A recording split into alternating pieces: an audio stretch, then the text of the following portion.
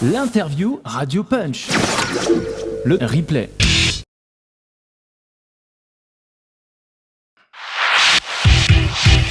Hip House Radio Punch. Come on and dance. Come on, come on and dance. Hip House style. Come on. En exclusivité sur Radio Punch. The best radio. Salut à tous et bienvenue sur Radio Punch. Alors attends, t'as ton retour de notre invité. On n'avait pas pensé à ça. Alors attends. T'as ton retour. Ouais, il faut que tu coupes le son de ton Mac, Philippe. On va laisser Philippe couper son son. Donc, bienvenue sur Radio Punch. Donc, pour cette émission, combien déjà que je regarde? Je sais plus, 65. Ouais, c'est là quand 65. Même, à 65 quand même. Quand même, 65. Voilà. Donc, bienvenue à tous ceux qui nous connaissent. Et surtout, bienvenue aux nouveaux. Et bienvenue à ceux qui regardent ce replay. Eh oui, parce que ça peut être aussi un replay. Hein, donc, je fais les deux. Voilà. Donc vous saurez. Alors je sais, et toujours à vous expliquer, je le redis à chaque fois, mais au moins à force ça rentre. Il y a deux façons de regarder ce live, hein, bien évidemment.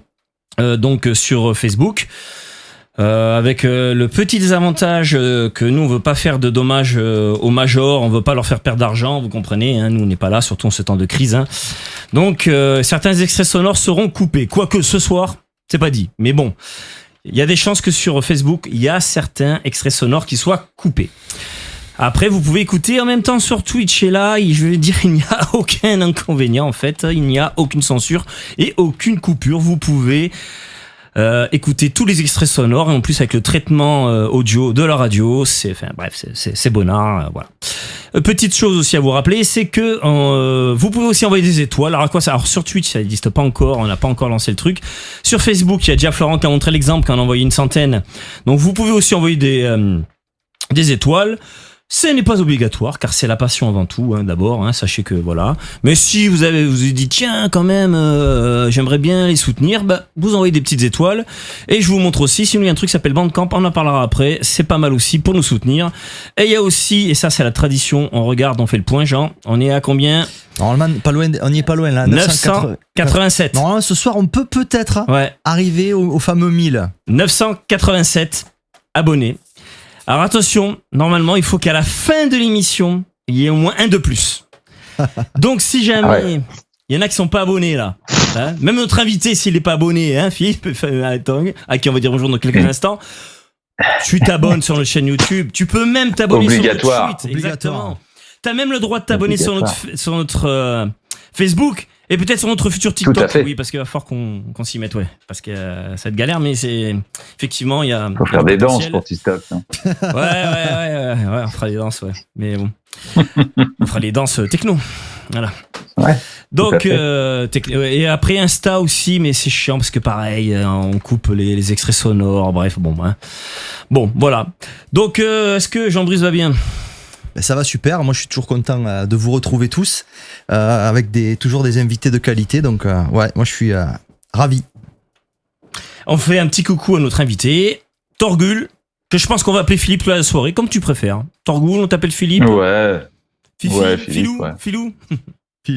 Phil. On m'appelle beaucoup Philou. Ah, et Philou. Ah, Manu m'appelle tout le temps Philou. Tous mes potes au boulot m'appellent Philou. Si Manu, si le dieu Manu dit Philou, si l'apôtre Manu dit Philou, on est obligé de respecter. La religion nous plaisante pas avec ça. Tous mes amis m'appellent Philou, donc Philou. En tout cas, merci à toi d'avoir accepté notre invitation. Jean-Bruce, on va aussi, qu'est-ce qu'on pourrait expliquer encore Ah oui, si, très important que bien évidemment vous pouvez poser toutes les questions que vous voulez. Enfin, faut qu'elles soient quand même un minimum intéressantes et pertinentes. Mais vous inquiétez pas, on surveille Twitch et on surveille Facebook et on pose normalement toutes les questions. Vous avez le droit de nous faire un petit rappel et ma question et Jean-Bruce s'entend vous dira si je l'ai, mais je la poserai au bon moment parce que il y a une trame dans cette émission, hein. On dirait pas, ou au contraire. Les habitués le savent, il y a quand même tout un déroulement, on fait des petites variantes, mais c'est que parfois les questions, on les posera au bon moment, voilà. Mais n'hésitez pas à les poser, parce que des fois on n'y pense pas, et on est content de les avoir en avance. Voilà. Donc, écoute, je pense qu'on peut commencer. T'es bien installé, fille? Parce que j'entends un bruit, là. Ouais. C'est quoi? Un petit grésillement de frottement, je sais pas si c'est Philou. Bouge ton mot. Non, c'est pas moi. Si c'était toi, c'était ton truc. C'est quand ton t-shirt. C'est moi Ouais, c'est quand ton micro touche le t-shirt. Voilà, faut. Ah oui, c'était avec C'est pas vrai. Putain, je vais le tenir. Non, c'est bon là comme ça. Tu peux pencher un peu la tête. Tu te rappelles, Benjamin, on avait un invité, et dès qu'il bougeait, t'entendais. Toujours. C'était qui ça? Toujours. Tout le monde. Ça va comme ça? Oui, c'est bon, c'est parfait. Mais après, t'inquiète. Voilà. Non, mais tu sois confortable. Bon, est-ce que sur le chat ça va bien? Ça Est-ce que tout le monde va bien sur le chat? C'est bon, c'est parti. Allez, émission 65. Allez, vas-y, Serge. 65. Comme on dit dans le sud, énergie. On exagère. Bon, alors, les amis, ce soir, nous recevons Torgoul. Ça coupe, je vous entends plus. Ah, alors ça commence. Si, tu nous entends, check. Si, c'est bon. Ça, voilà. C'est bon. Ouais, Donc, ouais, alors, c'est bon. Alors, Torgoul, pour ceux qui ne connaîtraient pas ou qui connaissent peu, parce qu'on ne connaît pas forcément tout le monde parfaitement. Donc c'est une figure française alors c'est difficile parce que il est vraiment pas quelqu'un qu'on peut caricaturer, parce que en écoutant tout sa disco et en discutant, on va s'apercevoir que c'est pas monologue, hein. C'est vraiment, ça bouge pas mal. Ça reste quand même dans un univers industriel. Certains diraient hardcore. Ça reste de la techno dure. Bon, on va pas forcément tout caser dans des cases. En tout cas, ça, c'est quand même le binôme de Manu le Malin, hein. Donc une grande histoire avec Manu. Donc ça, évidemment, on va en parler. Après, le label Bloc 46. Pour ceux qui sont fans de hardcore, forcément en français de qualité, ça leur parle. Collaboration avec le grand Lenny D, Industrial Strength en bon français, du coup on va en parler aussi. Après, des labels qui ont beaucoup compté comme Beast, Ouve, Chronobrain, Dance Floor Killer, Epithète et j'en passe. Donc pareil, on va en discuter. Faut pas oublier que on a fait, je crois que c'est la dernière émission, c'était une émission hors série Fairway Records. Donc du coup, on était avec Jean-Marie, avec toute la tribu, avec Guillaume la Tortue.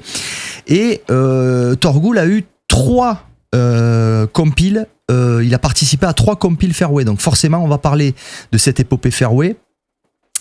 C'est aussi Mickey Willis, ça on va savoir pourquoi, il va nous en parler. Biomécanique 2, etc. Donc toutes ces, voilà. Il a aussi une expérience dans la radio. Donc je pense qu'on aura beaucoup de choses à raconter. On va prendre les choses chronologiquement comme on fait d'habitude. Donc Philippe, on va se plonger avant que la techno soit arrivée. Je sais pas j'aurais dû te poser la question avant. Tu es de quelle année, toi? 71. Donc du coup, on va forcément parler des années 80, obligatoirement. Ouais. Donc avant d'en arriver à la techno, on va s'attarder un petit peu sur ton cheminement musical et tes premières influences musicales dans les années 80. Et après, on évoluera et on va faire étape par étape, parce que c'est une époque où les choses ont beaucoup... où ça a explosé. C'est les bases de tout ce qu'on fait aujourd'hui. Donc on va passer de début 80, milieu 80, fin 80, et après on attaquera sur la techno. Voilà.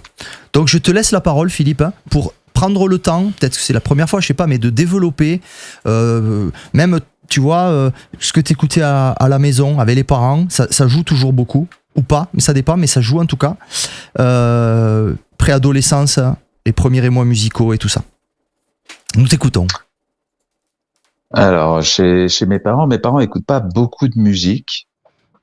Un petit peu comme ça, mon père écoute du classique.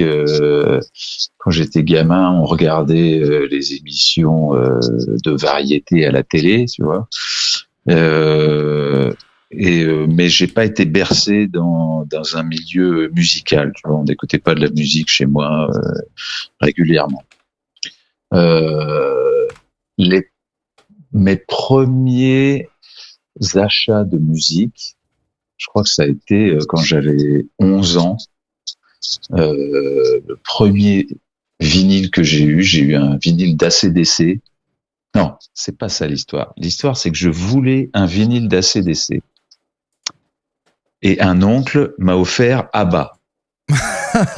Tu vois, loupé on est ABBA, ABC, ACDC, tu vois, petite mistake. Et du coup, j'ai écouté, un des premiers trucs que j'ai écouté, c'est ABBA. Et moi, je voulais, à ce moment-là, j'écoutais du hard rock, je voulais écouter ACDC, tu vois. Et attends, fais-nous rêver. Lequel, quand même, de ABBA? Sois précis, quand même. Je crois que c'était une compilation, c'était un double album où il y avait d'accord, les tubes. Hein. C'est bon, il y avait tout alors. Ah ouais, il y avait je connais tout. Moi, je suis un dingue d'ABBA, je connais par cœur. Non, mais c'est quand j'y repense, c'est peut-être ce qui m'a amené à la dance music, parce que même si la musique que je fais est assez dure, ça reste moi j'ai toujours dans l'esprit de la dance, quoi. Moi je suis un fervent danseur. J'étais quand je mixais beaucoup, je sais que les gens étaient étonnés, mais ça les faisait kiffer de nous voir là, mais on a parlé vite fait de Manu.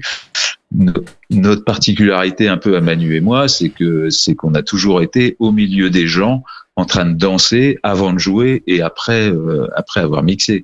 Parce que nous, on est avant tout des fêtards dans l'âme et des danseurs invétérés, quoi, depuis le début. Et quand on mixe, on kiffe d'aller après sur les autres sons, écouter les autres et danser et s'éclater, quoi. Donc voilà, il y a ce côté dance qui a peut-être été. Tu me diras amené par ABBA. ABBA, attends. C'est possible. Quand même, j'imagine. Tiens, vas-y, regarde mon petit. Regarde. Surprise. Ton morceau de. Vas-y, regarde ton morceau de disco. Allez, vas-y, ton morceau de hard rock. ACDC, ABBA. Il était un cran dessous avant. ABBA, AB. Évidemment. Qui c'est qui t'avait offert ça déjà ? Quand j'ai écouté, mon oncle. Comment il s'appelle ton oncle ? Comment il s'appelle ? Il s'appelle Jean. Et comment s'appelait sa femme ? Marguerite. J'imagine Marguerite. Ouais, c'est quoi qu'il voulait c'est pareil. Regarde, allez, prends, c'est pareil. Tu sais, je vais vous dire un truc. C'est cet oncle et cette tante, c'était des gens sont des gens qui sont fabuleux et qui organisaient des fêtes de famille tous les 31 décembre où on dansait jusqu'à l'aube. Ah ouais. Donc c'est peut-être grâce à eux que j'ai été amené vraiment à aimer la musique et à aimer danser et à aller là-dedans, tu vois, parce que vraiment c'était ils kiffaient la fiesta et la musique et faire des fêtes et voilà, c'est peut-être même là-bas que j'ai mis mes premiers disques comme ça discrètement, aller mettre un 45 tours sur une platine, tu vois. Donc ça, j'étais tout petit, j'avais 6-7 ans sûrement à cette époque-là, quand ils faisaient leur fiesta tous les 31 décembre, on était chez eux, quoi. Donc voilà. Et donc c'est eux qui m'ont fait acheter ABBA. Et en même temps, j'ai ma cousine adorée, qui était une bonne punk à l'époque, qui m'avait acheté les Clash. Ah. Donc les Clash et Téléphone, l'album Hygiaphone. Donc mes 3 premiers vinyles, c'était les Clash, London Calling, Téléphone, Hygiaphone, très rock et ABBA. Bon, c'est très bien. Voilà. Écoute, après je suis plus parti vers le rock que vers ABBA. C'est vraiment plus tard que je suis revenu avec la techno et tout ça à apprécier la funk, le disco et tout ça, mais c'était pas à cette époque-là. Un petit peu parce que quand j'allais chez mon oncle, il mettait du disco, on adorait danser sur de la disco à cette époque-là, tu vois. Quand j'avais, c'était avant les années 80, tu vois, quand j'avais 6-7 ans, 8 ans. Oui, bah, c'est sûr que si c'était en 77, 78, bah oui, voilà, tu m'étonnes. On était en pleine période disco, donc j'étais à fond de Boney M, Patrick Hernandez, ces trucs-là à donf. Je connais ça par cœur, quoi. Ah, tu m'étonnes. Et j'adore d'ailleurs. C'est marrant, ça. C'est toujours un truc que j'adore. J'adore le disco et chez moi, je mets régulièrement Fip Groove sur laquelle il y a souvent de la disco et j'adore ça, quoi. Je suis un grand fan de disco. Alors, petite anecdote quand même, parce que quand même on est là pour l'histoire, hein. Je crois qu'on l'a déjà raconté. Ouais. C'est même toi qui me l'as raconté. Alors désolé Facebook, hein, je coupe direct parce que je pense qu'on va être mort. Il faut savoir que monsieur Patrick Hernandez, sur ce morceau, quand il s'est dit tiens je vais faire un morceau, il s'est dit tiens je vais créer un morceau. Donc il a créé tout seul Born to Be Alive. Il s'est dit tiens, puisque personne ne veut, je vais le produire tout seul. Et puis il s'est dit tiens, puisque personne ne veut l'éditer. C'est dingue. Non mais attends, il s'est dit puisque personne veut l'éditer, je vais faire ma propre édition, je vais même l'éditer tout seul. Donc, Et au départ, c'était pas disco en plus, c'était pas du tout disco. C'est lui qui a eu l'idée de dire, je vais faire une version disco. Patrick Hernandez sur ce morceau, c'est droit d'auteur. C'est le premier, tu sais, c'est cling, cling, cling, la machine elle tourne, tu sais, ça fait déjà un set. Après, t'as le deuxième set, c'est donc producteur, boum, et après t'as l'éditeur. Troisième truc. Voilà. À vie, c'est bon, hein, il peut acheter une maison tous les mois, y a pas de problème. Vous faites pas de soucis pour lui, il va bien. Voilà. C'est juste une petite anecdote historique sur les choses, qui est très importante. À savoir que personne n'en voulait quand même. Non, personne. C'est un tube interplanétaire. Le mec, il l'édite tout universel. Et il y a des mecs qui ont dit non, ça c'est de la merde. C'est de la merde, t'inquiète, démerde-toi tout seul. Regarde. Maintenant, ils ont tous bien les boules, je crois. Ouais, tu m'étonnes. Il était intervenu, Patrick Hernandez, sur un truc là, il y a pas longtemps, je sais plus ce que c'était. Sur Facebook, là, il y avait un truc, il avait réagi. Bref. Ah, c'est possible. Ouais. Donc vas-y, on te laisse continuer. Donc du coup, le post-disco. Ouais, donc post-disco. Ouais. Après, donc je passe plus au punk rock, très rock. Je regarde beaucoup. J'adorais les Enfants du rock à la télé tous les samedis soirs. Je regardais les Enfants du rock quand j'étais gamin. Donc ça, il y a un morceau que j'ai mis d'ailleurs dans mes morceaux d'influence qui s'appelle Freur. Et Freur, c'est un concert qui était passé aux Enfants du rock. Et ce groupe-là, quand j'ai écouté, c'est de l'électro déjà, mais il y a aussi de la guitare, mais c'est de l'électro. C'est d'ailleurs les mecs. Il y a un des mecs de Freur. Je sais, putain, je vais faire une connerie là, mais c'est c'est le binôme d'un truc qui est devenu énorme en électro. C'est pas les Chemical Brothers, mais c'est un truc de ce niveau-là. Un truc des Anglais, enfin bon. Et c'est un des mecs de Freur qui est passé après. Alors,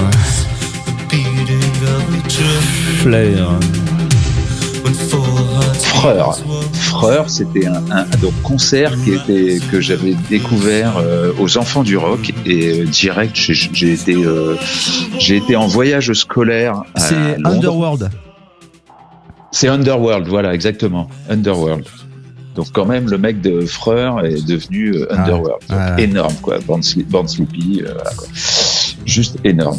Et il y a plein de mecs d'ailleurs, plein de gens qui disent que Freur aurait vu la qualité, aurait mérité une carrière à la Dépêche Mode ou des trucs comme ça. Tu vois, c'est juste qu'après ils ont un peu viré en passant à Underworld, mais c'était vraiment de super qualité, quoi.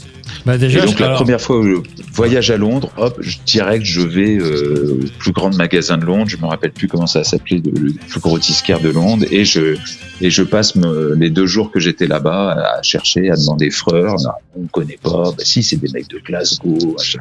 Ah ouais, mais va là-bas, ce disquaire-là, ils vont l'avoir. Je suis rentré chez moi avec le vinyle. Et voilà. Pour la petite histoire. Donc ça c'était un petit peu plus tard quand même, un peu 80, 85, 84, un truc comme ça, tu vois. Et donc j'écoute, en regardant les Enfants du rock, tu vois, j'écoutais autant des trucs vraiment rock que les débuts de musique très électro comme ça, quoi. Parce qu'il faut dire que les Enfants du rock, j'en avais enregistré, là j'ai revu un peu dans les archives, et puis des fois il y en a sur YouTube. C'est vrai que c'est rock, bon, ok, mais souvent il y avait quand même aussi des trucs électro, un peu funk. Il y avait quand même de la variété, de la synth pop, comme on dirait, de la pop électronique. Il y a même eu de la house dans les Enfants du rock, hein. Cold Cut était passé, Bomb the Bass, Yaz. Donc en fait, oui, il y avait du rock, mais c'était le fil conducteur. C'était rock dans le terme musique moderne plus que dans le style musical, quoi. Ouais. Et puis même on va dire c'est les enfants du rock. Donc c'est tout ce qui découle du rock quelque part. C'est logique. Quelque part, on vient tous de là, quoi. Ouais, tout à fait, ouais. Il y a Jacques Pissette qui demande si c'était Rough Trade à Londres, le magasin. Non, je crois pas. Non, c'était un énorme magasin, genre la Fnac. C'était comment ça s'appelait ce magasin? Je me rappelle plus. C'était un truc genre des initiales, genre DMC Records. Ah oui, je vois. Ouais, genre DNM ou un truc comme ça. Il y avait un je vois. Ouais, ça me parle. Un énorme disquaire, plus la Fnac que Rough Trade, qui était plus, ça me parle. Certainement plus. Okay, quoi. On voyait ça des fois sur les pochettes, sur les autocollants des disques, des fois quand c'était des imports anglais, tu voyais le truc. Et voilà, donc j'avais trouvé ça là-bas. Donc après j'ai fait du skate, donc j'ai beaucoup écouté de skate punk. Laurent Lagadec, il nous dit voilà, vas-y, raconte des années skate et musique garage. Ça, c'est voilà. époque. Laurent Lagadec, c'était mon pote d'école avec qui je faisais du skate et du BMX et avec qui on écoutait effectivement tous les groupes de skate punk, skate rock. Alors je saurais plus trop retrouver les noms, mais il y avait des trucs genre Gang Green. Dinosaur Junior, non? Q's? Ouais, je me rappelle plus des noms. C'est des trucs qu'on écoutait comme ça, sans trop savoir ce que c'était un peu. Et voilà. On est passé par cette période-là de skater et donc de musique un peu speed. Voilà. Et en même temps, à ce moment-là, alors là, c'est période à partir de 3e seconde. Là, je découvre les Cure et Cure, Sister of Mercy, enfin tout le mouvement. Celui-là, je le coupe direct. Désolé New pour Wave, Facebook. Cold Wave, et là, là, c'est là mon côté dark. Voilà, tout vient de là, quoi. Je l'ai cet album aussi, vinyle. Très bon album. C'est 6 albums. 6 albums avec Face. Bon, moi, je suis un fan inconditionnel de Cure. C'est T'as été Corbac dans ton look ou pas? Ouais, carrément. Ouais. Alors, on rappelle ce que c'est que Corbac, Corbeau, Curiste. En fait, c'était ceux qui étaient la tribu qui était un peu habillés comme Smith, quoi, avec ses cheveux. Voilà, Robert Smith avec ses cheveux. Un peu en noir. Alors voilà. moi, j'avais juste les cheveux. Bon, maintenant, j'ai plus de cheveux, mais j'avais juste les cheveux. J'ai les cheveux qui frisent beaucoup, donc j'ai jamais pu avoir des espèces de pétards à la Robert Smith. Mais j'avais mes potes qui eux se teignaient les cheveux en noir, certains. Bon, pas tous, hein, on pouvait être curiste et sans avoir le look. Bien sûr. Mais moi, j'avais effectivement les baskets blanches avec les lacets défaits comme Robert Smith, les trucs comme les yeux maquillés, les yeux maquillés ou pas? Non, je me suis jamais maquillé. Non, ça, c'est pas un truc que j'ai fait, même après sur scène ou quoi. Je me suis jamais vraiment maquillé. Mais j'aurais pu, je kiffais. C'est vrai que c'est un truc que je kiffais bien. Je trouvais ça. J'aimais bien ces looks-là. J'aimais bien me démarquer déjà. Donc j'aimais bien les looks gothiques. Je trouvais ça excellent. On disait pas gothique en fait à l'époque. Effectivement, ouais. Non, vrai. à l'époque non. À l'époque on disait pas gothique du tout. Et il y a Titi qui dit de la mousse à raser dans les cheveux avec du gel spray. Je vois que tu es passé par là. Ça bousille les cheveux, tu m'étonnes. Toute la journée en fait t'as des produits chimiques, tu sais, qui te bouffent tout là. Il y avait je me rappelle d'une anecdote sur les mecs de Kajagougou. Pareil, ça c'était un tube que j'adorais à l'époque et que le mec utilisait du Myrlène ou un truc comme ça pour avoir ses cheveux un peu collés et comme ça, du Myrlène. Avec adoucissant. Ouais, tu vois. T'es là, donc tout était possible. Ouais, tout s'expérimentait. À l'époque, c'était c'est tombé. Bah ouais. Le mercure, le truc, l'oxygéné. Des fois, c'était trop, ça devenait orange. L'oxygéné, ouais. Ça, j'ai fait un petit peu. Ça, l'oxygéné, j'ai fait. Il y a Jeff qui te demande, Jeff2605, qui te demande quels sont, selon toi, les 3 meilleurs albums de The Cure. Ah Pornographie, Faith et Disintegration. D'accord. C'est vraiment, c'est les seuls albums que j'écoute constamment depuis toujours, quoi. Ils sont constamment, ils sont dans mon téléphone et je les écoute régulièrement et Et quand je les écoute, tu vois, là, j'entends 100 Years derrière, j'ai des frissons. C'est des musiques qui me font frissonner, vraiment. J'ai vraiment des morceaux comme ça qui ont un truc physique. Et ces morceaux-là de Cure, c'est vraiment ça. Il y a vraiment un truc, une émotion, un truc physique que je ressens avec cette musique. Et c'était d'ailleurs plus le cas au début, d'ailleurs, parce que là, t'as pas cité les albums de la fin où ils étaient très, très, on va dire, célèbres. C'était un peu plus la période plus sombre. Ouais, moi j'aime bien. C'est vraiment cette période. La période la plus dark que j'aimais bien. Après, j'aimais bien ceux du début aussi, hein, les 17 Seconds aussi. C'est un des premiers groupes que j'ai fait. Je me suis retrouvé à jouer du synthé dans un groupe avec moi j'étais en seconde, je crois, et mes potes étaient en terminale, et c'était des fans de Cure et d'U2, et on faisait des reprises de Cure et d'U2, et on avait fait un concert dans le jardin de chez mon pote, chez qui on répétait. Et donc moi j'étais clavier pour ce groupe-là. C'était le batteur qui chantait. Déjà énorme, quoi, parce que réussir à chanter et jouer de la batterie en même temps, je trouvais ça énorme. Le guitariste était vraiment brillant et jouait tous les solos de Robert Smith, et avec le son, le flange, tout, c'était génial.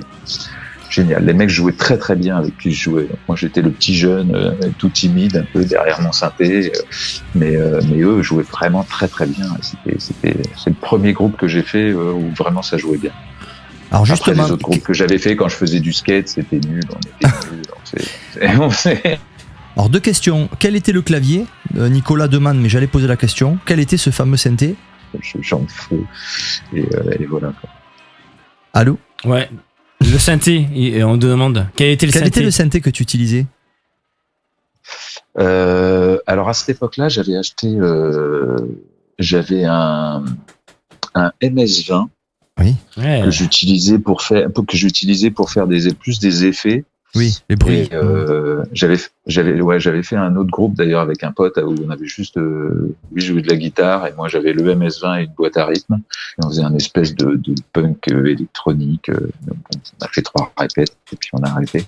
Quelle boîte à rythme, excuse-moi de te couper. C'était un Juno 2. Juno 2, un MS-20 et la boîte à rythme c'était une TR-505. Ah oui, voilà, ouais, le truc le moins cher. C'est le premier matos que j'ai eu. Ouais, parce qu'à l'époque, t'en trouvais des MS-20 vraiment pas chers. Les gens s'en étaient débarrassés, c'était pas midi, ça faisait des bruits. Je l'avais acheté 1000 francs. Ouais, voilà, ça m'étonne pas. 150 €.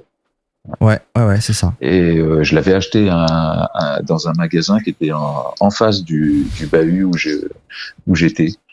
Et un truc je l'avais acheté d'occasion. Il a dû avoir de touches à moitié cassées, mais par contre tous les boutons marchaient bien et il faisait bon son, bien crado du MS-20. C'était le premier truc. À cette époque-là, en fait, je cherchais vraiment la musique que je voulais faire. J'ai toujours voulu être musicien.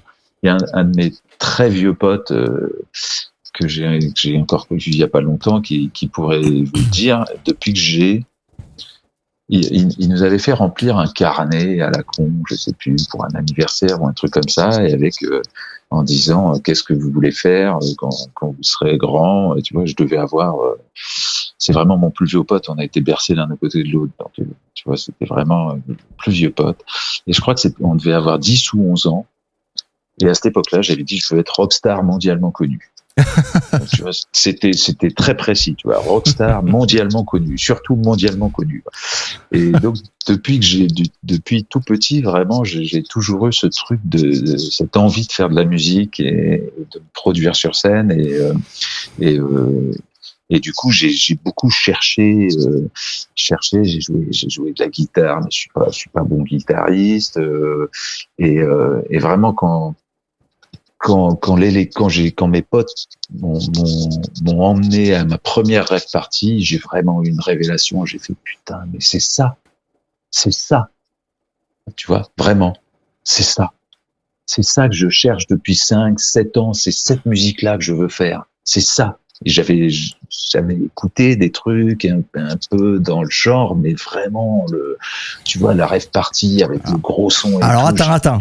Mais ouais, c'est ça. Phil, attends, on va faire un vrai chapitre sur la rave au début de la techno.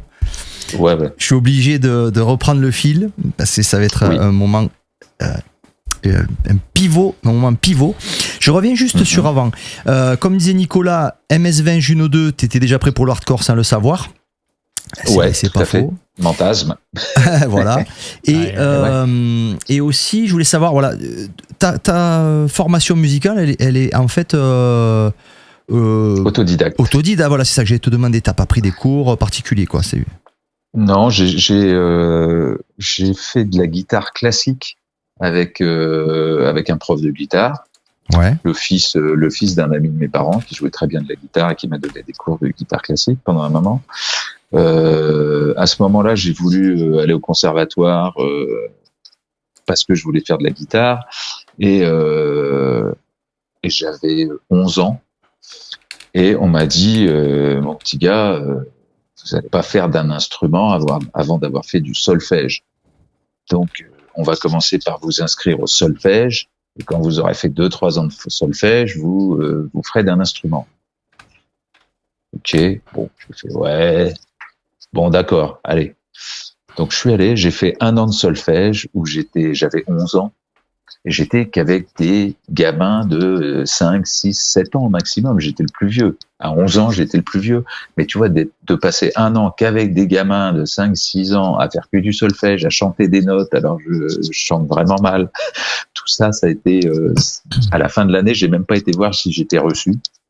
Et j'ai fait, non mais c'est pas ça la musique, c'est pas, j'en ai rien à foutre du solfège. Moi je joue ce que j'essaye de, j'apprends tout seul puisque c'est comme ça, j'apprendrai tout seul. Et voilà. Donc fuck le conservatoire, cours de guitare avec le fils d'un ami des parents et apprendre juste comme ça. Quand j'ai acheté un synthé, pareil, c'est ce que j'explique à mon fils maintenant à qui je fais faire du piano et je lui dis, tu sais, l'essentiel, lui, il joue très très bien, mais il a pas trop d'oreilles. Et je lui dis, ça se travaille l'oreille. Et en fait, ce qu'il faut, c'est que tu écoutes des morceaux et t'essayes de retrouver la mélodie, de la rejouer au piano. Et moi, c'est ce que j'ai fait. J'ai toujours, tu vois, j'ai écouté de la musique. Et hop, je prenais mon synthé et j'essayais de rejouer le morceau comme ça, de retrouver les sons qui correspondaient un peu. Et voilà, je bidouillais comme ça. Et c'est pour ça que ça m'a amené. J'ai avant tout été un bidouilleur. Et après, du coup, à l'école, c'était le désir de la musique. Donc, qu'est-ce que tu veux faire comme boulot? Moi, je veux faire de la musique. Ouais, ok, d'accord. T'es pas dans une école de musique. En plus, j'étais bon à l'école, donc on voulait me faire des études, machin. Je disais, ah, mais je m'en fous. Moi, je veux faire de la musique. Ok, bon, alors comme t'es pas mauvais, t'es fort en maths, tout ça, tu pourrais être dans l'audiovisuel. J'ai fait ouais, ok, donc je veux être ingé son. Et sauf que quand on m'a branché quand j'ai dit ça à des trucs d'orientation, tu vois, on m'a dit ouais, ok, continue, vu que t'es fort à l'école, continue à faire le cursus classique et puis après tu feras ce que tu voudras. Énorme connerie évidemment, hein, parce que du coup j'ai fait un bac D et puis quand après mon bac D on m'a dit j'ai dit mais moi non, la biologie je m'en fous, moi je veux faire du son. Et là toutes les écoles que j'ai été voir pour ça on m'a dit non mais monsieur vous avez été très mal orienté avec un bac D, même avec un bac C scientifique pour faire du son il aurait fallu que vous passiez plus par des BEP d'électronique. C'est un peu le cursus qui amène après aux études du son. Et donc là, je me suis fait niquer bien gentiment par l'orientation de l'éducation nationale quand j'étais tech. Mais je voulais être ingé son après, tu vois. Je voulais mélanger la musique et la technique. Ouais, je vois. Ouais. Après, c'était d'où évidemment la techno, ça a été vraiment évident après, tu vois. À l'époque, c'est vrai que tu avais que, en gros, des écoles d'ingénieurs du son privés quelque part pour pouvoir. Fallait être très bon à l'école, que les parents aient des sous. Et là, avec un peu de chance, tu avais une place dans l'école où il fallait payer cher si tu avais des très bonnes notes. Donc en fait, c'était hyper élitiste. Je me rappelle, c'est ce que je voulais faire. J'avais noté ça, moi, à la sortie de 3e. Et en fait, j'avais assez de notes, ni j'avais assez d'argent pour aller à Toulouse et faire l'école d'ingénieur. C'est ça. Voilà. C'était, à l'époque, c'était le même problème. Ouais, exactement. Fallait faire soit les écoles de cinéma et passer dans la branche son. Soit il y avait à l'époque, c'était la FEMIS. Et c'est après, en fait, c'est quand je me suis retrouvé à 22 ans, où là, il a commencé à y avoir toutes les écoles privées pour faire du son qu'il y a encore maintenant, hein, qui d'ailleurs sont pas forcément... tu vois, malheureusement, pour être ingé son maintenant, tu vois, tous les studios d'enregistrement ont tous fermé. C'est plus, tu vois, c'est pas, voilà. Mais c'est des écoles qui coûtent très cher. C'est super élitiste un peu. Hein, c'est compliqué, quoi. C'est compliqué. Ouais, je me rappelle bien. Donc moi, c'est clair que je pouvais pas, quoi. Donc j'étais puni. J'ai eu un bac D, et puis j'ai été à la fac.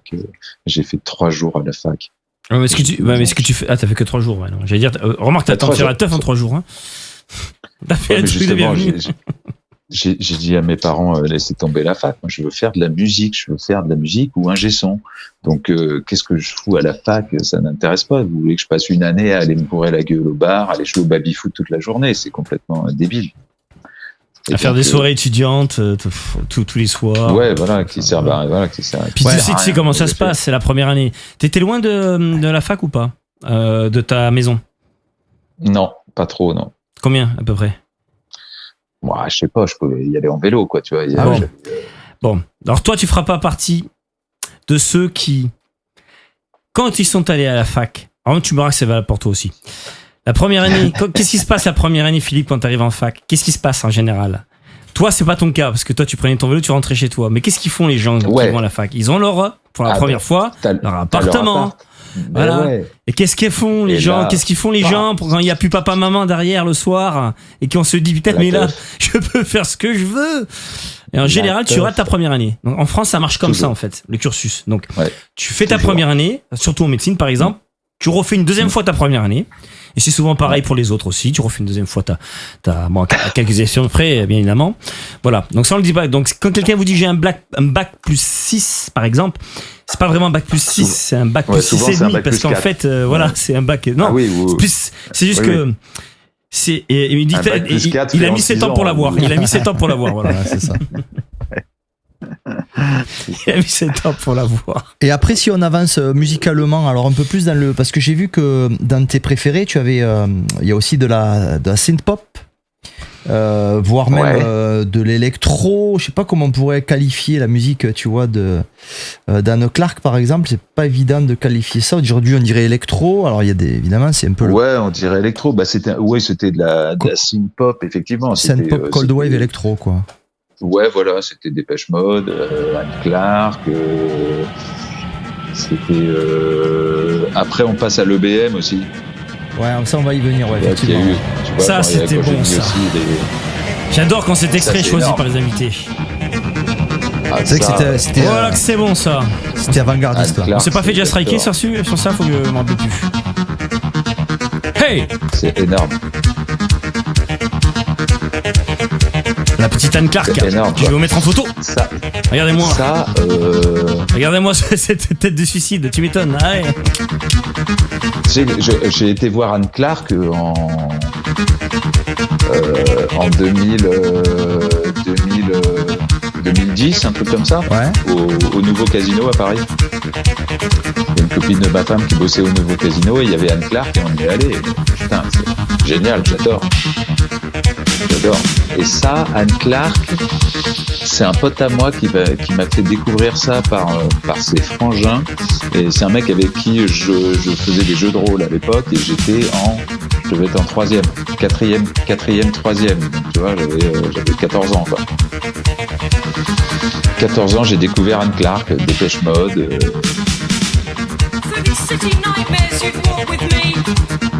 Génial. Les Anglais à cette époque-là, c'était quelque chose quand même, ce qu'ils faisaient musicalement. Là, il n'y avait rien en France à cette époque-là. Il y avait vraiment pas grand-chose. Tout venait de l'Angleterre. On était complètement submergés par l'Angleterre. Ouais. Mais c'était génial. Il y avait un vrai son anglais, tu vois, qui était complètement différent des ricains, tu vois, mais qui est vraiment excellent. Excellent. Ça, Anne Clark. C'est Howard Darkness. C'est à la même époque où j'ai écouté Freur. Tu vois, Freur, c'était pas connu. Anne Clark était un peu plus connue. Oui. J'écoutais aussi, à cette époque-là, j'écoutais Howard Jones. Oui, bien sûr. What is Love. Tu vois. Oui, What is Love, exactement.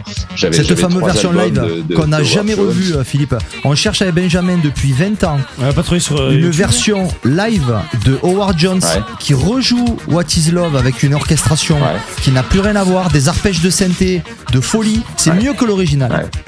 Et c'est en live, je sais plus sur quelle chaîne c'était, Benjamin. C'est en 83. Et on a cherché, genre c'était sur le câble à la télé là, pendant les clips. Et j'ai encore en tête l'arpège de la bassline, elle était arpégée, c'était complètement différent, fait à la main. Hein. Attends, on peut tenter ça. Écoute, cette version, elle est mieux que l'original, on la cherche depuis 20 ans. Juin 88. Non, c'était fin des années 90. C'était genre 90-99 qu'on l'a entendu. Donc ça fait 25 ans. Non, mais d'accord, mais le clip datait d'avant. Ouais, je te parle de la date originale. Je sais pas, 85. Hein, ah ouais. 4, hein. Non, c'est pas celle-là. Remarque, peut-être qu'il joue le même arpège. C'était un truc de fou. Il était sur les gros là, genre les Jupiter, je sais pas quoi. Ah bah lui, quand je le voyais, il avait. Je vais vous montrer sa tête. Regardez, je vous montre sa tête. C'est ça. Regardez, hop là. Merde. Ah ouais, bravo.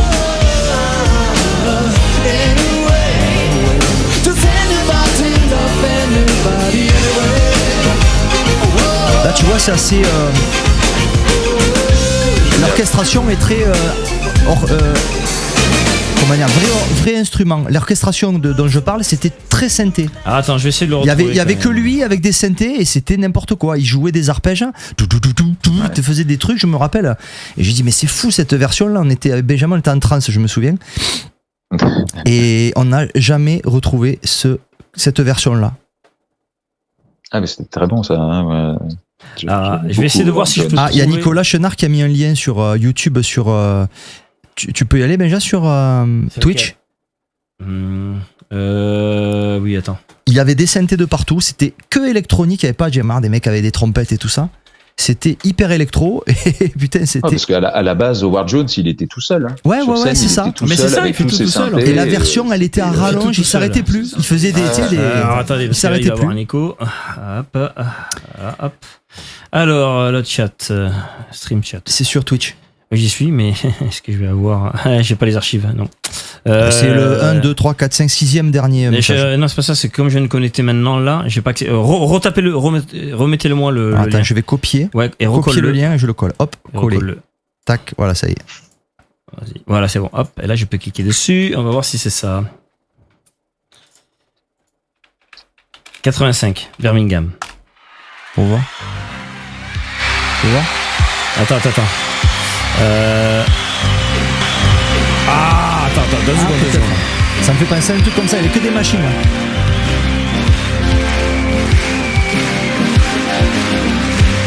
Attends, parce que là, à chaque fois, j'ai un. Attendez, juste 2 secondes, je vais vous le remettre. Ça y ressemble, mais c'est pas celui-là. Il était pas habillé comme ça. Mais ça, je sais sur quelle chaîne ça passait, je vais peut-être le retrouver. Bougez pas. Moi, je me rappelle de l'album où il y avait une espèce de crête énorme avec ses cheveux longs, un peu bien peroxydé et tout. T'entends derrière là, c'est pas la drum track ou là. C'est quoi ça? C'est la DMX? C'est quoi la boîte à rythme? Il devait en avoir plusieurs, lui, je pense. Ouais, il y en a le plusieurs. DMX, c'est un truc comme ça. Attends, c'était sur quelle chaîne? Il avait. Regarde-le. C'est génial. Tout seul.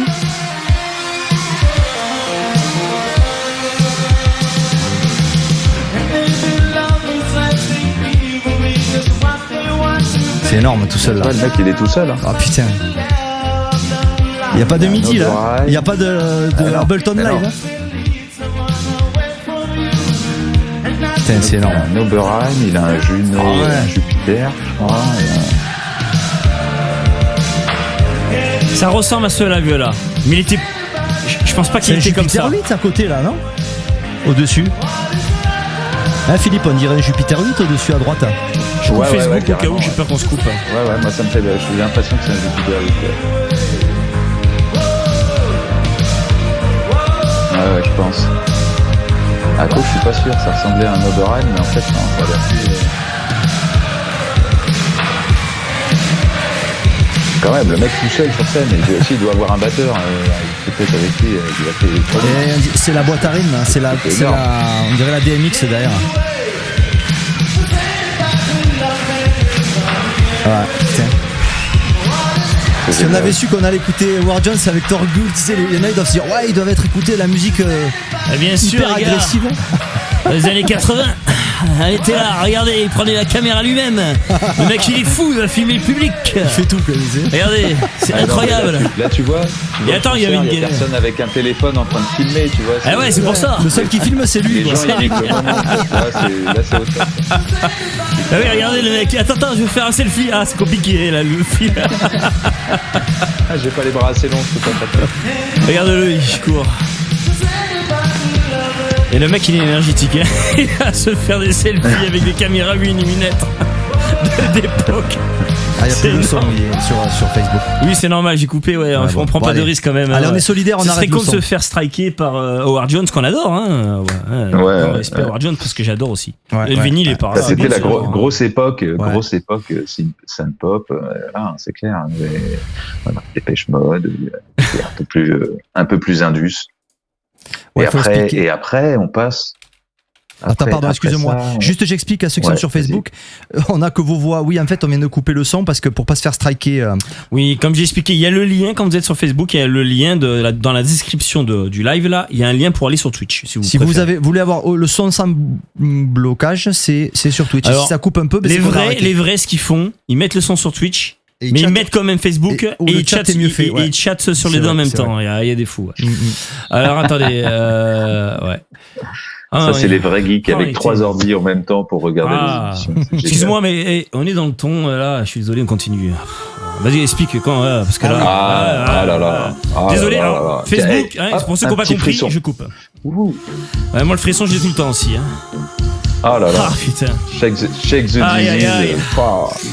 Alors ça, je crois que ce morceau-là, la première fois que je l'ai entendu, mon père avait un bar tabac journaux, et j'allais y bosser souvent le week-end quand j'avais 13-14 ans, un truc comme ça. Et dans le jukebox, à l'époque, il y avait des jukebox dans les bars, et dans le jukebox, il y avait ce morceau, Shake the Disease de Dépêche Mode. Et à chaque fois que j'y allais, je le mettais. J'adorais ce morceau. Et je crois que c'est le morceau qui m'a fait découvrir Dépêche Mode. Après, j'ai écouté tout le reste, mais... Oh là là. Allez, tous ensemble. Je crois que c'est celui. Excuse-moi, mais comme moi, j'ai les frissons aussi. Ah ouais, non, c'est énorme. En plus, Jean, il a eu school, il a mis la pochette de la cassette. Ah yes. Pour ceux qui écoutaient dans la voiture, ça leur rappellera de souvenirs. Oh là là. Putain, qu'est-ce qu'on était bien cette époque. Oh là là. Tu sais, c'est l'époque où ils avaient encore des petits marteaux pour taper sur des trucs, sur des tubes. J'adorais ça. Ils étaient en studio. J'ai vu des vidéos récemment. Je vous invite à regarder ça, les copains. C'est Alan Wilder qui faisait quand même partie à un moment de Dépêche Mode, qui commence à refaire en fait les thèmes principaux de Dépêche Mode sur les synthés d'époque. Tapez Alan Wilder sur YouTube et putain, c'est un vrai plaisir. Le mec, c'est un vrai claviériste. Il te refait les trucs comme ça, mais est génial. Ah, il y a beaucoup des fans de Dépêche Mode qui regrettent le départ d'Alan Wilder. Je suis plutôt d'accord avec eux. Il y a eu des super trucs après aussi, malgré tout. Il y aurait de quoi faire. Bien sûr, une émission rien que sur ça. Ouais.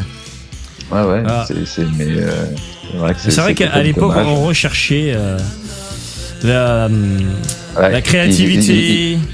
apparemment, il faisait partie des mecs qui cherchaient le son, qui travaillaient. C'était, tu vois, les compos, c'est Martin Gore, mais le son des Depeche Mode, c'était pas mal à Alan Wilder. Apparemment. Alors, petite anecdote supplémentaire.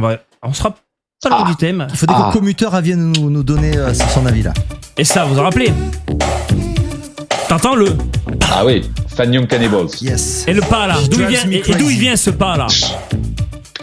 Ah oui, c'est quoi déjà? Ouais. J'ai déjà raconté pour les vrais. Allez, ça vient d'où? Ça vient d'où? J'ai oublié. Ça vient d'où ce?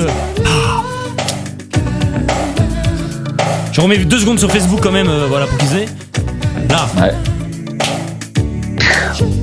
Alors d'où ça vient ça? C'est le percu là. C'est le percu, hein?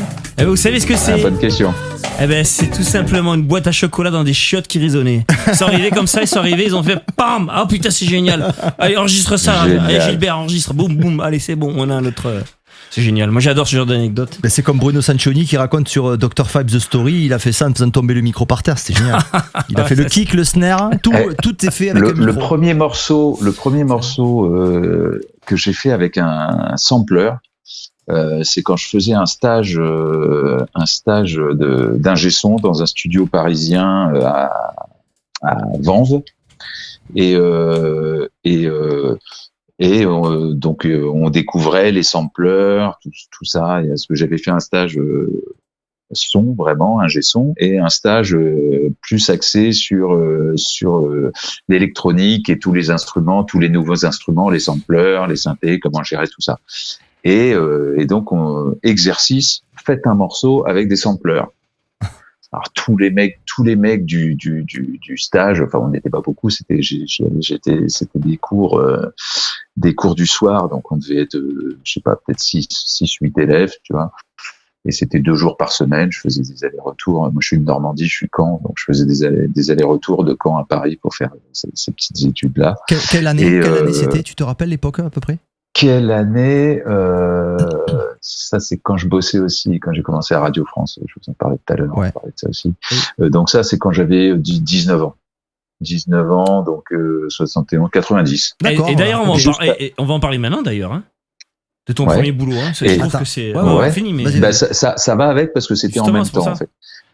Je bossais à Radio France et je prenais des cours du soir dans ce studio-là pour plus aller sur le côté ingé son et musique électronique, enfin connaître les instruments, les nouveaux instruments.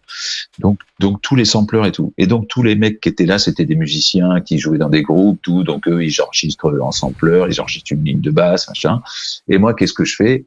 Je prends un micro, je vais à la machine à café, je mets ma pièce dans la machine à café et j'enregistre le son de la pièce qui tombe, le son du bruit du café qui commence à couler, machin, et tous les sons de la machine à café, et je fais un morceau avec ça en les détunant et tout ça. Et les mecs, ils m'ont regardé, genre, mais ils m'ont pris pour un extraterrestre, genre, qu'est-ce qu'il fait, lui? C'est quoi ce truc? Je me dis, mais ça, c'est la musique du futur, mec. Tu connais pas l'électronique et tout. C'est pas moi qui ai inventé ça, tu vois. Moi, je fais ça parce que vous me montrez le matos qui correspond à ça, mais il y a des mecs qui font ça depuis bien. C'est ça la vie, Coco. Moi, tu vois. T'enregistres les sons tous les jours, Coco, la machine à café. Art of Noise. Oh. Mais exactement, Art of Noise, et c'est ça. Et regarde, il y a encore Molécule qui fait ça en allant sampler des vagues, en allant sampler des bruits, de tout ce que tu veux, et faire de la musique à partir de ça. C'est la base de la musique électronique, d'aller rechercher le son avec tout ce que tu peux, en tapant sur des morceaux de ferraille. Voilà, c'est la base. Hein. De la musique industrielle en plus que de la musique électronique. Il y a Sébastien, qu'on a interviewé ici, avait à l'époque un des premiers DAT portables. Avec un micro. Ouais. Toi, tu utilises le Zoom par exemple, pour faire tes interviews backstage. Tu utilises un Zoom à l'époque. Zoom, très bien. À l'époque, ça n'existait pas. À l'époque, il fallait sortir du sacré matos. Ça coûtait très cher. Et d'ailleurs, Nicolas, il le prêtait à Nicolas Guerrier en même temps. Et c'est vrai qu'il s'amusait, c'était le but. Et la fameuse sirène de New York, hein, c'est une vraie sirène à la base. Il y avait les deux, parce que là, il jouait sur un vinyle. Il avait samplé, je sais pas si c'est celle de Pezenas ou pas. Des pompiers, non? Des pompiers, bien sûr. Voilà. Et il avait enregistré, plein de sons comme ça. Et en plus, DAT, c'était déjà du numérique, c'était. Oui, la qualité était. La qualité était top, hein. Donc. Moi, à l'époque, j'avais fait enregistrer des trucs avec des Nagra quand je bossais à Radio France. Parce que en bossant à Radio France, les journalistes, ils avaient tu sais, les petites 2 pistes pour faire les interviews. Il n'y avait pas les zooms. C'était des 2 pistes portables. Ça s'appelait des Nagra. C'était la marque Nagra. C'était un espèce de gros magnéto, mais tu sais, avec les bandes de pouces là. Et ils allaient faire leurs interviews avec ça. Et moi, je leur avais piqué une fois. J'avais dit, tiens, prête-moi ça et tout. J'avais pris le micro, puis j'avais été enregistrer des bruits comme ça. Et après, j'avais été dans le studio quand il n'était pas pris. J'avais fait des boucles avec les magnétos de pistes, Schmidt-Berger là, et des trucs comme ça. Et je faisais des boucles avec les bandes. Et je faisais tourner ça, et je mixais avec ça. Alors pareil, les mecs, ils me regardaient, ils disaient, qu'est-ce que tu fais, toi? Mais qu'est-ce que c'est fou. N'importe quoi. Il y en a... Ouais, mais ils comprenaient pas, bien sûr. Non, mais ils étaient là, ils me disaient, putain, mais c'est génial, ça. Bah ouais, les mecs, les boucles, quoi. La boucle, c'est la base. Alors, j'aimerais que tu nous parles maintenant de Radio France. Comment t'es rentré là-dedans? Parce qu'on va revenir juste 2 secondes en arrière. Papa, maman, la fac. Et toi, t'as dit la fac, ouais. Bon, exactement. C'est exactement ça. J'ai fait 3 jours à la fac. Voilà. Et là, j'ai dit. Et comment t'es arrivé là-bas? Et qu'est-ce que tu faisais? Parce que moi, la radio. Bah là, j'ai dit la fac, c'est pas possible. 3 jours, je vais passer mon année à aller picoler et jouer au baby-foot au bar d'à côté. Ça a aucun intérêt, ça me saoule. Je veux pas faire ça. Moi, je veux faire du son. Je veux faire de j'étais plus vraiment dans le délire de faire de la musique parce que j'avais été un vrai musicien en tant qu'autodidacte, tu vois, j'étais pas encore dans le truc de composer avec les synthés, j'avais pas encore vraiment compris le truc. Et donc là, c'était je voulais être ingé son. Aller enregistrer, c'était mon truc d'aller les studios d'enregistrement, j'écoutais les trucs de Quincy Jones, les machins, tu vois, les albums où c'était les références, machin et tout, j'écoutais le son des trucs, j'étais là, putain, ça c'est génial, machin, et c'est ce que je voulais faire. Et du coup, 3 jours à la fac et je fais c'est bon, je n'irai pas un 4e jour, ça ne sert à rien. En plus, je m'étais inscrit en économie, alors que l'économie, ça me passe mais au-dessus de la tête, j'en ai rien à foutre, ça m'intéresse pas du tout. Donc c'était niette, et j'ai fait, je vais aller voir à Radio France, j'habitais à Caen, je vais aller voir à la radio, parce que en radio, voilà, on manipule des consoles de mixage, je savais qu'ils enregistraient. Ouais, puis ils faisaient des lives, ils allaient enregistrer des concerts dans des églises, des concerts, c'était plus axé classique et jazz, mais je savais qu'ils allaient faire des prises de son à l'extérieur et tout, et donc j'étais là, c'était mon truc, c'est ce que je voulais faire. Et donc je suis allé à Radio France Normandie-Caen. Et j'ai dit, voilà, j'ai été mal orienté. Moi, j'ai toujours voulu faire du son depuis que je suis gamin. Et on m'a envoyé dans une voie de merde. J'ai un bac D, ça sert à rien. Je peux pas faire d'école de son. Est-ce que je pourrais travailler en radio? Ça correspond un petit peu, des enregistrements, tout ça, ça me brancherait. Et le directeur technique, direct, m'a dit, écoute, ouais, viens, déjà, si tu veux, viens voir comment on réalise les émissions, regarde comment ça se passe, et puis on va t'expliquer un peu comment ça marche, et puis si ça te plaît vraiment, on va te faire réaliser des émissions, et puis voilà, pourquoi pas, quoi. Donc là, je fais waouh, cool. Donc le lendemain, hop, je vais au studio de Radio France, je passe la journée là-dedans à regarder comment réaliser des émissions, les consoles de mixage, les espèces de cassettes, je me rappelle plus comment ça s'appelle, mais pareil, c'est de la bande de pistes dans des cassettes sans fin. Tu vois, les lecteurs dans lesquels on mettait les jingles, donc tout ça. L'après-midi, il y avait un studio qui était libre, donc j'allais apprendre à couper avec les journalistes, à découper les bandes de pistes pour pour faire des interviews, pour couper les interviews en fonction de ce qu'ils avaient fait. Et après, je faisais la même chose avec de la musique. Et puis, j'y allais tous les jours, quoi. Donc le directeur technique voyait bien que ça me plaisait, puis à un moment il m'a dit écoute, vas-y, viens, on va t'apprendre, on va te montrer comment on réalise les émissions, et puis voilà, ils m'ont mis derrière la console, et puis après j'ai commencé comme ça à bosser en faisant des remplacements. quand les techniciens qui partaient en vacances, et ben on m'appelait, tiens Philou, tiens viens, t'as 15 jours de taf là, et ça a été mon premier job. Un premier vrai job.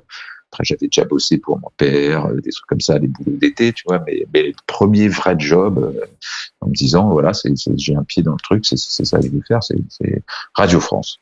Et du coup, j'ai commencé à Radio France Normandie-Caen, et après, je faisais des remplacements dans les différentes radios de la région. Donc, j'ai été bossé à Rouen, j'ai bossé à Laval, j'étais assez loin, j'ai été bossé à Besançon. Et tu m'avais dit, dans Radio France, t'étais au service... J'étais technicien metteur en ondes. Et ça m'intrigue parce que. Donc le metteur en ondes, c'est toi. Oui, d'accord, réalisateur aujourd'hui. Réalisateur, ce qu'on appelle réalisateur quand t'es à France Inter. Ah. Mais quand t'es en peu. Exactement. Voilà, c'est ça. Ça c'est la réalisation. Donc là il était là, vous voyez, metteur en ondes. Donc là je suis un émetteur. Un metteur en ondes. Mais vidéo aussi. J'ai aimé des ondes vidéo et audio. Je peux appuyer sur des boutons, c'est génial. J'ai un cartoucheur là de radio. Voilà, exactement. C'est génial. Par contre, est-ce que tu avais autant d'écrans de contrôle que moi? Est-ce que j'avais? Est-ce que tu avais autant d'écrans de contrôle que moi? Eh ben non, il y avait pas. C'est ce que j'allais dire. Il y avait rien d'informatique à l'époque. On les voit pas. C'est vrai qu'il y a ce duo aussi. Il y a 3 autres. Donc les magnétos, on avait des gros magnétos à bande de pistes. On avait des Schlumberger ou des Revox. On avait des lecteurs de cartouches là dans lesquels c'était de la bande de voix. Il y avait pas du tout d'informatique, pas du tout d'ordinateur dans les stations de radio.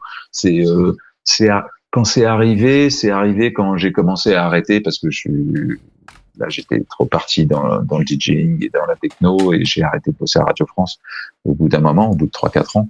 Et c'est à ce moment-là que commençait à arriver vraiment le matériel un peu plus informatique. Où d'ailleurs, ils commençaient à utiliser des sampleurs pour faire les jingles. En fait, les jingles, avant, ils les enregistraient sur des bandes sans fin, là, de 2 pouces. Et après, ils se sont mis à les enregistrer dans des sampleurs. Et puis après, par ordi, et voilà. Et puis après, comme toi. Voilà, après des écrans partout. Moi, les gens, ils viennent ici, ils me disent. J'avais une pauvre mixette, hein. Mais ils me disent, qu'est-ce que tu fais avec tout ça? J'ai fait un n'a jamais assez. Quand il faut contrôler, un petit coup d'œil pour là. Si j'avais un écran, voire même que 2, Jean en a 2. Je vous montre quand même. Jean, lui, il en a 2. Regardez. Jean, il en a 2. Montre-y, Jean. Là, c'est ton cartoucheur, mets ton doigt. Là, il envoie les sons. Voilà. Là, on a le même. Moi, j'ai le même ici. Vous voyez? On envoie un son là. Hop. Et Jean peut le voir ce que j'ai envoyé. Voilà, il a son écran en face de lui. Voilà, c'est vrai qu'à l'époque, pour envoyer un petit son comme ça, par exemple, pour faire un petit son comme ça. Moi, j'envoyais pas les morceaux comme ça. Moi, j'envoyais un vinyle. Ah oui, tu lançais un vinyle, toi. Ouais. Et quand tu voulais lancer un bruitage comme ça. Moi, je lançais un vinyle, un CD. Tu vois, c'était avec, tu sais, avec on calculait la durée de l'intro. Il y avait Bien sûr. L'intervieweur, le présentateur qui faisait ça existe toujours, hein. Présentations. Ça existe toujours, bien sûr. Mais si je crois que maintenant, déjà, les mecs font eux-mêmes leur technique, beaucoup. Alors qu'à l'époque, à Radio France, il y avait vraiment le technicien et le... Alors, il y a 2 façons. Effectivement. À la bonne époque, on va parler un peu radio, parce que c'est quand même intéressant. Donc, effectivement, à l'époque, du CD, même avant, on calculait les intros. C'est-à-dire que chaque animateur ou le programmateur d'antenne, donc il recevait son single, et là il mettait un petit autocollant, chaque radio avait ses méthodes, genre intro, et il mettait, attention, intro par exemple à 1-2. Donc c'est-à-dire qu'il faut chanter, il faut arrêter de parler au moment, juste avant que le chanteur commence. On appelle ça faire une intro. Maintenant les logiciels le calculent, c'est un décompteur, donc c'est sûr que c'est plus facile. Exactement. Et tu le faisais toi des fois? C'était bon? Attends, on va voir si t'es bon. Allez, on va chercher un morceau. Moi je parlais pas. Hein. Moi je réalisais, donc moi je faisais signe au mec, je faisais signe on va s'entraîner. Je faisais signe au mec en disant attention, hop, ça va chanter. Chacun était à sa place en fait. Alors, dépêche-toi. Coupe. Non, la technologie maintenant permet de faire homme orchestre, mais à l'époque c'était chacun faisait son rôle, quoi. On va se faire striker. Un morceau où on se fait pas striker, j'ai envie avec ça chante. Ah, que ça chante. Qu'on aime bien. Technotronique, allez, ça va bien ça, Technotronique. Ouais. C'est Technotronique. Tu te fais pas striker avec Technotronique, putain. Non, normalement non. Ouais, je suis pas sûr. Non. Get Up, mais. Ouais, non, il est ouvert d'esprit. Joe Bogart.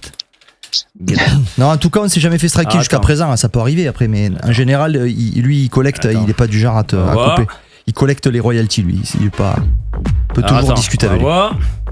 Donc, je calcule l'intro là. Donc là, je suis le directeur d'antenne.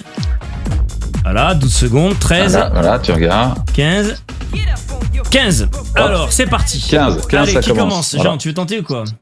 15 secondes l'intro, faut présenter le morceau. C'est très simple, tu présentes Get Up et voici, il faut que tu t'arrêtes dans 15 secondes. Il faut que j'ai 15 secondes pour présenter. T'as 15 secondes et avant que le chanteur. Si t'es bon que tu connais par cœur la chanson, tu t'arrêtes avant.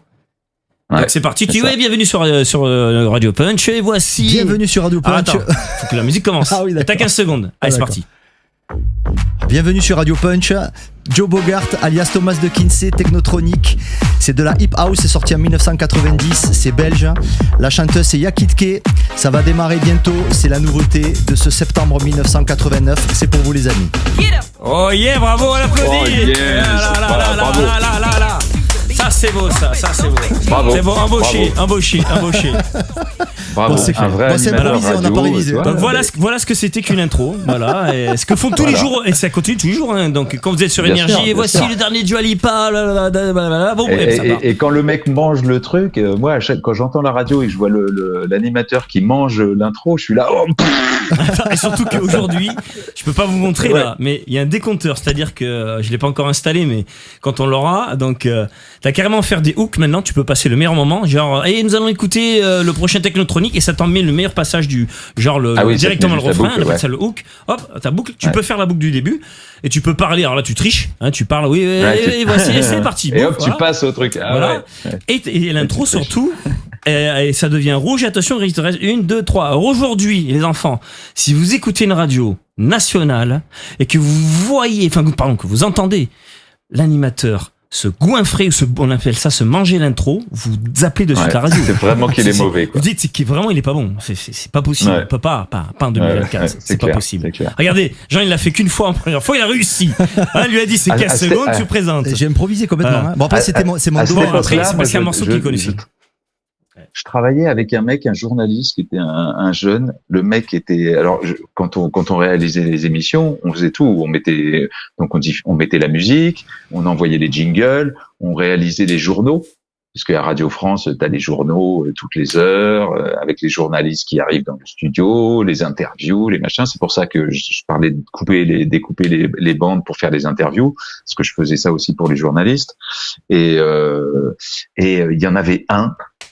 Alors lui, il me tuait, c'était vraiment le meilleur que j'ai jamais vu, parce qu'il était capable de faire son journal, donc de parler, tu vois, il faisait Claire Chazal, tu vois, il faisait son journal, et moi je lui parlais dans le casque en lui disant putain j'ai pas la bonne interview là, machin, et il me faisait signe, il me répondait en faisant signe, alors qu'il était en train de parler en même temps, et il se plantait pas, jamais. Le mec était monstrueux. Quoi. C'est encore un autre élément de radio.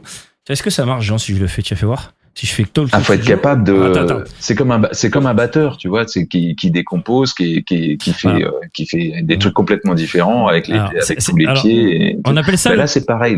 C'est le talk tout de suite. Regardez là, vous allez m'entendre parler, mais il y a que Jean qui va m'entendre. Jean, je te donne un ordre. Voilà, Jean, attention, mais personne ne t'entend à part toi. Voilà, c'est ça. Ça s'appelle. Tu as entendu toi le talk studio? Le talk. Tu l'as entendu toi dans le retour? Ouais, moi je l'ai entendu un petit peu. Ah mais c'est pas grave, ça veut dire que toi tu pourrais l'entendre aussi, mais normalement nos auditeurs l'ont pas entendu. Voilà. Et si les auditeurs me disent si on t'a entendu c'est que ça marche pas. Non, normalement ça marche. Mais c'est ça, donc tu peux parler dans le casque de l'animateur qui est en train de présenter, et puis et par contre une fois ça m'est arrivé de faire ça, et le mec qui était débutant, il s'arrête. Donc en plein journal, tu vois, en train de faire sa présentation et tout, paf, le mec il s'arrête décontenancé, quoi. Je fais oh putain, alors lui il fallait pas que je lui parle, quoi. Ouais, exactement, tu vois, là tu fais oh merde, putain, fallait pas que je lui parle, et lui il est pas bon. Autre terme de radio, ça fait un blanc. Voilà. Ouais, exactement, le blanc. Le mec s'arrête, il sait plus où il en est. Toi, t'es là, tu dis, oh merde, j'ai fait une connerie, fallait pas que je lui parle. Et l'autre, le mec qui était très bon, le jeu des techniciens, c'était d'essayer de le faire planter. Donc, on lui racontait des histoires drôles, des conneries pendant qu'il faisait son journal. Putain, mais c'est une bonne idée, regarde. C'était énorme, C'était le mec était super fort, était génial. Je me rappelle plus de son nom, mais c'était un très très bon journaliste, quoi. Le niveau radio était au top. Voilà. Donc voilà, c'était l'époque Radio France. Époque Radio France. Et vous savez quoi, les enfants? Jingle. 3-4 ans.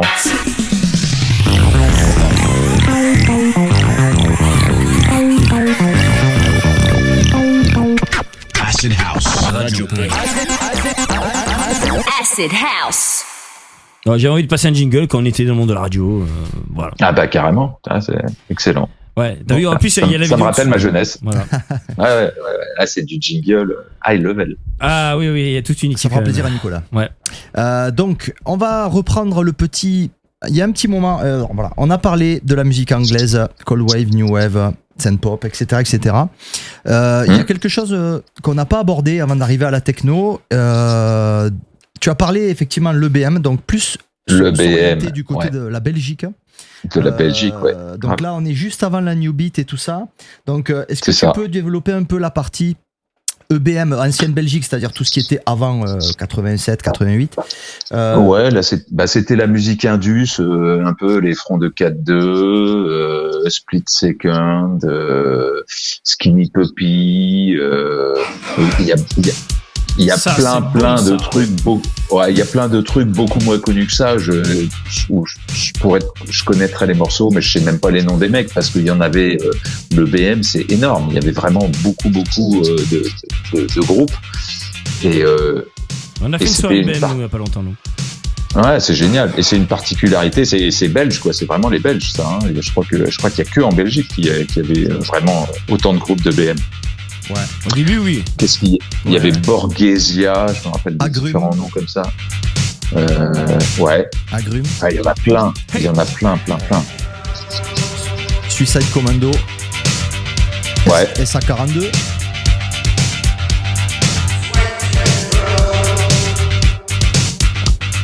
C'est vraiment, voilà, c'est vraiment musique électronique avec en plus des voix, ça chante un peu, quoi. Vomito Negro. Ouais. Après, t'as des Anglais. Need the Rep, c'est des Anglais. Et c'était belge ou anglais, hein. Mais belge, surtout belge. Ouais, il y avait beaucoup belges. Et ça, j'avais des potes qui étaient fans de ça à l'époque. Alors moi, le BM, j'ai découvert ça. J'avais un pote chez qui on faisait des petites booms et j'avais un pote qui avait un CD, une compile EBM. Et donc j'ai découvert ça là. Et après les potes avec qui je suis allé les premières fois en rêve, eux étaient vraiment des mecs qui venaient de l'EBM, quoi. Avant la techno, ils avaient toute la culture, ils connaissaient tous ces trucs-là. Donc c'est eux qui m'ont fait écouter tout ça, quoi. J'avais des potes qui étaient bien à fond, qui avaient des lunettes de soudeur, tu vois, des trucs comme ça. Oui. Ils avaient le bon look à front de 4-2 et tout ça, quoi. Liaison dangereuse. Ouais, il y a Liaison dangereuse aussi. Après, il y en a plein, hein, c'est vrai. Ouais, Dick Roops. Ouais. Insectes. Ouais. Ah, il y en a plein. Il y en a plein. Il y a le Beamfest qui est le festival, j'y suis allé là, le dernier en Belgique, et c'est un festival EBM, mais très axé classique EBM. Donc tu te retrouves tous les groupes cultes, tu vois. Ouais. C'est organisé par un des gars de Vomito Negro qui a fait plein d'autres choses entre temps. Et puis t'avais SA42, il y avait DAF, il y avait il y avait plein de trucs, hein. Lords of Acid aussi qui reprenait un petit peu du truc. Là, ils font une tournée aux États-Unis là. Ouais, Clock DVA aussi. Ouais, c'est vrai, effectivement. Ouais. Alors, du coup, je voulais te poser cette question. Je te posais la question parce que je la pose à tout le monde, parce que moi, c'est mon petit bébé, c'est ma période préférée à moi.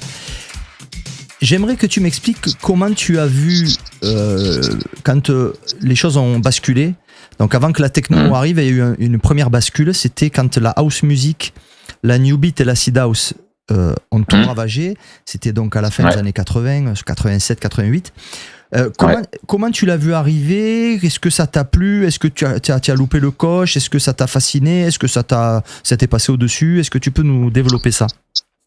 J'ai complètement loupé le coche. D'accord. À cette époque-là, j'étais encore dans le puriste à fond, tu vois. Donc j'étais vraiment dans je me rappelle avoir vu ça parce que je me rappelle avoir vu la fameuse émission de Chavannes où il parlait de l'acide musique. Ciel Montmardi. Et donc, de ce danger qui allait ravager la France. Oh putain, c'était énorme. La France est en danger, quoi. Les enfants. Avec les trucs, ils faisaient passer tous les mecs de ça pour des fachos parce qu'ils avaient fait des spectacles ou évidemment des parodies machin, mais comme c'était vraiment montré d'une façon tellement négative, quoi. C'était flippant, quoi. Et donc je me rappelle de ça et non mais c'est une époque où c'est pas à ce moment-là que j'ai découvert cette musique-là. C'est après que je suis revenu en arrière et que je suis revenu à découvrir l'acid house. À cette époque-là, j'étais encore dans le rock ou dans la synth pop, tu vois, mais pas je suis pas passé direct à l'acid house. Et en plus, j'aimais pas les boîtes de nuit. Donc, tu vois, à la limite, c'est une musique que tu commençais à découvrir dans les boîtes de night, et j'étais pas du tout boîte de night. Tu vois, moi, je suis vraiment un enfant de la rêve. J'ai commencé à aller dans des clubs après la techno, tu vois, parce que le fait d'écouter de la techno m'a amené à aller dans des clubs, plus des rêves parties, tu vois. Mais avant, j'allais jamais dans des clubs. C'était vraiment pas du tout mon truc. Et je pense qu'il fallait être aussi dans la bonne région, parce que je sais qu'il y avait un club à Rouen je me rappelle plus de son nom, qui a été un des premiers clubs à diffuser de l'acid house, et moi j'étais à Caen, donc c'était pas très loin de Rouen, mais étant donné que je ne sortais pas en club, et ben j'ai raté cette période-là parce que je suis pas allé dans ce club qui était un des premiers en France à diffuser cette musique-là, à part les clubs belges. Pourtant, c'était dans ma région, je l'ai découvert, je l'ai su après. J'ai été joué d'ailleurs dans ce club, je me rappelle plus de son nom. Je sais plus. Et c'était un très bon club à Rouen, où il y a eu les tout débuts de l'acid house. D'accord. Alors, avant d'attaquer la période où tout a basculé, donc la techno, j'avais une petite question à te poser, c'était concernant le vinyle. On n'en a pas trop parlé là, mais est-ce que tu achetais des vinyles et où tu les achetais, en fait, je dirais, juste à cette époque-là, quoi, parce que tu me disais que dans ta région, il y avait des magasins quand même où tu... Ah ouais, carrément, ouais. Mais à cette époque-là, après, il y a vite le CD qui est arrivé, hein, mais qui a quand même tout balayé, hein. Mais j'avais une platine vinyle parce que mon père avait une platine vinyle pour écouter de la musique classique. Ça s'écoutait à l'époque avant tout sur vinyle. Ouais. Donc tous mes premiers disques, quand je parlais des Clash, tout ça, les AC/DC, tous les premiers vinyles que j'ai eu, enfin disques que j'ai eu, c'était des vinyles. Ouais. Howard Jones, j'avais 3 vinyles. Les 33 tours, j'avais du Rod Stewart, j'écoutais de tout, j'étais très éclectique, hein, tu vois, j'avais aussi les conneries de quand j'étais gamin d'Annie Cordy et des trucs comme ça qui étaient sur vinyle. Hein, c'était les petits 45 tours, hein. Il y avait des magasins d'import par là où tu habitais? Ouais. Ouais. Il y avait des magasins d'import, et alors plus axé rock. Tu vois, je pense que c'était plus sur le côté punk, rock. Mais il y avait des magasins de musique plus pointus, on va dire, tu vois. Ouais. Donc il y avait, tu trouvais tout ce que tu voulais. Ok. Et puis à cette époque-là. Tu vois, la première fois que je suis allé en Angleterre, c'était vraiment le délire. Je me dis, putain, je vais en Angleterre, génial. Je vais pouvoir aller faire les magasins de disques, quoi, parce que c'était, tu vois, il y avait vraiment un espèce de truc. Tu vas à Londres, faut aller faire les disquaires parce que tu vas trouver des trucs qu'il n'y a pas ici, quoi. Tu vois, c'est pas. Bien sûr.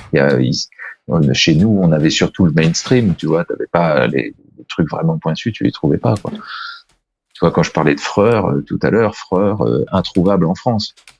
C'est vraiment j'imagine. Quand je suis allé à Londres que j'ai trouvé le vinyle, quoi. Il aurait fallu que j'aille à Paris dans des disquaires vraiment particuliers ou le commander, tu vois. Mais tu trouvais pas ça en province comme ça facilement. Clair. Ok. Même à Londres, j'avais eu du mal. J'avais été obligé de faire plusieurs. Ah, c'était le HNV. Ah, HNV.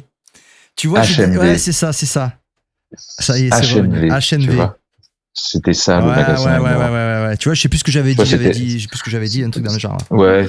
Mais c'est ça. C'était ça. Ouais, ça y est, c'est exactement. Genre la Fnac, mais aussi où tu trouvais des trucs super pointus parce que anglais, quoi. Oui. Ils avaient tout, quoi.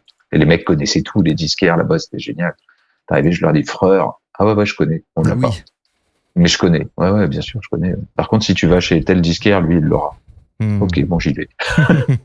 Le mec était énorme, super pointu. Génial. Et je l'avais trouvé à Radio France.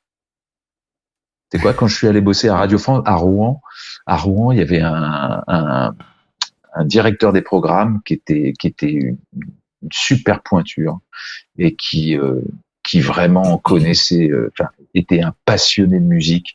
Et donc, il recevait toutes les promos à Radio France. Tu recevais toutes les promos qui existent, mais des trucs, autant des trucs de merde inécoutables que des trucs vraiment des collectors, des trucs fabuleux, quoi. Et Freur, il y a eu un moment où quand le CD est arrivé, ils m'ont dit bon là, Philou, si tu veux, non, c'était pas à Rouen, je dis une connerie, c'était à Laval. Et le mec était vraiment, mais il y avait une discothèque à Laval qui était énorme et pointue, mais grave. Et quand j'étais arrivé à bosser là-bas, il m'avait dit écoute, là on se sépare de plein de disques, vas-y, va voir dans la discothèque et prends ce que tu veux. Et là tu tombes sur donc j'avais été chercher des trucs et j'étais tombé sur Freur. Ils avaient le single, à l'époque c'était Doute. C'était Doute le single. Ce que j'ai mis, c'est pas Doute. Non, mais c'était Matters of the Heart. Ouais, Matters of the Heart que je préférais. Mais Doute, c'était le single qu'avait fait connaître Freur. Et donc il l'avait à Radio France à Laval. Et ils avaient des pépites, mais laisse tomber. Alors évidemment, quand je m'étais pointé, je peux te dire qu'il y avait plus rien, parce qu'il y avait des pépites, mais des trucs qui valaient beaucoup d'argent. Parce que imagine les mecs depuis les débuts de Radio France, ils recevaient les promos des Stones, des trucs comme ça. C'est très simple. T'avais des trucs introuvables. Je vais essayer de te retrouver ça. Radio France a vendu ses vinyles il y a pas longtemps. Radio France vente archive vinyle. Et je vais te dire, le chiffre est astronomique. C'est tout simplement la radio qui avait la plus grosse archive en vinyle. De la collection archive musicale, c'était en 2020, c'était pas vieux, hein, ouais. Ah ouais, c'est les pas archives vieux. écrites et musées de Radio France, et là il y avait un chiffre, je vais essayer de vous retrouver ce chiffre. Parce que là, à Laval, ils avaient une discothèque qui était hallucinante, et comme le directeur des programmes à Laval, il y avait des émissions électro, des émissions rock. C'était une locale de Radio France qui était comme Laval, c'est vraiment paumé, si tu veux. C'était le samedi, ils avaient la soirée club où ils allaient dans les clubs du coin. Donc ils avaient toute la musique qu'il y avait d'intéressant. Ils l'avaient en fait du moment, de l'époque.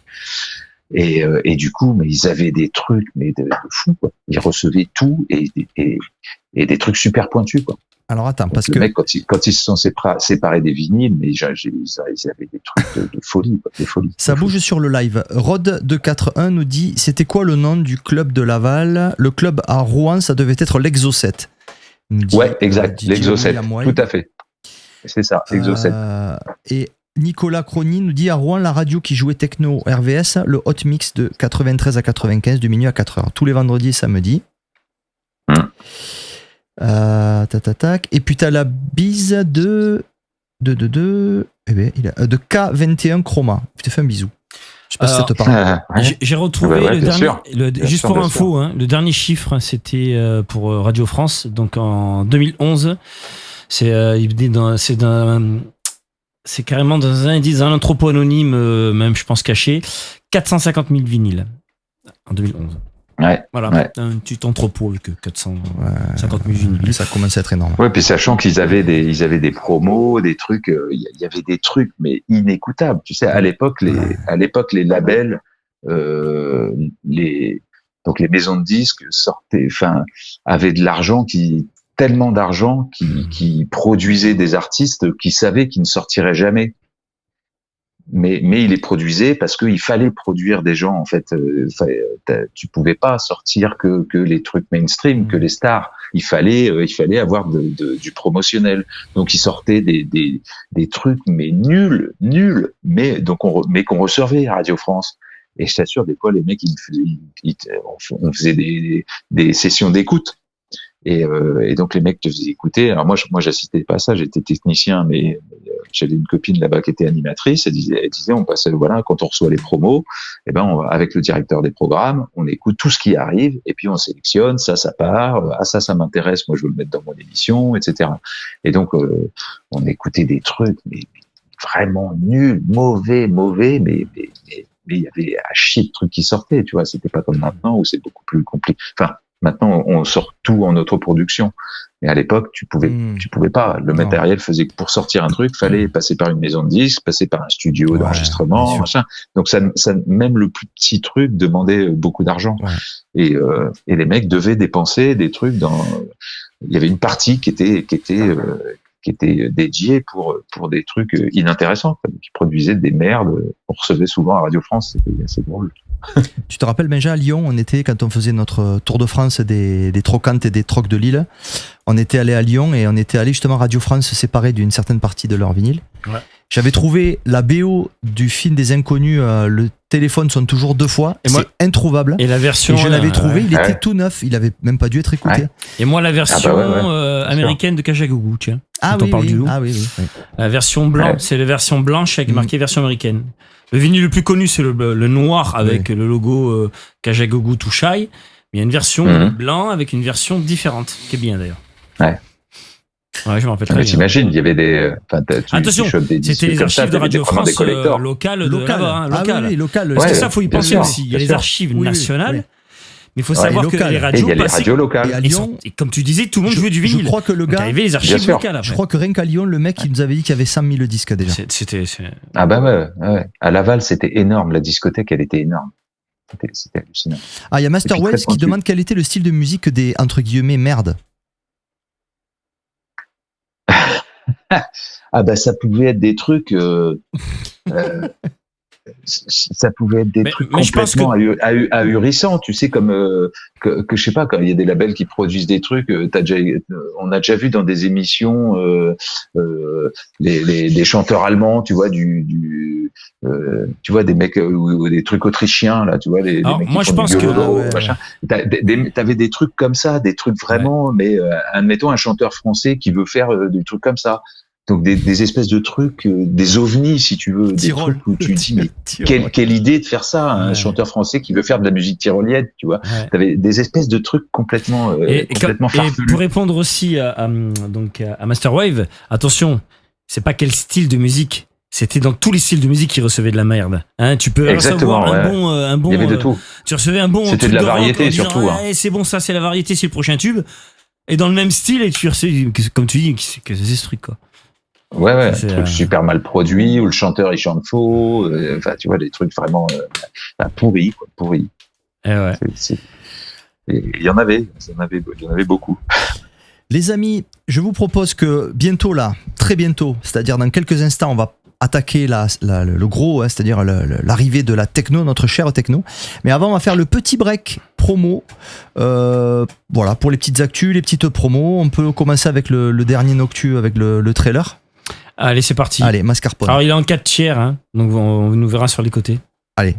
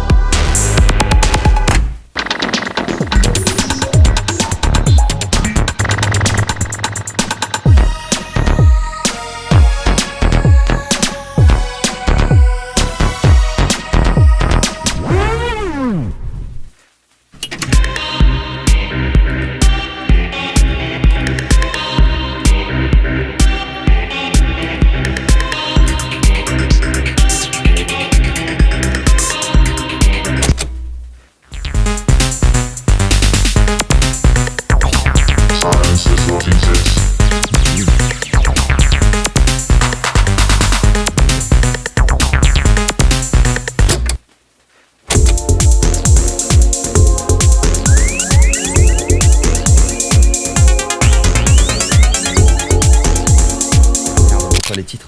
C'est trop long, on voit pas les titres. Ouais.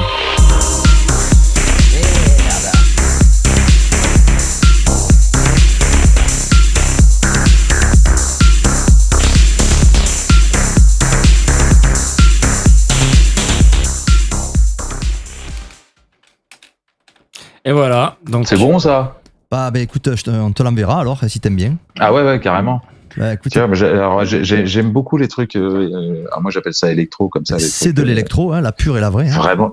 Vraiment la pure vraie électro. À chaque fois quand je jouais au Rex, j'adorais faire les ouvertures du Rex parce que pendant 1 heure, le temps que ça se remplisse, je jouais que des trucs comme ça, un peu électro. Tu vois, des classiques, les Ox88, ça, c'est tous les trucs électro que je pouvais choper à ce moment-là. J'adorais démarrer des soirées avec ça, tu vois, tu fais un warm-up d'enfer avec ça. Bah, c'est génial. Ben, pareil, Mascarpone, c'est un Français qui, il est en Angleterre, mais il nous a proposé l'EP. En fait, en écoutant, il est fan de l'émission, et du coup, il voulait sortir ce Nocturne Blues. Donc c'est génial parce que c'est vraiment le son. Moi, c'est vraiment le son un de ceux que j'aime le plus, quoi, ce son dark électro pur. Ah ouais, moi j'aime beaucoup aussi. J'adore ça. Ah bah super, écoute, ça. on te l'enverra. C'est sur le Bandcamp. Ouais, carrément, avec plaisir.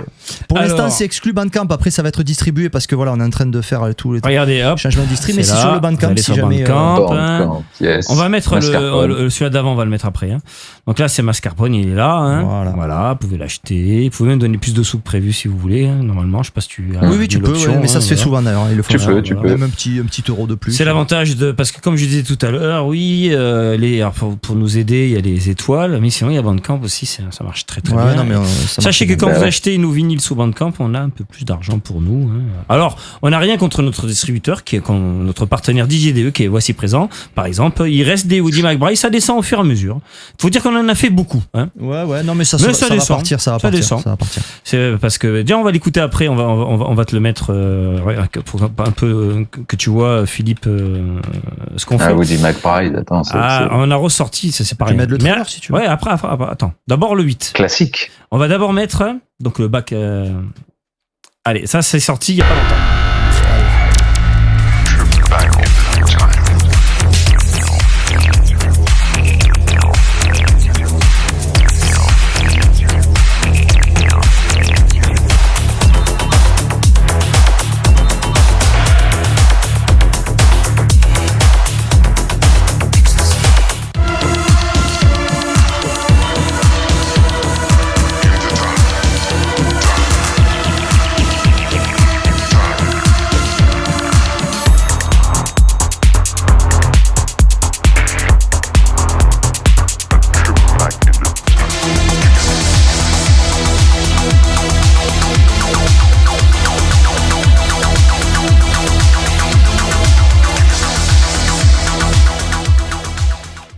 Voilà. Très bien ça. Attends, c'est pas fini. Il y a eu des bons feedbacks sur celui-là, vraiment. On a eu vraiment des feedbacks de plein. Et celui-là aussi, il est très très bien. C'est cool. C'est quand même SA42, hein, Jackie Maurice. Tu es le BM à l'époque.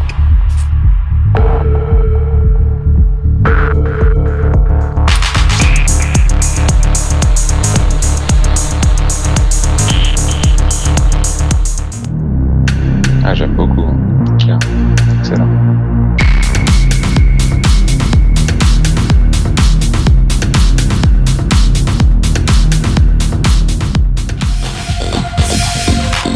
Celui-là, il est bien sûr.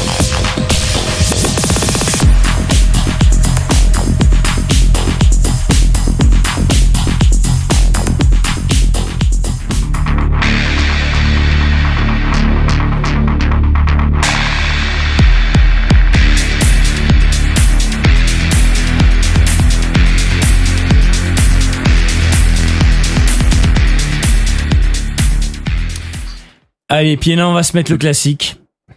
La ressortie, il est là. Attends, je te montre le vinyle avant. Je vais le faire avant d'ailleurs. Tiens, je vais le montrer. J'aime beaucoup. Ah ben cool, on est content. Je vais le montrer avant. Donc voilà, donc ça, c'est ça qui est encore disponible. Hein. C'est le dernier objet qui en a fait en quadri, parce que maintenant ça coûte très cher. Regardez, c'est un super vinyle. Il y a une quadri couleur. Il y a des photos inédites du Woody McBride là. Il y a des basketteurs, des étiquettes américaines là de basketteurs. Et quand vous allez dedans, regardez bien. Notre ami Bomber One. regardez. Il y a une face, bon voilà, c'est magnifique. Puis regardez l'idée qu'il a eue, waouh, il a fait un smiley basketball. C'est excellent. Extraordinaire. Et attention, c'est quand même beau un vinyle, quoi. Il n'y a pas à chier, quoi. C'est beau, et surtout, il y a un remix exclusif de Jacidorex. Allez, on se met le trailer, et c'est encore dispo. Hein.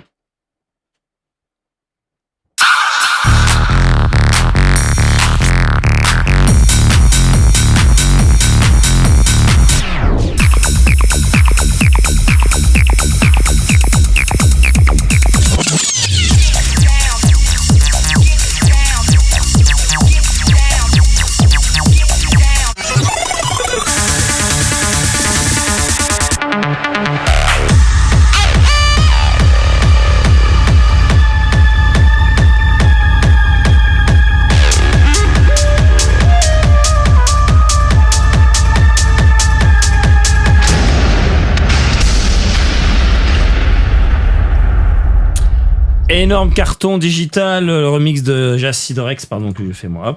Qu'est-ce que j'en ai joué, des trucs acides comme ça. Ah bah, et celui-là, surtout, tout le monde, qu'est-ce qu'on l'a joué tout court. Hein. Ouais, j'ai les Woody McBride, tout ça sur. C'était quoi ce label Communiqué. Bah, Yodi. Ah oui, drum. Oui. Ah, label acide. Putain. Ouais. Où il y avait ESP, Damon Wild. Oui. Moi, j'avais toutes les promos. Ça me reviendra. Mais putain, il y avait vraiment ce son, tu vois, acide avec le gros pied. Comme, d'ailleurs, si vous avez regardé le replay de Fairway Record, on a eu Woody McBride au téléphone, en direct des États-Unis. Hein. On a improvisé, on l'a appelé. Il était en train de faire ses courses. Drop bass. Mais c'est qui? Drop bass, exactement. C'est jamais revenu, j'étais en train de chercher et j'ai revenu avant qu'il. C'est important pour l'historique. C'est sûr qu'il était déjà. Drop bass, de quoi? Yodi, quand on l'a appelé. Parce que j'en ai joué de ça. Eh ben, il était à Minneapolis. Ouais, voilà, il était dans une boutique à Minneapolis, il nous a envoyé une photo. C'est rigolo, on l'a eu au téléphone. Il y a eu pas mal de guests. On a passé, en fait, c'était une émission, c'était que ça. C'était spécial guest. C'était énorme, c'était rigolo. Donc, et pour après, les amis, parce qu'il y a la musique qu'on écoute, et puis après, il y a quelque chose d'important aussi, c'est la culture, lire. Donc Signal Zéro, c'est nos amis des anciens en fait, des journalistes, des gens qui ont fait des fanzines, des rédacteurs en chef de magazines, des alternatifs et qui se sont réunis pour faire une maison d'édition pour la musique électronique. Donc je crois que le premier c'est Industrial. Donc le concept c'est quoi? C'est de faire un livre pas cher, donc 9 €. Et en fait c'est un guide sur des styles de musique alternatifs. Donc là on peut le choisir soit par label, soit par artiste, soit par artiste, label ou carrément sortie, titre. Voilà. Donc soit c'est 30 labels, c'est voilà. Donc là c'est Industrial. Après, il y a celui de notre ami Oleg Spies, Goa Trance, voilà, pour me réconcilier avec la trance Goa. Eh ben voilà, je vais me faire ma culture, comme je l'ai dit. J'aimais pas dans les années 90, mais maintenant, j'ai ouvert mon esprit. Donc, je veux me faire ma culture Goa Trance. Donc, ça, c'est bon. C'est parfait. Après, vous avez la bio de Radium, ici. Alors, on a tous les dossiers. Hein. Et lui, il n'a pas la langue de bois. D'accord, donc il raconte tout, hein, Radium, voilà, et ça, il y a de l'anecdote, il y a pas de, c'est sans filtre. Ça doit être marrant. Ouais, voilà, donc la bio de Radium, et il y a votre serviteur qui sort un livre sur la New Beat qui sortira au mois de septembre. Donc, je suis en train de peaufiner avec, voilà, donc ça va être, il va y avoir plein d'anecdotes inédites, jamais sorties. Voilà, j'ai des petits scoops de partout. Donc, je languis de partager ça avec vous. Et justement, ah oui, aussi, pardon, on n'oublie pas, parce que ça, c'est important aussi. N'oubliez pas, les amis, comment la France est devenue électronique. De notre ami Christophe Piriou, on a fait un hors-série avec lui. Alors, il y a du level en termes de, voilà, c'est le gars, c'est un bosseur, hein. C'est la Bible. Ouais, c'est énorme. Mais il y a des interviews, il a fait ça de façon très professionnelle, très en profondeur. Voilà. Comme on le dit, c'est un petit peu les gens qui font comme nous, c'est-à-dire dans une époque un peu de, entre guillemets, de révisionnisme où on va nous raconter, dans 20 ans, on va nous expliquer qu'on passait Scatman dans les raves, dans les années 90. Donc, pour éviter que ça arrive, on est obligés tous de se battre pour expliquer que l'EDM, ça n'existe pas, la mélodique techno, ça veut rien dire, et il faut qu'on se batte pour ça, les amis. On est tous là pour ça, entre autres. Donc, voilà. Petite info. Tout à fait. Et puis après... Oleg Spies, alors Oleg Spies, on l'a reçu, on vous invite à regarder son interview. C'est voilà, un monsieur qui fait de tout, il a commencé avec la trance Goa et maintenant il fait des BO de films, je veux même pas classer sa musique. Et il a sorti un album, franchement je l'ai reçu, je suis sur le cul. C'est un album avec des remixes de Cold Cut, Future Sound of London, Youth, j'en oublie. Et alors Adja, Cuba, ouais, et Oleg Spy, bon ça c'est Asus Dome, Youth, ça c'est lui. Youth, après Youth, après qui c'est qui a encore. Et musicalement c'est vraiment incroyable. Donc alors c'est le dernier album de Oleg Spies, les gars, je vous assure, allez checker ça. Je vais vous passer un extrait. Alors j'ai pas les titres exacts. Je vous lance un extrait. Mais ça va de la plage purement électronique à la... Vraiment, c'est très très très bien fait. Très varié. Il y a du breakbeat, du down-tempo, de la trance, la techno, de l'ambient. On est très loin du cliché, de la tech house et toutes ces conneries. Là, on est vraiment dans du vrai. Hein.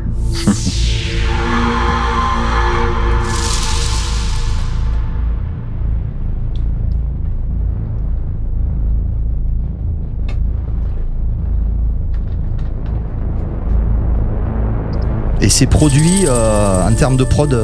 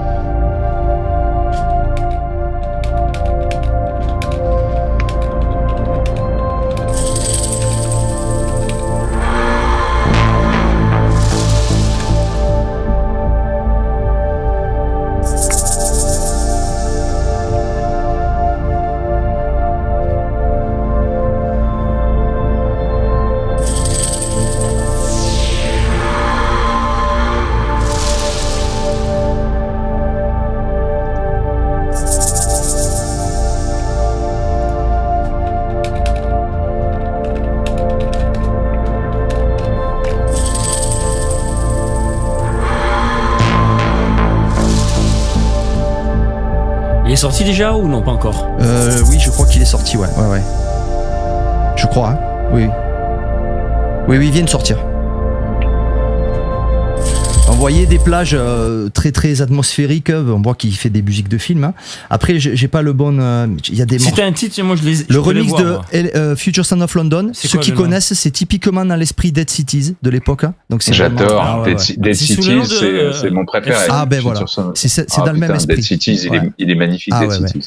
C'est sur F-Sol ou comment ils l'ont nommé? Oui, c'est ça. Future Sound of London. F-Sol, c'est Future Sound of London. FSOL. Pourquoi je trouve pas? FSOL, ouais. Future Sound of London. Tu l'as sous les yeux là Ben ouais, mais attends, parce que je crois que. Bah, mets-le, ouais, parce que celui-là. Attends. Alex Pie. F-Sol, c'est possible. Et c'est très varié, vraiment, j'ai été bluffé, je vous assure, parce que l'expérience album, c'est vrai que c'est quelque chose qui se perd un peu. Mais d'écouter un album, c'est toute une aventure, en fait. Et c'est vrai que là. Bien sûr. Un bel album, et puis des remixes, ça va du broken beat, du breakbeat, du down-tempo, un peu trip-hop, ça. C'est complètement éclectique. Hein, je trouve pas le. Voir, il est sur un autre nom. Toi, tu as vu FSOL quelque part? Non. Putain, c'est un truc de fou. J'ai les titres, on n'a pas. Je les ai, moi. Je suis dans l'archive là, j'ai les titres, mais. Je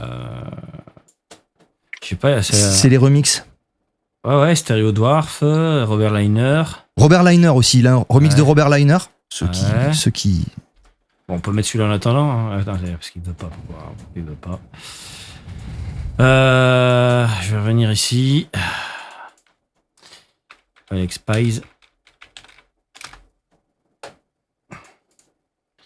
Je vais essayer de trouver. Il y a Cold Cut quand même qui leur a fait un remix. Ça, c'est la classe, quoi. Ah, tu m'étonnes. Ouais. Ah, tu mets Cold Cut, Future Son of London, déjà. Ouais. C'est chaud, hein, Robert Respect. Liner. Ouais, puis tu vois, c'est ce genre d'artiste qui il fait son petit bonhomme de chemin. Il est pas dans la business techno. C'est de la qualité. Ouais. C'est celui-là? Non, ça c'est Robert Liner. Robert Liner aussi.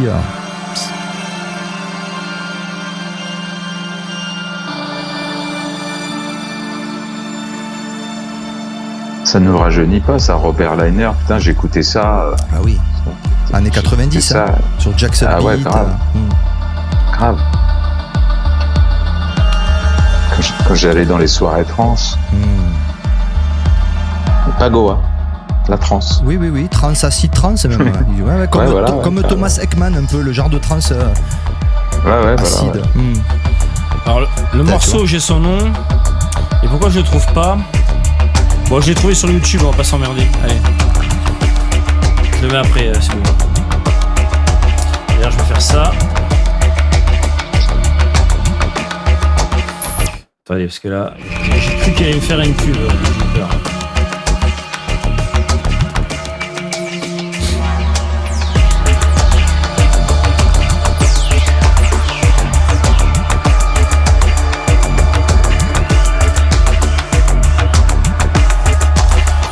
Donc ça c'est le morceau, il s'appelle Captain Haze, donc Robert Liner remix. Et maintenant le morceau que toi Jean tu voulais, c'est L'Autrosphère, il s'appelle, et remixé par F-Sol, The Future Son of London.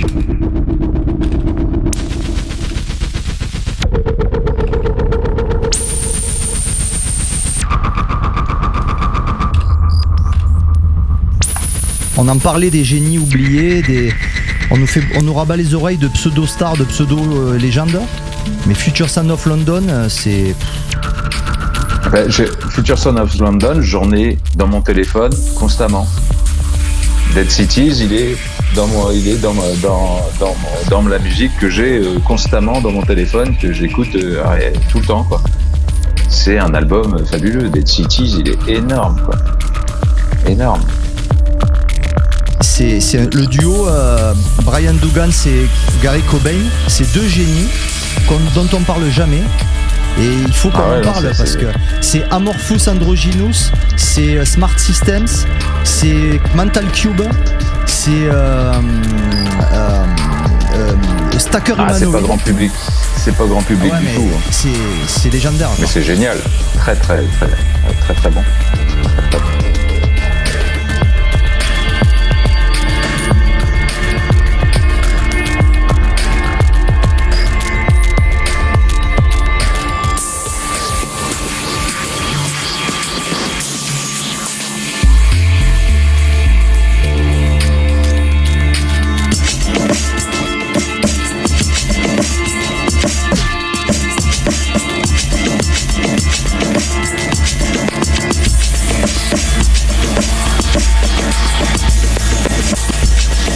J'adore.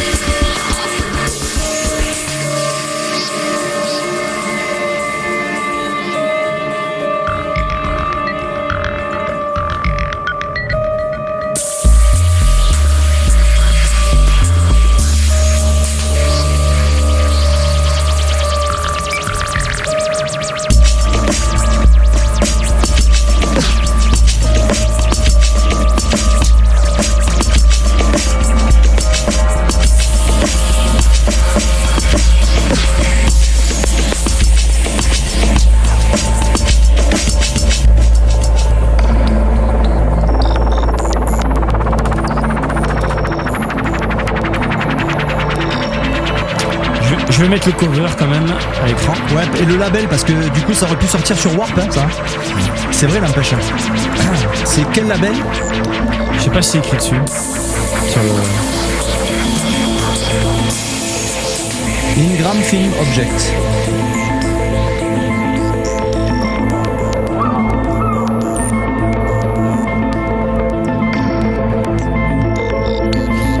Bon, on va pas le mettre en entier, mais effectivement,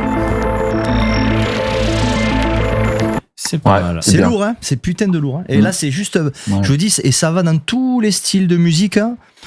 Honnêtement, voilà. Je vous le conseille, c'est pas parce que c'est un copain, mais vraiment, voilà, des fois il y a des coups de cœur comme ça. L'autre fois c'était Human Tronic aussi, il avait sorti un truc sur le genre d'artiste aussi dont on parle jamais. Le mec il sort sur tous les labels allemands, sur IQ, sur tous les labels, les plus gros labels allemands. Personne parle de lui.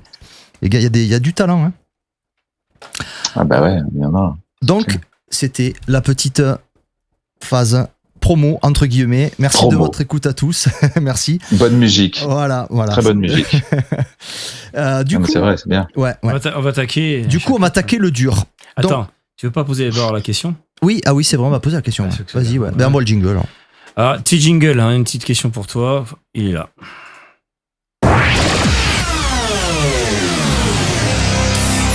La question maximum. Maximum.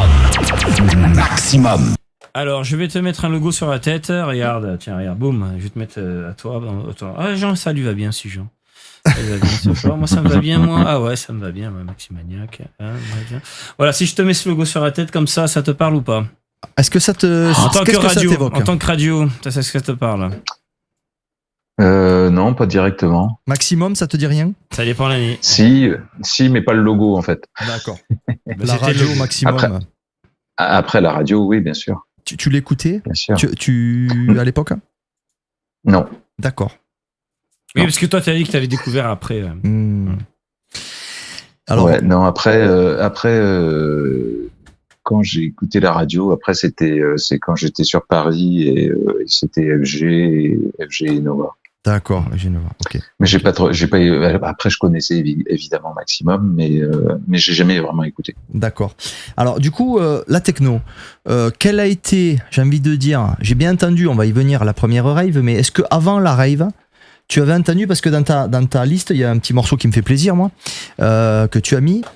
Est-ce que la techno, tu as découvert, on va dire, avec cette époque-là, de techno belge, on va dire, un peu comme ça, ou est-ce que c'était, tu l'avais entendu avant? Je l'ai sûrement, je l'ai entendu forcément avant parce que par des potes qui après m'ont emmené à ma première rêve, mais c'était pas, je sais pas dans quel contexte parce que ça m'avait pas vraiment touché directement dans le sens où tu vois, quand vraiment j'ai ce truc de révélation où vraiment j'ai fait putain, c'est ça quoi. Et ça je l'avais pas eu avant, évidemment ça m'a titillé tous les trucs acid house machin, j'étais là, je me disais putain, c'est pas mal ça, alors EPM tout ça, tu vois, tout ça ça mène à ça. Mais j'avais pas eu le vrai déclic. Alors, cette rave, c'était où, c'était quand? Parle-nous de cette première rave, ce choc. Alors, première rêve, usine éphémère à Asnières. J'ai d'ailleurs habité après à Asnières et dans la région pendant toute ma vie parisienne. En fait, c'était à côté d'Asnières, Beaucolombe, Courbevoie. Donc c'était un hasard, mais voilà, première teuf, Asnières, usine éphémère, une usine qui allait être détruite. Et une grosse teuf, je crois que c'est Ravage qui faisait ça. Et là, des potes de Caen qui me disent Philou, faut que tu viennes, c'est pour toi, ça, c'est clair, tu vas pas comprendre. Et effectivement, j'ai pas compris. Et là, j'ai pris la claque de ma life, c'était waouh, ouais putain, mais c'est ça. C'est ça. Et voilà, c'était monstrueux. Un truc, je crois que c'était assez tard, hein, janvier 92, il me semble. D'accord, oui, je vois, ouais. Enfin, donc tu vois, c'est assez tard quand même. Pour certains, ça fait très tôt, et pour d'autres, ça fait tard. Ouais. Oui. Pour moi, je dirais que c'était un peu tard, mais ça c'est le fait de venir de Caen. C'est ça, c'est que les Parisiens avaient déjà des rêves depuis 2-3 ans, on va dire. Ils avaient déjà les clubs. Le club à la Défense, le boy, la locomotive, voilà, tout ça, et ce que nous on n'avait pas en province, quoi. Et enfin, en tout cas, il y avait pas à Caen, il y avait l'Exocet à Rouen, et voilà, à Caen il y avait rien, il se passait rien.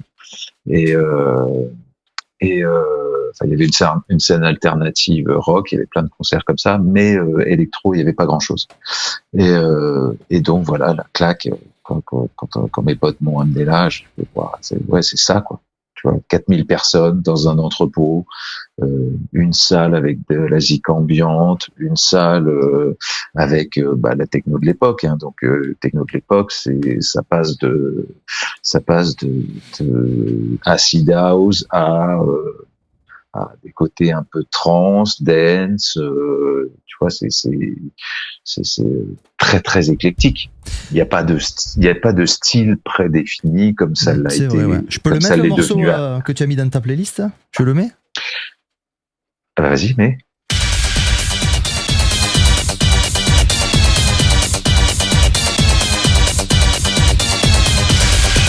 Celui-là qui connaît pas, il sort. Celui qui connaît pas, il sort.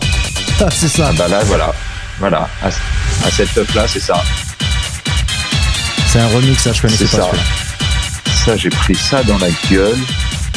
Et il me semble qu'à cette première teuf aussi, j'ai pris dans la gueule que j'aurais pu mettre là, hein,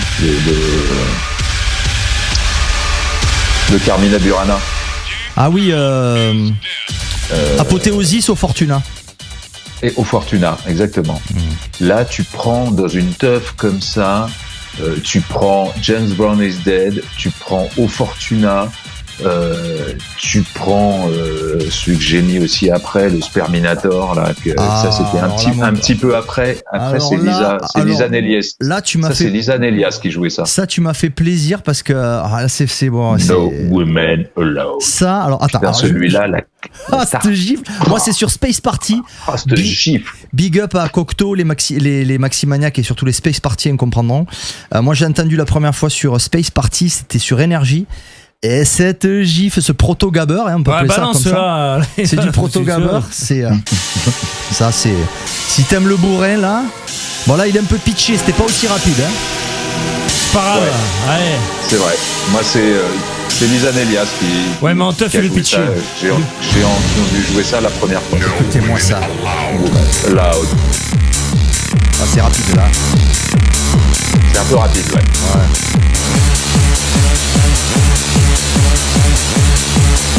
Yeah.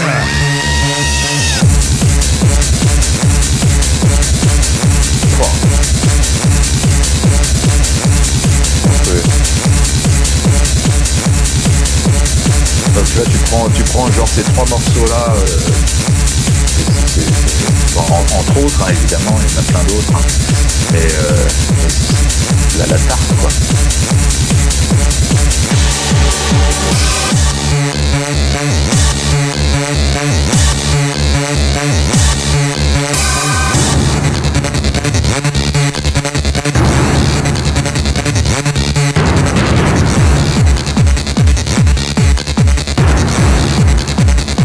Moi je coupe la tête comme un hardos là-dessus, moi. Ah ouais, ça c'est clair. Moi, je courais.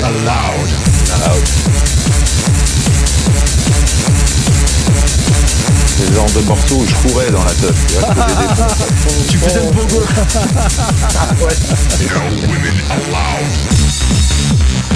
Là c'est Rotterdam plein pot.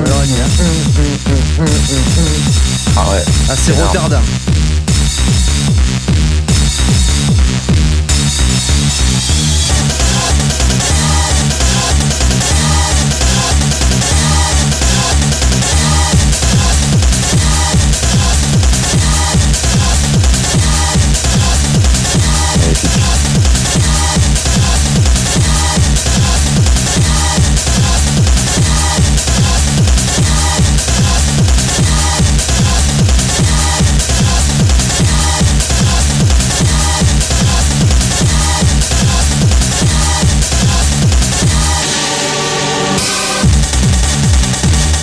Bon, ok. Voilà. Ça fait du bien. Ce qui est génial, c'est qu'à cette époque-là, tu vois, on écoutait tellement des trucs complètement différents. La techno, c'était la techno globale. Donc, on écoutait à la fois Sperminator, donc un truc plus ou moins hardcore pour l'époque. Bourrin, comme on dit. Et j'adorais autant Félix Don't You Want Me, tu vois. C'était. Ah oui, attends. T'as des hymnes comme ça ou dans la même teuf. Ah ouais. Tu vois, c'est des inclassables, c'est des trucs, voilà, c'est juste de la musique qui te fait jumper. D'ailleurs, je suis curieux. Je continue parce que je suis curieux là. Ouais. Tu connais pas ça? Ça me parle pas. Je l'ai en vinyle. Ah, là, ça c'est Manu, ça. Là, on est chez les ça, c'était le disque de Manu, ça. Ça c'est Manu qui me l'a fait découvrir, et ça c'était Manu à ses débuts, quand il mixait de la trance. Et c'est énorme.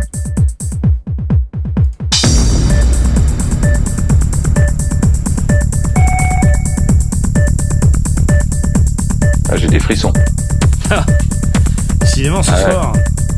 Ah ouais. Non, mais en fait, c'est parce que t'as mis la clim, ça n'a rien à voir. Ouais.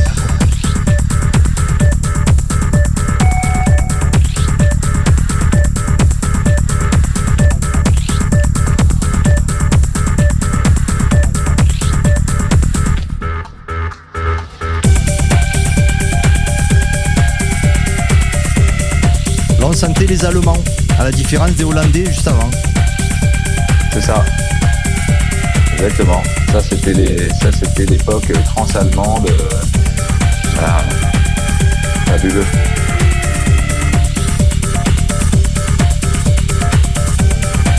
Quand ça va démarrer, tu vas voir, là c'est l'intro, tout ça. Tu vas voir, il y a une voix. Das ist die Welt. Tu connais pas ça? Non, je connais pas. Schnell. Komm, steig ein, beweg dich mit und frage nicht. Wir atmen den Duft kalter Fantasie. Am Ende aller Grenzen steht der Kosmos und Energie. Traum, rein,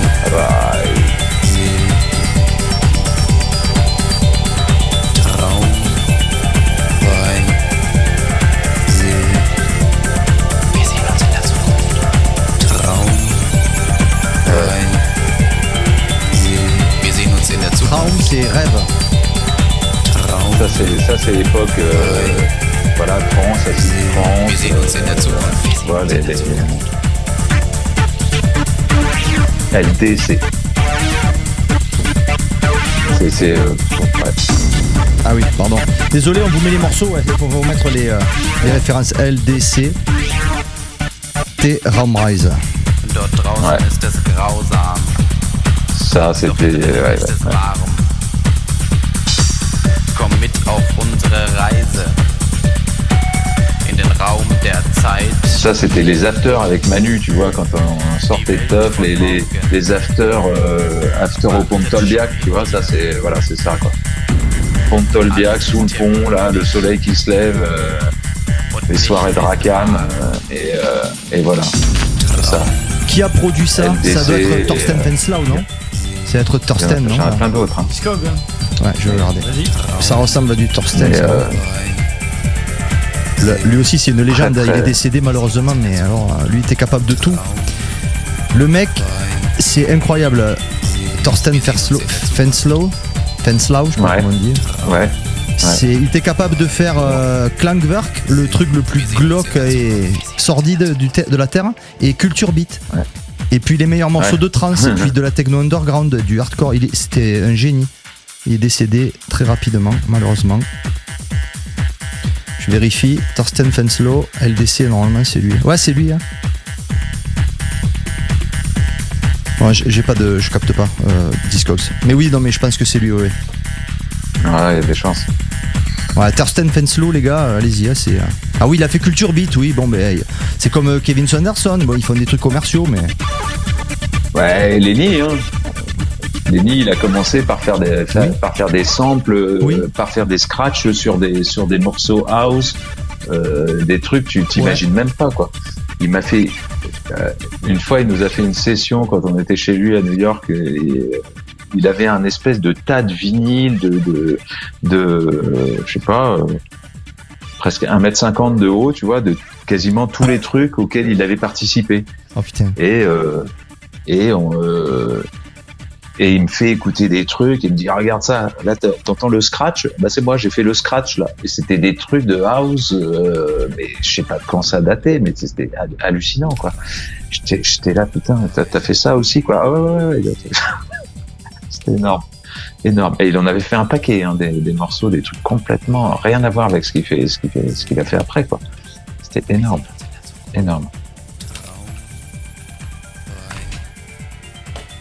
Ouais, c'est bien Thorsten Fenslow qui est mort en 93. Le mec, t'as des gars comme ça, comme Hit House.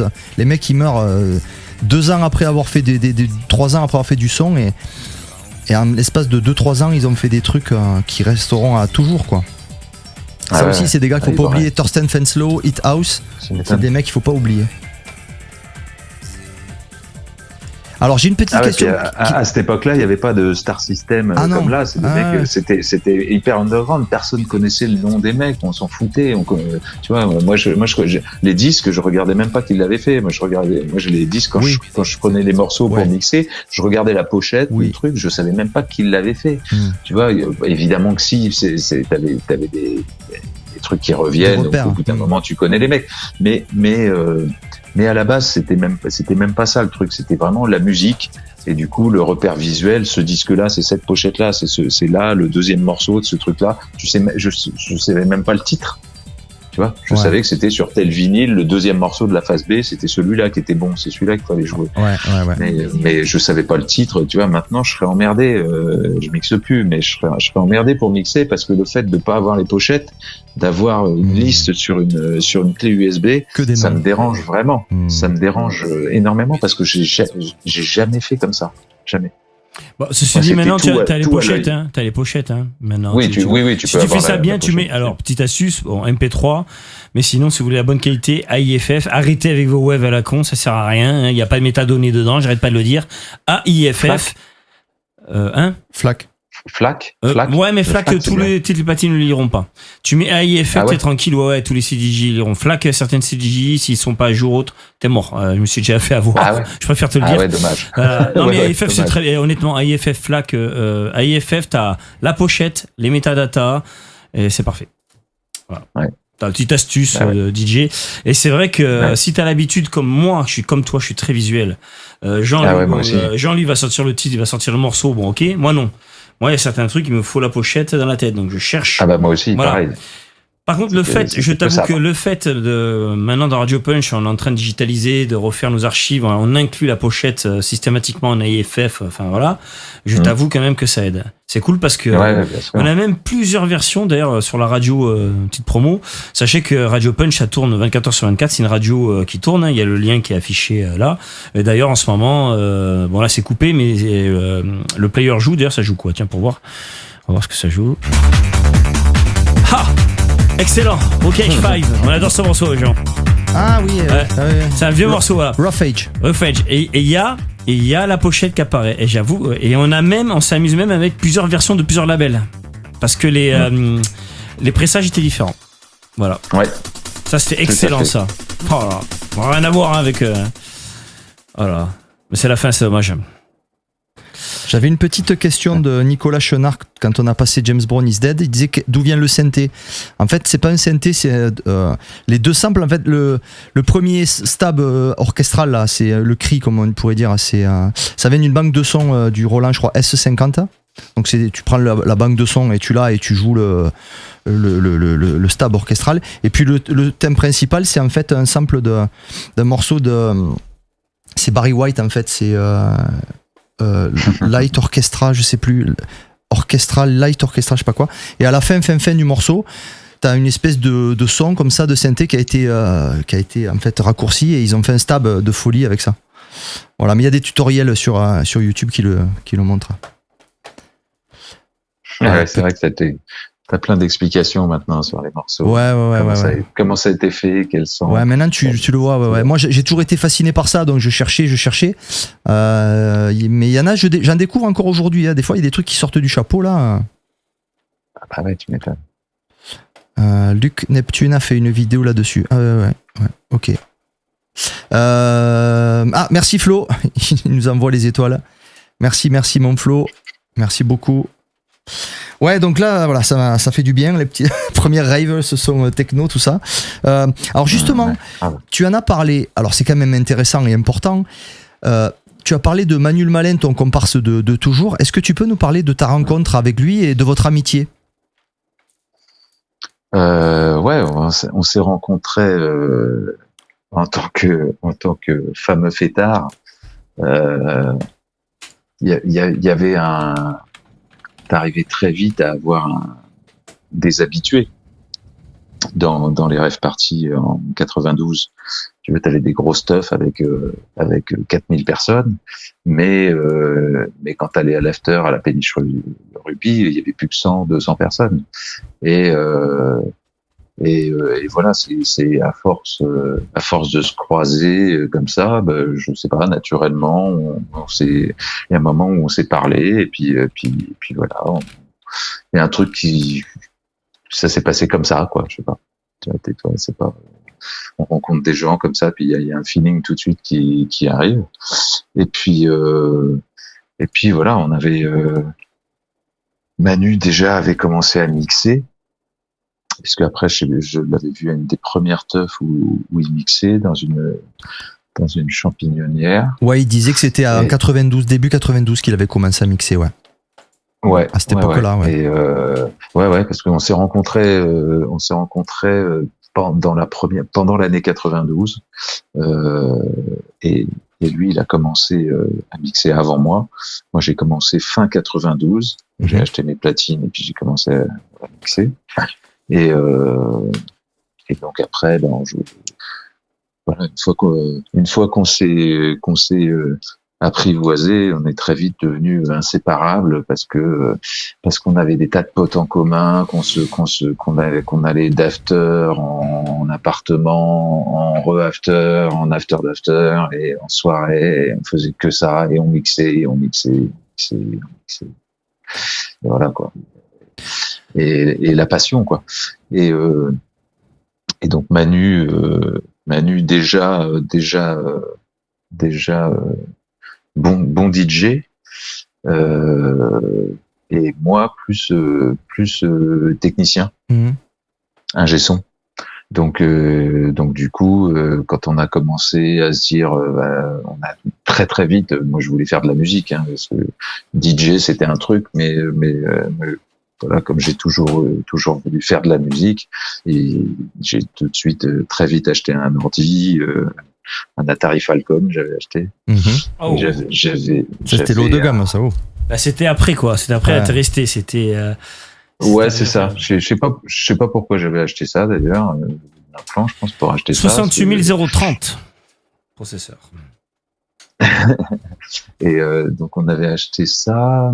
J'avais acheté un synthé. J'avais un SY55 qui servait plus de clavier maître. Ouais, c'était pas le meilleur de la série, hein. Non, c'est pas très bon. C'est pas terrible. Non, c'était tout pourri. On en a parlé alors avec quelqu'un. Qui c'est qui l'avait acheté? Il servait de clavier maître.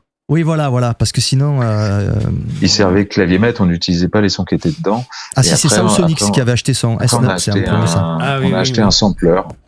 Lequel? C'était sampler, boîte à rythme. Ouais, un S1000. Bon, mais là, oui, là, t'es tranquille. Au début, on avait un S1000. Alors, je me rappelle plus le. Alors attends, on va mettre le fameux décor. Regarde, je vais changer le décor de RR. Regarde, je sais pas si tu vois. Hop là, j'ai mis plein de petites machines sympas là. Ouais. T'en reconnais? Alors, la 808, on l'avait. Le MS, on l'avait. Le SH101, on l'avait. La bassline, oui. En fait, c'est la photo de chez lui, de son studio, en fait. Ouais, exactement. Le Juno 106 aussi par la suite. Par contre, on n'a jamais eu de S950. Et Jupiter 8, on a commencé par non, Jupiter 8, non. Moi j'avais acheté mon synthé préféré, vraiment c'était le Prophet 600. Ah. Ah oui, Prophet 6. je l'avais vu dans une interview que vous aviez faite. Oh purée, dans les années 90. Vous aviez fait une interview, j'ai un flash. Première fois où on a vraiment fait un peu de zik, vraiment bidouillé comme ça, c'était en after d'after. On avait une TB, un Prophet 600 TR909 et la 909. Ouais, voilà, parce que on sent le groove. Je suis pas sûr qu'on avait la 909 à cette époque-là. Je suis pas sûr. Je me demande si on n'avait pas encore ma TR505 pourrie. Mais on avait fait un live pendant 3 heures avec un pote qui était là qu'on pouvait plus parce que c'était que des la TB et puis le prophète et puis nous on était très loin. Donc c'était assez marrant. Et voilà, ça a commencé comme ça et après on s'est vite démerdé à essayer d'acheter des bons synthés, quoi. Donc Juno 106, SH 101, le Prophet 600, c'était vraiment le truc. Moi, en tant que entre guillemets ingé son, j'avais pas uniquement l'idée des instruments, moi il me fallait les effets derrière. Donc le secret de nos premiers morceaux, c'est le Prophet 600 avec une petite pédale qui s'appelait le tube amp. Et le tube amp, on passait tout dans le tube amp. On passait la 909 dans le tube amp, on samplait et on faisait des putains de petits hardcore monstrueux parce que c'était un petit préampli à lampe, le tube amp. Et on mettait le Prophet 600 dans le tube amp et là dès que tu trifouillais les filtres, ça arrachait sa merde, c'était énorme. Et donc le secret de notre son à cette époque-là, c'était le tube amp. On mettait du tube amp partout.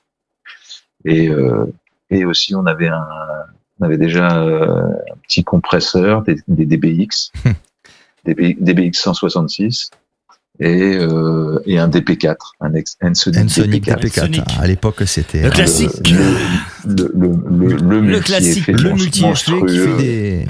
Je sais même pas encore s'il y a des softs qui font des trucs aussi bien que l'Ensoniq, franchement.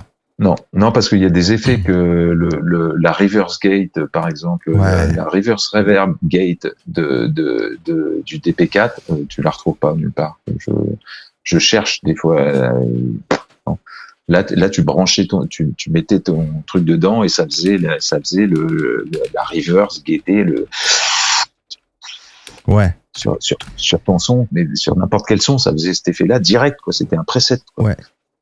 Ouais, c'était génial. Sur Jackson Beat, ça se faisait beaucoup, je me rappelle, c'était vraiment le truc. Putain, il y avait vraiment. Mais ça c'est. Il y avait Scanix aussi, il avait ça. Ouais. Il avait aussi un DP4. On était déjà potes à cette époque-là, et du coup, voilà, Moi, j'étais fan aussi des Waldorf aussi. Ah bah oui. Waldorf, putain de son. Nous, c'est les premiers synthés virtuels. Je parle des virtuels, bien évidemment. Quand on a gens qu'on a sur Cubase, rappelle-toi, sur Mac. Cubase sur les Mac, les vieux Mac que mon père avait. Les premières versions de Cubase sur Mac. Premier synthé virtuel, Waldorf 5. Ouais. Et c'est vrai que c'était un peu une révolution d'avoir ces sons un peu analogiques là, au niveau de l'ordinateur. C'était. On parle de ça. C'était quelle année ? C'était 98. Waldorf Pulse, il nous dit Nicolas Chenard. Je me rappelle plus trop, c'est 98. Alors moi c'était pas un Pulse qu'on avait. Alors attends, c'est quand on a bossé avec Aphasia qu'on avait acheté ça. C'était tout l'album que j'ai fait avec Aphasia et Mitlava, qui est un album génial qu'on n'a jamais sorti nulle part et qui est complètement inconnu et que moi je trouve absolument génial. Je l'ai reposté d'ailleurs sur mon Facebook il y a 2 ou 3 jours parce que c'est un truc qui était fabuleux, je trouve, au niveau du travail qu'on avait fait. Et il y avait ce Waldorf, le Wave. Waldorf Wave. Le petit orange, là, le petit module, celui sans clavier. Oui. Le Wave orange. Là. Orange, ouais. Nico, ouais. il a des DP4, il en avait 2, Nico. Ça, c'est le son, là, le son de ce truc, là. Mortel. Manu, il adorait l'Oberheim, OBX. Il était fan de l'OBX.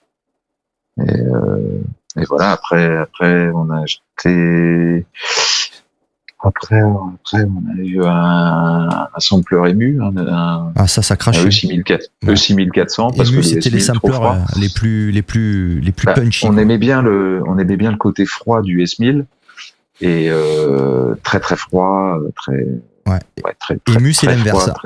Et EMU très chaud, quoi. C'est ça. Donc voilà, les gros sons tu vois, le Waldorf, plus américain, les sons. Voilà, pour les gros sons bien lourds, et derrière des sons bien cinglants, tu vois, comme il y a dans mes premiers morceaux, et les premiers morceaux de Manu qui sortent du S1000, quoi. C'est clair. Tu vois, un bon mélange de chaud et froid. Ouais, tout à fait. Non, mais c'est ça. Non, mais c'est vrai que le son, il était parfait. Hein. Je me rappelle de cette interview que vous aviez faite dans un magazine de musique électronique. C'était un peu magazine de matos où tu testais ça testait les moniteurs, tu sais. C'est notre pote Damien qui nous avait interviewé. Ouais. Damien Raclot, celui qui a fait les reportages sur les hérétiques. Ah ouais, d'accord. Ah voilà. Oui, il y a de Dream qui a fait ça, par exemple. Et c'est lui qui faisait des interviews pour Keyboard Magazine. Alors, c'était pas Keyboard, c'était le concurrent de Keyboard, là où je l'ai vu. C'était un magazine qui faisait un peu du keyboard, mais qui était aussi beaucoup sur les moniteurs et tout ça. Je me rappelle, c'était un magazine que j'avais acheté qui était... parce qu'à l'époque, je cherchais des moniteurs, je regardais les comparatifs. Et il y avait une interview de vous, c'était pas Keyboard.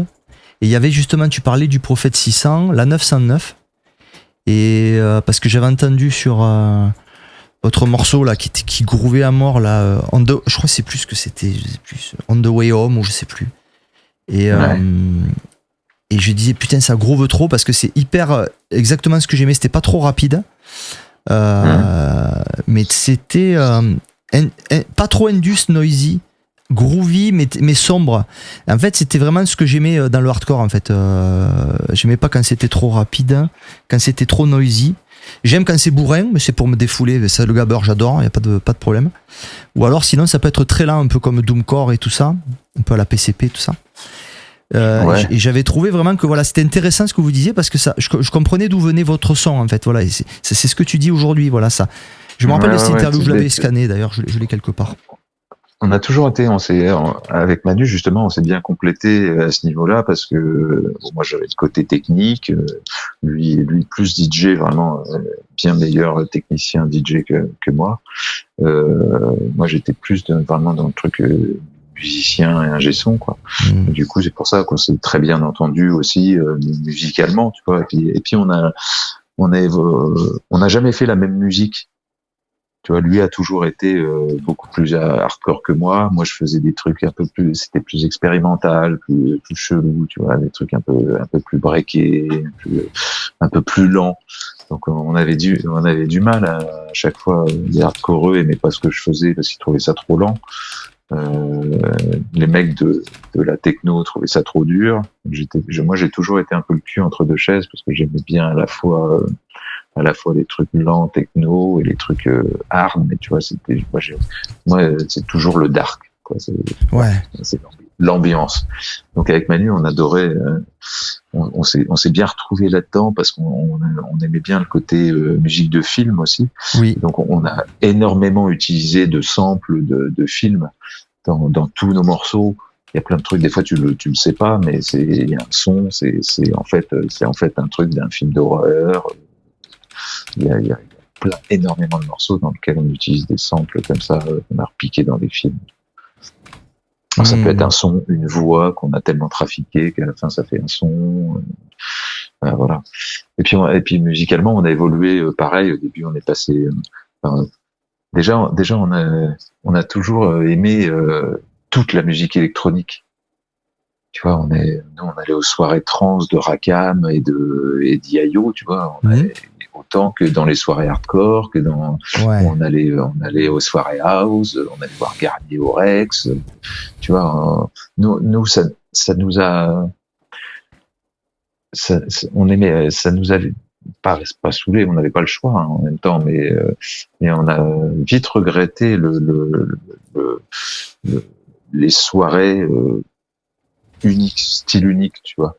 T'arrives à une soirée, c'est une soirée hardcore. ça commence, dès que t'arrives, ils sont à 200 BPM, machin, moi, ça me gavait, ça, tu vois, et même Manu, pareil, tu vois, Manu, à chaque fois, il arrivait, même s'il jouait en milieu de soirée, il pétait tout avec une intro de 5 minutes, et puis il recommençait à 130 BPM, et tu vois, c'est ce qu'a toujours cassé. Et c'est ce qu'il a fait, de faire, et nous, tu vois, nous, on aimait bien vraiment les soirées à l'origine où t'avais Pac-Man et Lisan Elias dans la même soirée. Tu vois, c'est ça. Et ça finissait trance, c'était génial. Ça commençait house, ça montait, ça devenait un peu on appelait ça nous tribalo rigolo, tu vois, les trucs. Après, il y avait un petit côté, ça se durcissait un peu techno, ça passait, il pouvait y avoir carrément hardcore, art techno, speedcore même avec Lisa. Ouais, et puis ça finissait un peu transouille, tu vois, et ça redescendait un peu transouille, tu vois. Et vraiment, moi, j'ai regretté après quand les soirées sont devenues, t'allais à une soirée, c'était que de la trance, que de la goa, parce qu'il y avait même on faisait la différence entre la trance, la goa, et tu vois, toutes ces étiquettes, et c'est dommage parce que avoir l'éclectisme dans une soirée, arriver dans une soirée que ça commence à 200 BPM, je trouve ça complètement con, quoi. Tu vois, je peux pas rentrer dans une soirée, moi, si c'est comme ça, quoi. Ouais. Je prends ça dans la gueule et puis ça me gonfle, quoi. Et c'est marrant ce que tu dis, parce ça marche pas, quoi. Il doit y avoir une évolution, quoi. Ouais. J'ai vu Manu jouer en B2B il y a un mois et demi. Je suis allé à Montpellier, 2 mois, non, je sais plus, à une soirée organisée par Tom Perretto à Montpellier, et du coup il y avait c'est marrant parce que t'avais Chassis Dorec qui jouait juste avant, qui était c'est très speed, hein, aujourd'hui on est plutôt dans les 150-160, c'est le rythme de croisière, un petit peu comme dans les années 94-15, et comme ce que je jouais à l'époque quand on jouait acide, un peu voilà speed, et il y a Manu qui a repris avec un B2B avec Somniac One. Et ils ont pas, c'est exactement ce que t'as dit. Intro de 3 minutes, t'es dans un film d'horreur, et puis ça repart à 130. Voilà. Et ça, alors que c'était, tu vois, c'est censé être le plus hard de la soirée, et en fait, il remet les pendules, le truc, et j'ai trouvé ça, j'aime bien, moi, ce délire-là. Ben ouais, moi aussi. Et j'avais une question, parce qu'il y avait une question, alors je les note à mesure, mais alors les amis, quand vous posez des questions, j'essaye de les poser, mais j'essaie quand même qu'il y a un fil, donc je les pose pas comme ça pour pas trop couper non plus. Mais là c'est l'occasion, il y avait Rod qui demandait, sur la scène hardcore, est-ce que au bout d'un moment vous vous êtes lassé, je pense que tu as répondu à la question, des soirées à 160 BPM où il y avait que ça, quoi. Ouais, moi tu dis 160, ça va. Moi c'est quand c'est que de la soirée, quand 200 BPM ultra speed, machin, je trouve il y a un moment ça manque de d'âme, tu vois, d'ambiance. Le seul qui je trouve qui est capable de jouer directement à cette vitesse-là, et de créer une ambiance complètement incroyable, c'est Producer. Ah, DJ Producer. Ouais, en anglais. Ouais, Producer, lui, pour moi, c'est niveau technique, c'est le meilleur des meilleurs, quoi. Il n'y a pas un technicien meilleur que lui. C'est à lui. Ah ouais, non, mais c'est hallucinant. C'est un DJ hip-hop à la base, hein. Il vient du hip-hop. Ah, c'est pour ça, parce que je l'avais vu en Écosse, et c'est vrai qu'il fait des cuts, des breaks et tout. Voilà, c'est un fan de hip-hop, c'est un fan de jungle, et donc il scratch très très bien. Ouais. Et du coup, il amène ça dans ses sets, et par contre son set, ça va commencer direct à 200 BPM, mais par contre avec des breaks qui n'en finissent pas, des ambiances de dingue, des breakbeats, des scratchs, et paf, ça repart. Et c'est de la musique rapide, mais où il y a une putain d'ambiance parce qu'il est capable de casser cette tu vois, ce côté speed. Alors que ce qui me saoulait, moi, c'est quand c'est juste speed bourrin et que c'est que ça. Ouais.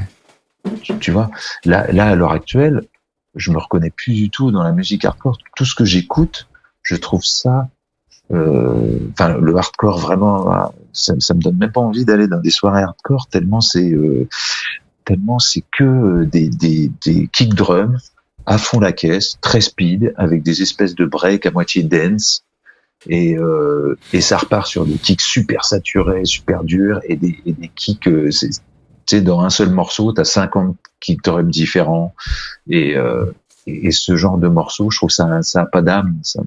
Si tu veux, c'est la mode. Moi, ça me transporte pas. Moi, j'aime bien l'ambiance, tu vois. Donc, que ça soit speed, ça me gêne pas, mais il faut que ça break et qu'il y ait des grosses ambiances de doom, tu vois. Même si c'est rapide, peu importe, mais il faut que ça prenne, quoi. Le côté, sinon, je trouve que c'est juste la vitesse pour la vitesse, en fait. Ça te prend pas aux tripes. Ça te fait pas frissonner, tu vois, par exemple. Mais c'est vrai que c'est, je prends un peu de recul quand j'écoute ça, je me dis tiens, pour un jeune c'est excitant parce que effectivement pour lui c'est nouveau, mais c'est vrai que avec un recul à nous, si tu veux, c'est vrai que tu te dis c'est un mélange des expérimentations de, tu sais, c'était Def Tarida, il a fait un morceau, c'était qu'un kick, mais le kick il passait dans tous les filtres de la terre, donc ça durait 5 ou 6 minutes, c'était juste un kick, et il a dû faire ça, genre dire bon allez maintenant c'est bon, une fois que c'est fait ça on n'y revient plus.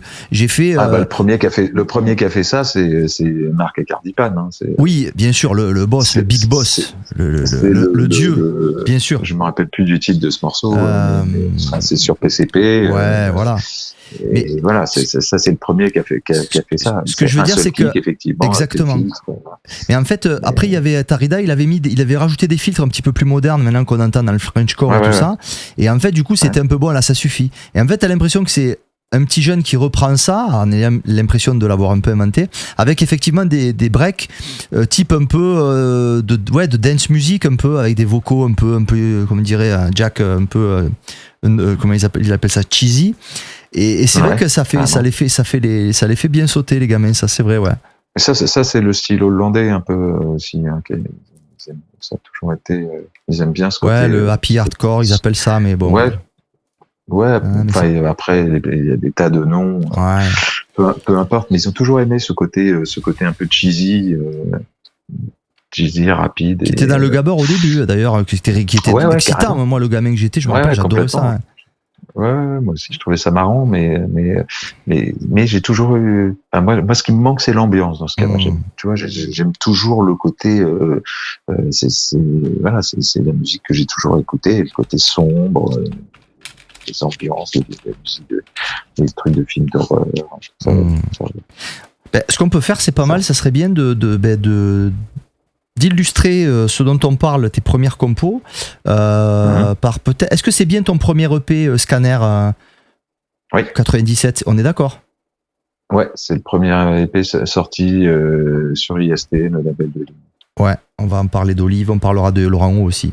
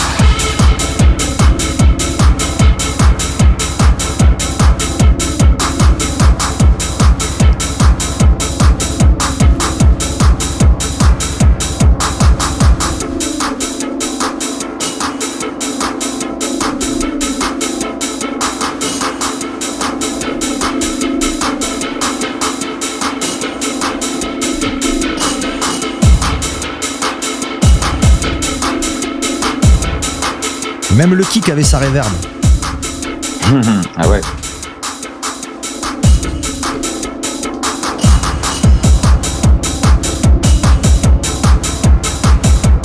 Ça, tu vois, pour moi, c'est la petite reverb est un peu obligatoire pour retranscrire le côté hangar.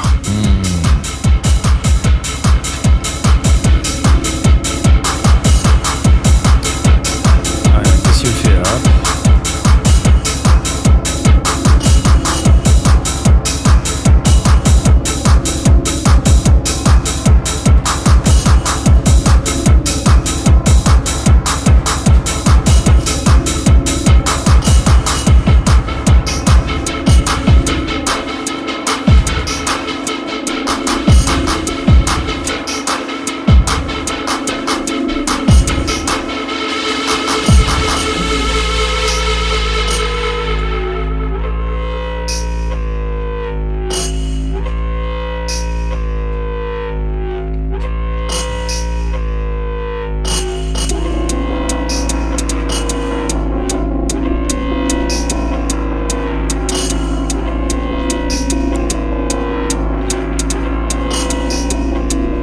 Tu vois, là, c'est vraiment The Fridge, tu vois, c'est vraiment froid, quoi. Mais attention, c'est froid dans les sonorités. Mais ce que j'apprécie dans le son que vous avez fait, Mais t'as toi un et gros Manu, kick bien rond. c'est qu'il y a du groove. Ouais. Et il y a Ah du oui, groove. complètement. Eh oui. Les sons sont froids, mais il y a du groove. Tout à fait.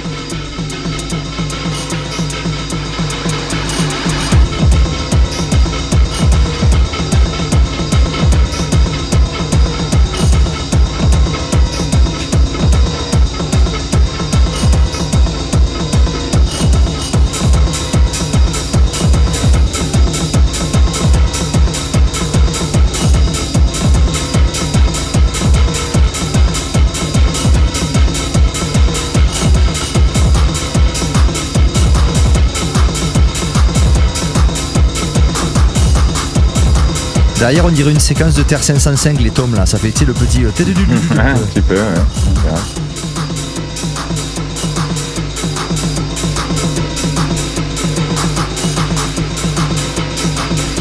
C'est syncopé, tu vois, c'est pas 4-4. C'est ça qui est bien. Ah ouais, non, c'est très. Ouais. On est très dans la syncope.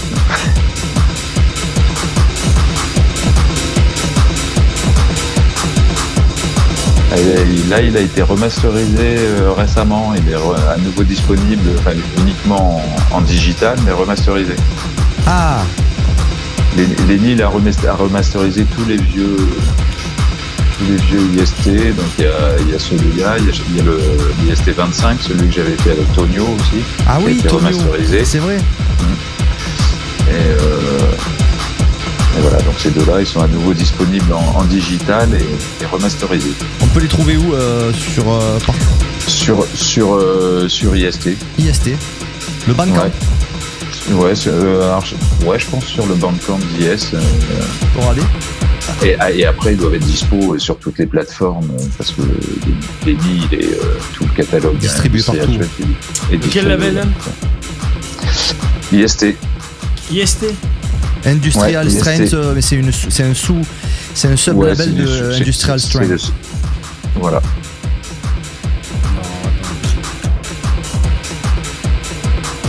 Donc IST Records. Ouais. Music Industrial Strength Records. Allez, je vous le mets. Je trouvais.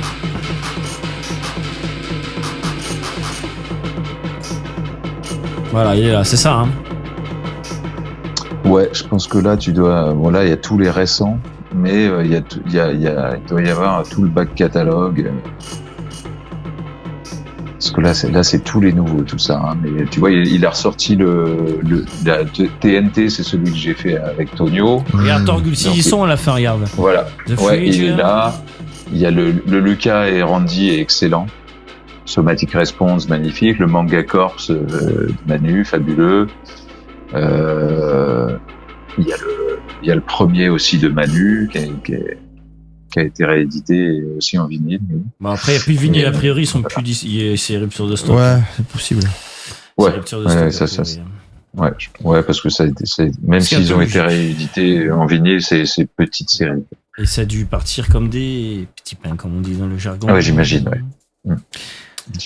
Alors, tu es sorti sur pas mal de labels, tu vois. Est-ce qu'on peut évoquer un peu, tu vois, donc Beast, j'en parlais, donc ça s'appelle de Olive à Marseille. Chronobrain, Guillaume la Tortue. Dance Floor Killer, Alphérox et Epithète, c'est Laurent O. Est-ce que tu peux nous parler un peu de tes rencontres avec tous ces acteurs quand même Il n'y en a pas eu 100 des acteurs du hardcore en France, donc du coup, vous vous êtes un petit peu tous retrouvés? Ouais, complètement. Ouais, c'est les gens que tu croises dans toutes les soirées où tu vas mixer, et puis voilà.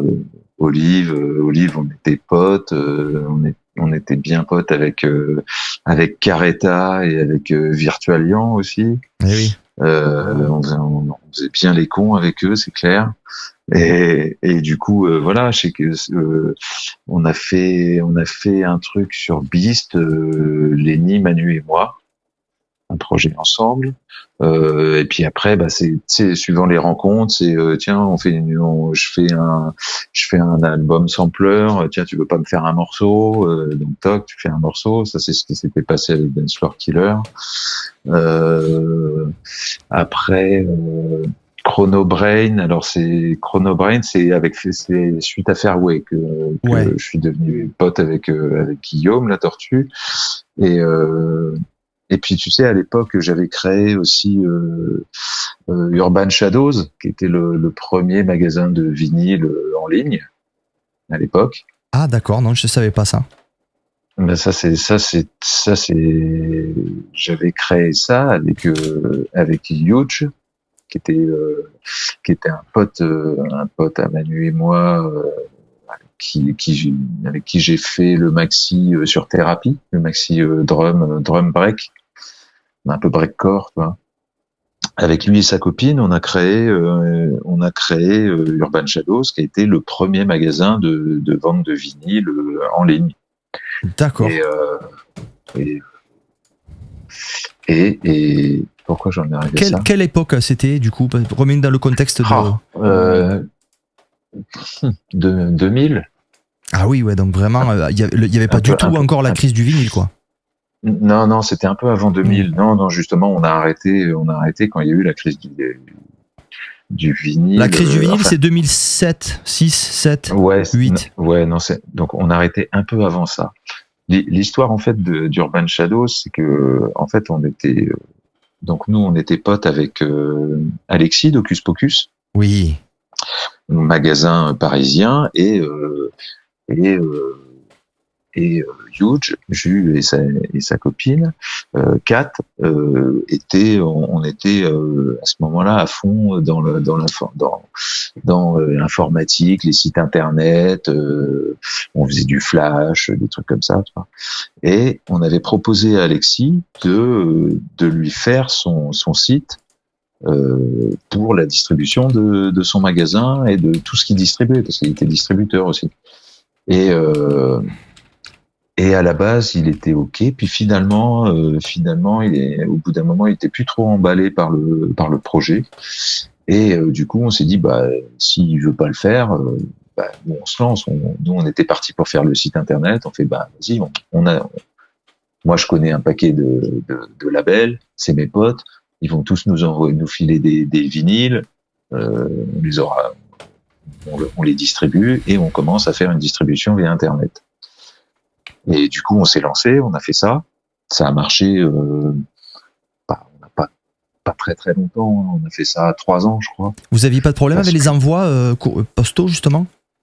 Non. D'accord. Non, écoute, ça se passait très bien. On était super bien organisés. Franchement, ça se passait plutôt pas mal. Mais notre comptable, dès le début, et tu vois, c'est là où on peut revenir au côté dans mes études que j'ai bien fait de pas faire l'économie, parce que tu vois, ça ne m'allait pas du tout. Je suis pas du tout un businessman. Et en fait, notre comptable nous avait dit d'entrée, les gars, c'est pas possible, ça va jamais marcher votre truc, parce que vous vendez pas vos disques assez cher, vous ne pourrez pas survivre. Ce n'est pas viable. Il y a un prix minimum. Et nous, comme on était tous DJ, pour nous, c'était pas possible de vendre les disques trop chers. On était là, mais c'est pas possible. Moi, mettre je pouvais pas me dire je vais vendre ça sur internet et je suis obligé de les vendre plus cher, machin. Il y avait un prix minimum. Je voulais pas descendre, je voulais pas monter au-dessus de ce prix, quoi. Et malheureusement, ça a pas suffi à ce qu'on, tu vois, on était 3 à bosser et on n'a pas pu se payer les 3. On a bossé pendant 3 ans tous les 3 pour rien. Et puis on a arrêté parce que c'était pas viable, juste parce qu'on ne pouvait pas vendre les disques assez cher. Il faut se remettre dans le contexte, un vinyle en début des années 2000, en euros, hein, c'était début milieu, c'était 7 euros, 8 euros, 6 euros. Ouais, c'est ça. Un prix de vente finale. Hein. Ouais, même nous on les vendait neufs. Ouais. Tu vois, et on voulait pas mais ça dépassait. Ouais, les 10 c'était un peu la limite où psychologique, on la dépassait pas.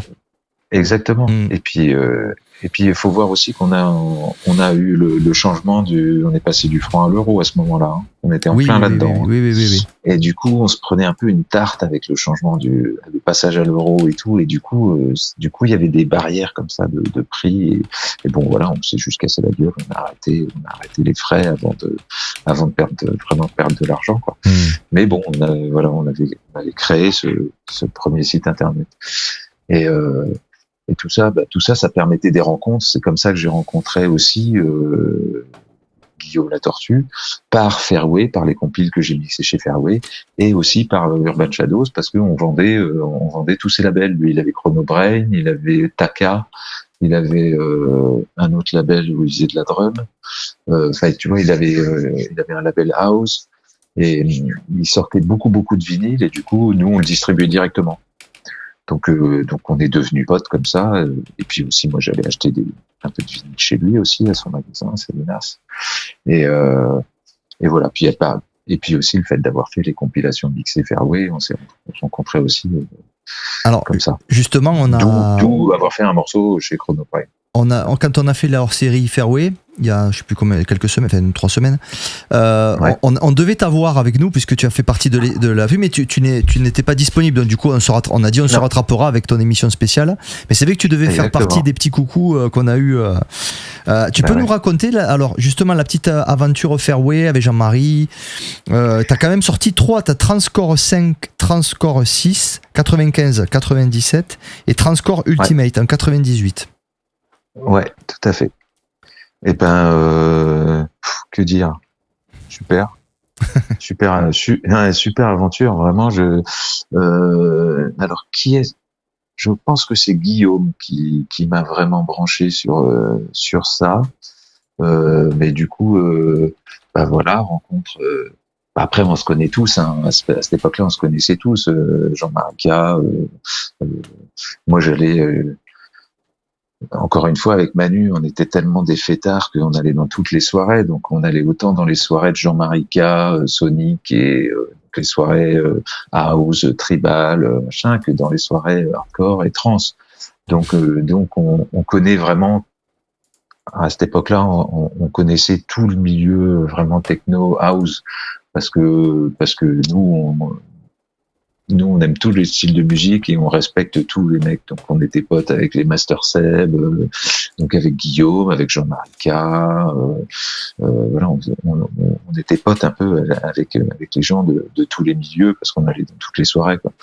Et du coup, voilà, ils m'ont proposé une fois de faire un CD et mixer pour Fairway. Donc, moi, j'étais trop content, quoi. T'imagines, hein.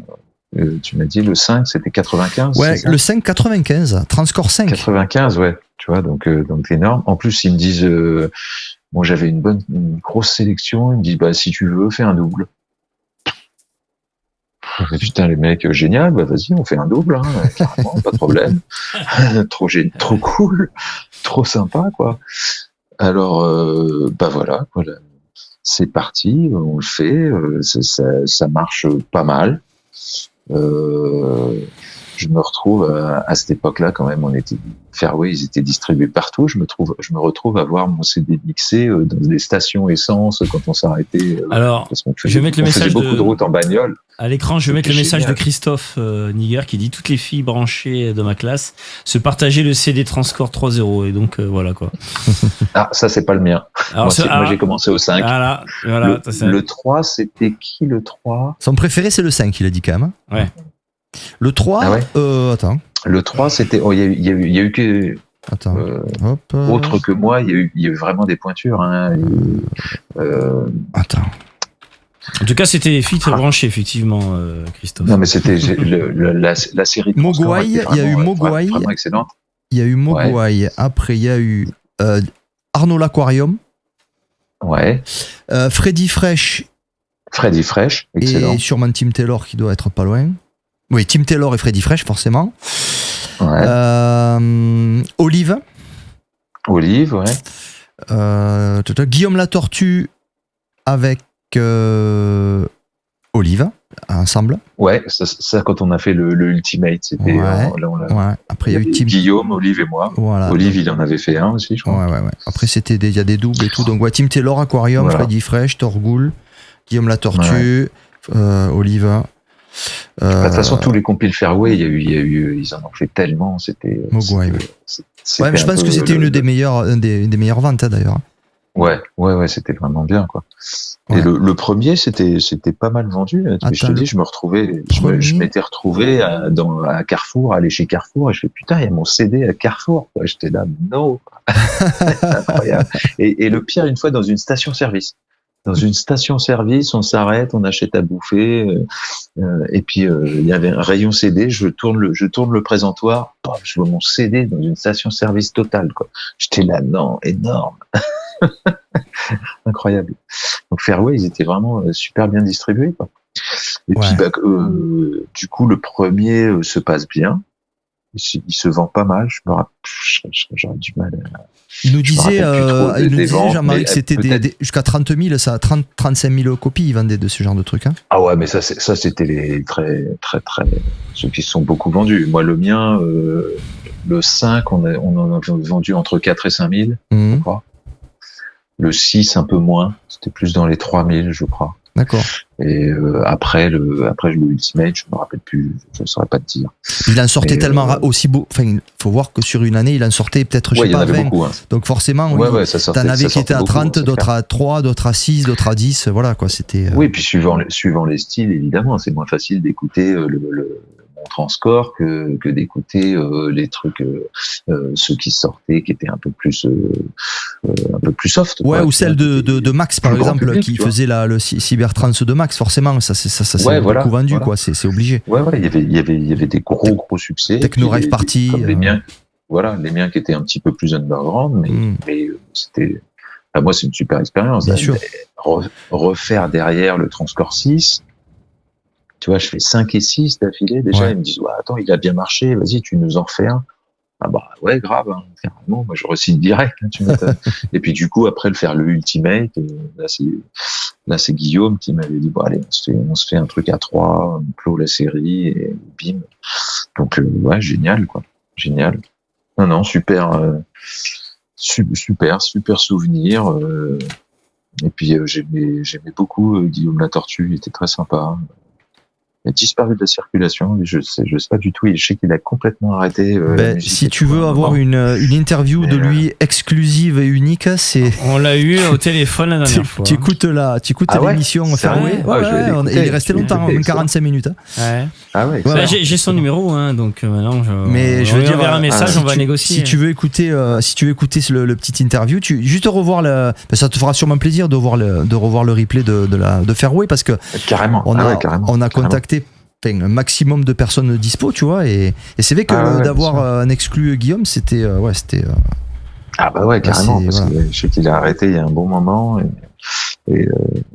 non, c'était quelqu'un, il a sorti plein de trucs. Chrono Brain, c'était génial, moi j'aimais beaucoup, quoi, tu vois.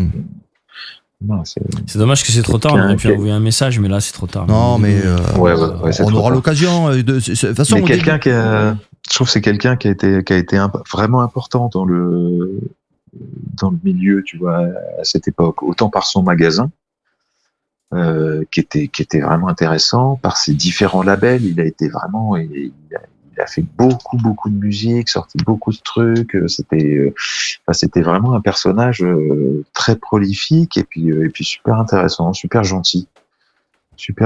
Et donc voilà, c'était un vraiment bon souvenir d'avoir fait ces compiles fermes.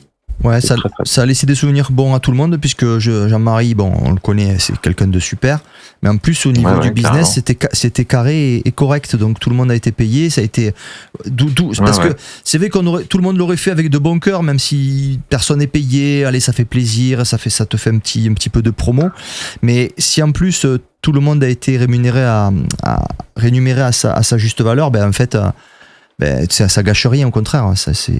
Ah non, ça gâche rien. Non, c'est pas le cas. Effectivement, c'est pas le cas avec tout le monde. Ben oui, voilà, toujours des histoires. C'est effectivement bien à noter, ça. Mais ça, c'est très Jean-Marie, c'est très carré. C'était réglo, c'était bien fait. C'était même dans les sélections de disques et tout. Il y avait certains disques, des fois, c'était pas facile de savoir d'où ça venait. Tu vois, c'était une promo que t'avais chopé quelque part. Donc aller chercher les ayants droit, tu vois, parce que pour les compiles, il fallait vraiment faire ça sérieusement. Les licences, il nous avait raconté Jean-Marie, c'est un truc de fou. Et du coup, c'était compliqué pour eux. Des fois, je sais qu'ils m'avaient dit, il y avait certains trucs, celui-là, on trouve pas, donc c'est mieux si tu le mets pas, parce que bon, après, c'est compliqué. Si jamais, tu vois, on peut pas se permettre de sortir un truc et puis de pas, si on retrouve pas le mec, voilà, le jour où le mec il tombe sur la compile où il est dessus et puis il n'a pas été, c'est pas cool, quoi. Ouais, bien sûr. C'était vraiment fait, c'est vrai, c'était vraiment fait sérieusement et puis moi, je me dis, non, c'était vraiment cool. Puis c'était mes premières expériences de mix CD. Après, j'en ai refait d'autres chez W, anti-statique aussi. Donc voilà, c'était sympa à faire des CD mixés comme ça. Très cool. Tu referais, on demande sur le live, ça te plairait de refaire des compiles? Bah, vu que je mixe plus, ça va pas être facile. T'as essayé sur le digital ou pas? Non. D'accord. Non, j'ai mixé il y a pas longtemps dans le magasin d'un pote qui faisait une petite soirée pour ses fournisseurs et du coup il me dit putain, ce serait cool que tu viennes mettre des disques et tout. Et je dis mais j'ai plus de disques. Enfin j'ai un espèce de truc, un espèce de contrôleur Numark qu'un pote m'a donné. Et vraiment mais un truc pourri, tu vois, tu peux même pas utiliser le pitch parce que le pitch il est tellement pourri et pas précis que tu peux pas caler au pitch, t'es vraiment obligé d'utiliser la synchro, uniquement la synchro, sinon tu peux rien faire. Donc du coup j'ai mixé un peu avec ça, mais voilà, c'est clair que ça fait envie, mais voilà, je peux plus. Et Cyrillien qui dit que tu lui as filé tous ses vinyles. Ouais, j'allais le dire. Je le gardais sous le coude, celle-là. Attends, je vais avancer. Attends, je mets le commentaire. Irilic qui dit que je lui ai pas donné. Je lui ai vendu. Ah oui, mais c'est pareil. Non, mais il a fait une putain d'affaire. parce que effectivement je lui ai vendu toute ma collection de vinyles quand j'ai déménagé de Paris, exactement de Bois-Colombes pour venir m'installer ici où je suis à Anglette. Pour moi, il était plus question de trimballer tous mes vinyles, c'était pas possible. Tu vois, c'est un peu le moment où j'ai changé de vie, où j'ai un peu lâché tout ça, enfin lâché le mix en tout cas. Et du coup, j'ai fait c'est pas possible, je vais pas me trimballer tous mes disques, c'est un calvaire, tu vois. Déjà il y en avait trop, c'était trop chiant quoi. Et du coup, Cyrillien, c'était mon meilleur client chez Urban Shadows. C'est un passionné qui achetait je crois qu'on lui faisait un colis par semaine de vinyle quand on avait Urban Shadows. Et du coup, je l'ai contacté, je lui ai dit écoute, je me sépare tous mes disques, si tu veux, je te les donne pas parce que pour le principe, mais je crois que je lui ai vendu 200 €. Ouais, c'est ce qu'il dit, 200 balles, ouais. Ouais, et il avait sa bagnole, il est venu avec sa Clio. Il a tout mis dans sa Clio. Il est parti, sa Clio est touchée le sol. Wow. Et puis, il y avait On a failli faire ça, nous aussi. Ouais, en sortant de ma rue, il y avait un dos. Dodan. Il a frotté sur le Dodan, tu vois. Et c'était énorme. Il était là, putain, mais il faut que je rentre à 50 à l'heure. La bagnole est trop pleine. Ouais, on l'a fait nous une fois. On a rempli 1000. On en a mis. Il y avait toi, moi et 1000 et quelques disques. On avait tout pris. Ouais, on avait acheté un lot. On a roulé à 30 à l'heure. On a tout pris. On a pris tout le lot. Ouais, tout. Moi, j'en ai gardé quelques-uns, faisaient tu vois, des trucs que je voulais vraiment pas lâcher, mais je suis filé toutes les promos que j'avais de Three Strand, par exemple, parce que Lenny, il me donnait tout. Eh ben oui, forcément. Et donc il a fait toutes les promos. Enfin, T'as gardé le Sperminator et le LS Style quand même, hein. Ceux-là, je les ai pas en vinyle. Ah. Je les ai jamais eu en vinyle, ceux-là, tu vois, donc. C'est mes morceaux fétiches que j'ai chopés après, que j'ai trouvé sur le net, tu vois. Attends, il dit qu'il a une photo de la voiture. Envoie-la moi en privé, je la mets. Voilà la photo. Prends-la. Envoie-la moi en DM, là, en privé de message, et je la mets, Cyril. C'est vrai qu'il y a une photo où on est tous les deux à l'arrière, avec si le coffre ouvert. Si là, vite fait, ça serait cool. Ouais. Et tu me l'envoies. Ouais. Tu la prends avec le smartphone. Ah, bah obligé, il faut dans l'émission qu'on ait cette image. Ouais, c'était énorme. Ah, alors, on bascule un peu sur ta vie pro d'aujourd'hui. On fait une petite parenthèse de Akira, qu'on embrasse bien fort, qui a fait les masters du mascarpone qu'on a écouté tout à l'heure. Il demande si tu prends toujours autant de plaisir avec ton métier d'artificier, parce que tu es artificier, tu fais des feux d'artifice. Hein. Donc voilà, on peut en parler un petit peu. Hein. Ouais, tout à fait. Eh ben, oui, parce que quand j'ai arrêté de mixer, j'ai arrêté à la fois par un ras-le-bol, aussi parce que j'étais à un moment où j'ai eu un creux de la vague, où j'ai jamais été très très fort pour me vendre, et ça me saoulait, si tu veux, de devoir me vendre. Donc quand on me demandait, j'ai eu toute ma période où j'ai beaucoup mixé, on me demandait tout le temps, j'allais pas prospecter, tu vois, c'était, on m'appelait, tiens, tu veux venir jouer là, ça, bah ouais, ok, tac, j'ai des trucs comme ça facilement. Et puis il y a un moment où, hop, un petit creux de la vague, et en plus un ras-le-bol ras-le-bol un peu de tout ça, de la façon dont se déroulait tout ce qui était devenu le milieu, un peu, tu vois, qui avait été un peu mangé par les free parties, et puis les free parties dans lesquelles je me retrouvais pas, parce que je les aimais bien au début, et puis il y a voilà, c'est ça. On m'a demandé si t'allais en free party. T'allais au free party au début quand même. Hein. Au tout début, ouais. Et puis quand c'est devenu 40 sons qui jouent la même musique, celle que je leur vendais à Urban Shadows, que je détestais leur vendre parce que c'était de la pâte à mix, vraiment de la musique de merde et tous les sons mettaient les mêmes trucs, ça me gonflait. Et donc toute cette période-là, ça m'a saoulé. J'ai fait c'est bon, c'est plus pour moi, j'arrête. Et donc je me suis mis à bosser dans le spectacle, concert, en tant que road, et j'ai bossé pour ma boîte d'artificier sur un plan en tant que road. C'est ta société alors. C'est ta société. Non, c'est pas ma boîte du tout. Non, c'est une très très grosse boîte, une boîte familiale, mais qui est très grosse parce que elle est internationale, parce que on fait partie des 4-5 boîtes qui font les plus beaux feux d'artifice. Donc du coup, c'est une boîte qui a un côté très familial, mais qui est en même temps une très grosse boîte parce qu'on fait des énormes shows. Dans toute la France. Dans toute la France.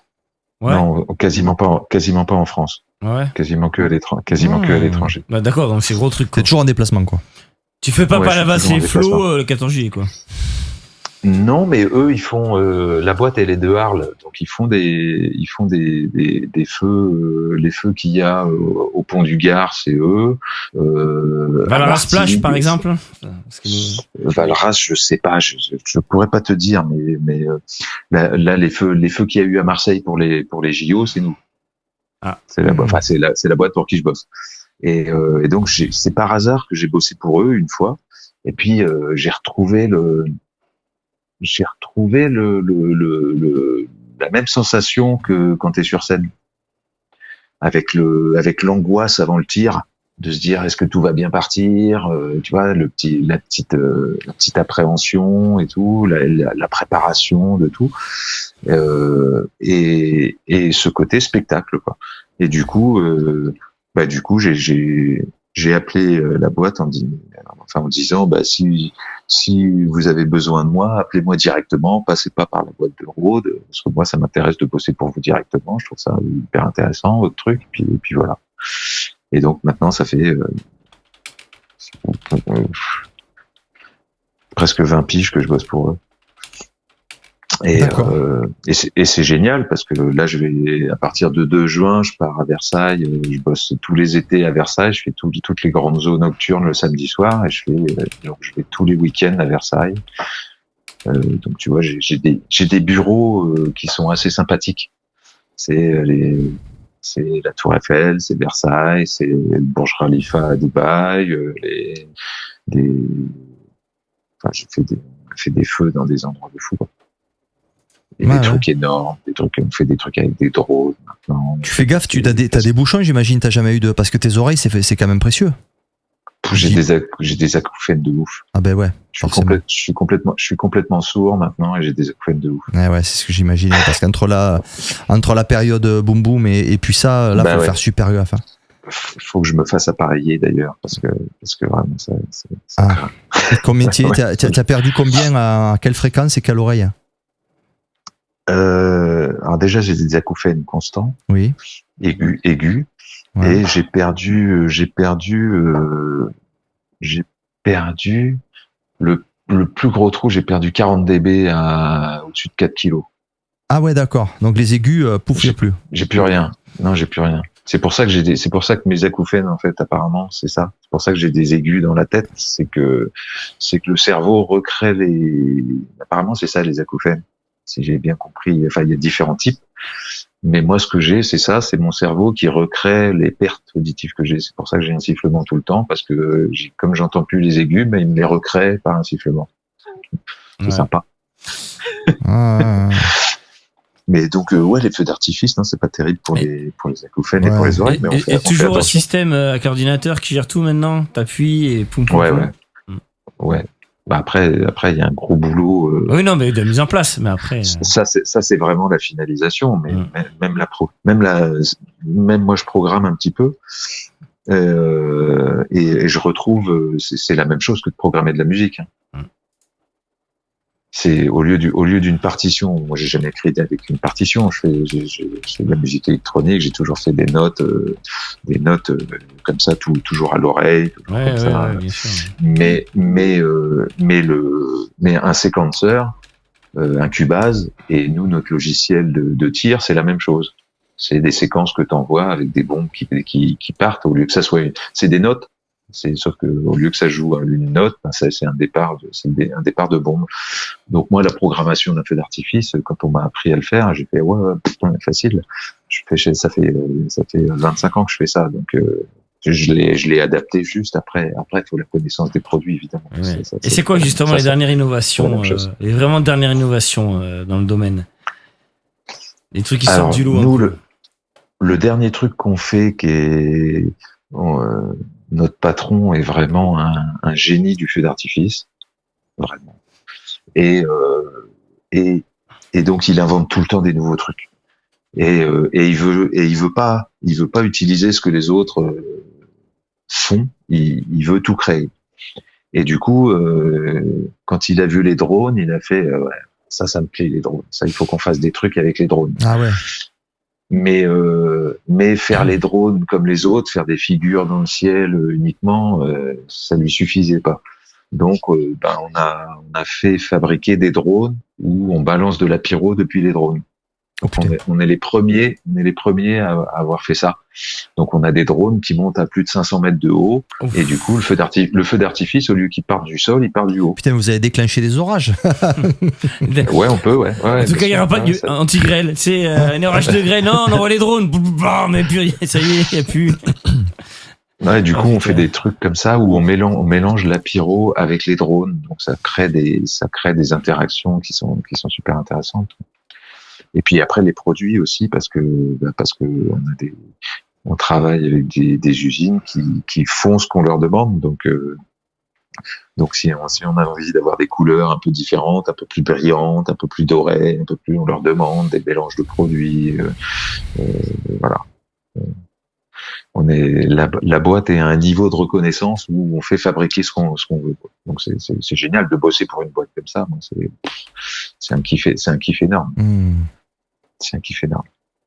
Tu te retrouves à faire des spectacles, des méga spectacles tu vois, quand on tire à la Tour Eiffel pour le 14 juillet, tu tires, t'as le concert de Johnny en bas. J'ai fait la tournée de Johnny, le Tour 66 en pyro, tu vois. Je balançais la pyro qui faisait l'ouverture avant que lui arrive sur scène, tu vois. Tu bosses. Je bossais au Stade de France sur Johnny Hallyday. J'étais en train de monter de la pyro à 30 mètres de haut au-dessus pendant qu'il y avait Christophe Maé qui faisait la première partie en bas. Parce qu'on avait des pannes et j'étais en train de chercher la panne en haut et de repluguer des trucs pendant qu'il y avait Christophe Maé qui était en train de faire sa première partie. C'était drôle. C'est des petits trucs marrants, tu vois.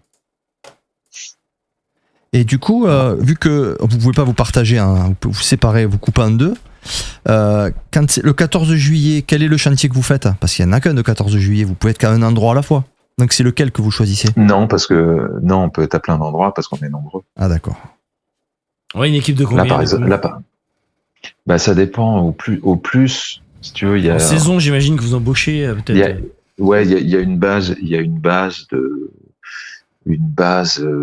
d'une quarantaine, cinquantaine de personnes, on va dire. Et après, sur des très gros shows, on est arrivé à 150. Ah ouais, quand même. L'année dernière, on a fait 6 mois en Arabie Saoudite, où il y a un moment, pendant un moment, je faisais un feu d'artifice par jour. Ah ouais. On a fait 117 feux d'artifice. Ça en fait des pétards à commander. Laisse tomber. Laisse tomber. C'est ton patron, il vit que pour ça, quoi. Il fait que ça. Ça veut presque plus rien dire au bout d'un moment, parce que justement, il y a un moment, on dit, c'est con, faire un truc par jour, ça perd l'exceptionnel, donc ça a pas d'intérêt. Et non, c'était intéressant de le faire pour le challenge, mais finalement, on s'est rendu compte que du coup, ça devient une ampoule. On fait d'artifice, tu vois. Ouais. Si tu le fais tous les jours, ça n'a plus rien d'exceptionnel, c'est plus marrant. Bien sûr.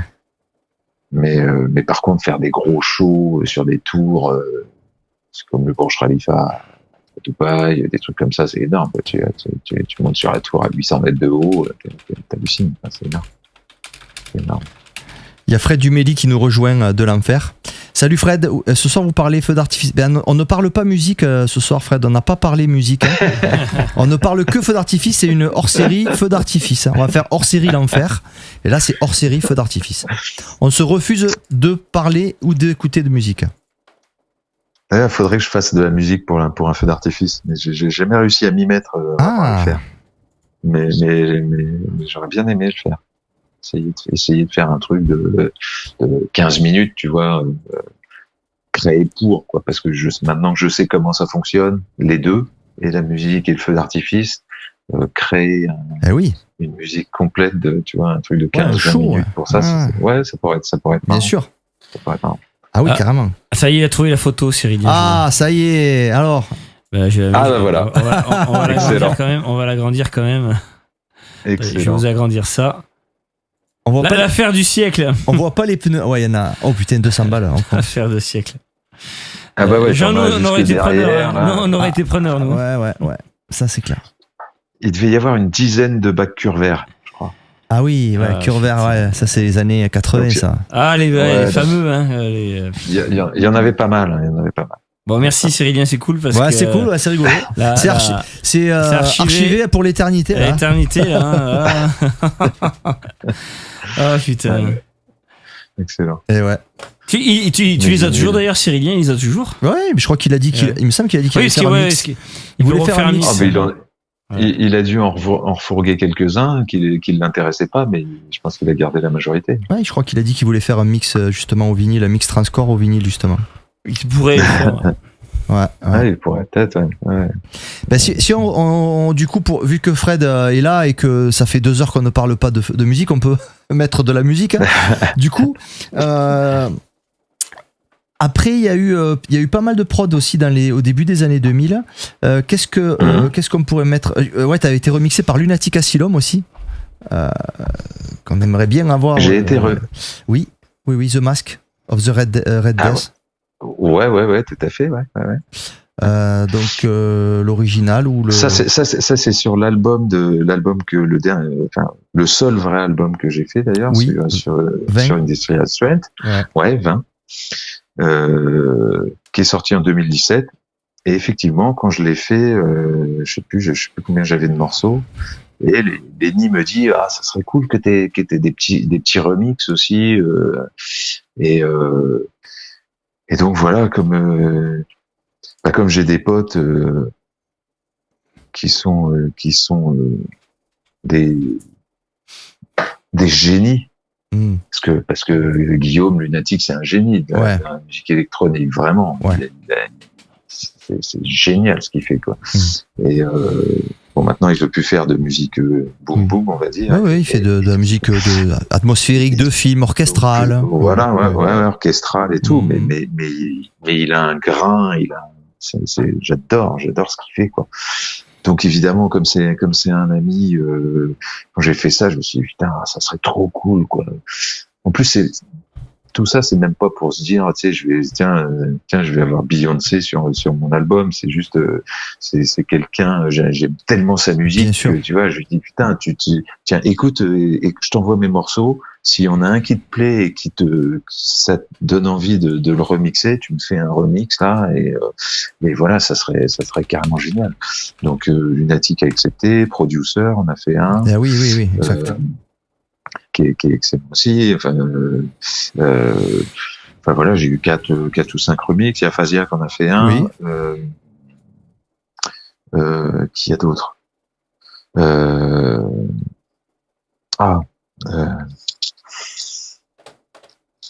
Excuse-moi. Attends, on va essayer de revenir dessus. Ouais, regarde dans la liste. La liste de remix. Ouais. Je connais que lui. En plus, c'est un super pote du sud, de Montpellier. De Montpellier? Mais oui, j'ai été joué pour lui. Une des dernières soirées où j'ai joué, c'est pour lui. Il y a un truc qui est bizarre, c'est qu'il y a 3 albums qui apparaissent, alors qu'avant, il y avait. C'était quoi ce délire? Les albums, il apparaît pas. 20 n'apparaît pas, il y en a d'autres. C'était sur Industrial Strength. Ouais, voilà, c'est pour ça que c'est bizarre. Ça apparaît pas. Ils l'ont mis comme une compilation. Ah ouais. C'est quoi ce délire? Je l'avais tout à l'heure sous les yeux.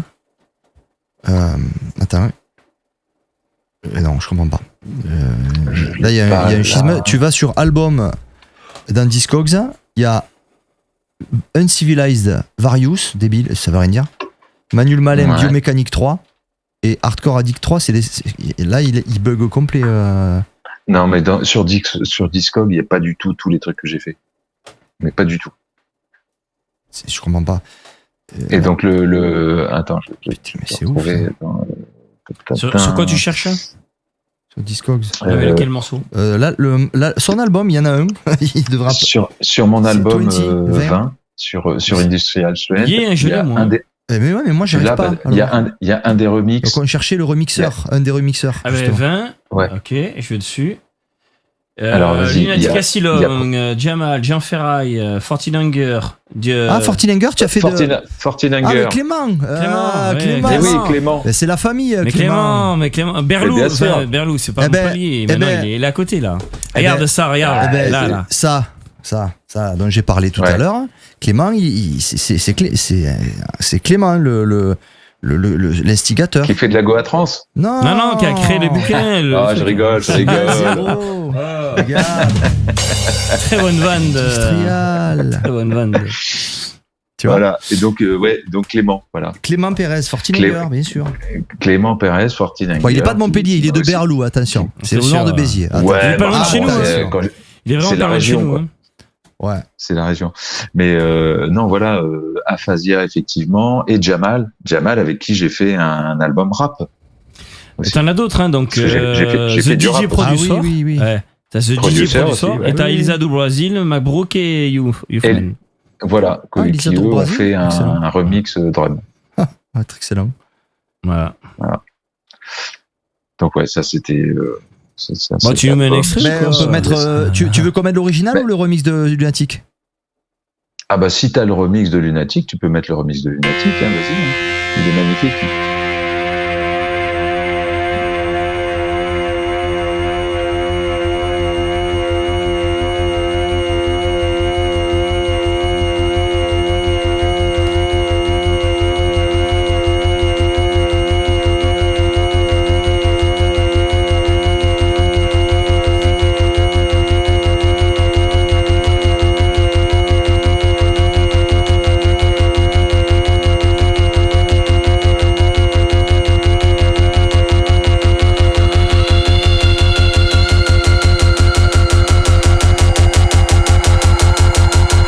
Ça sonne.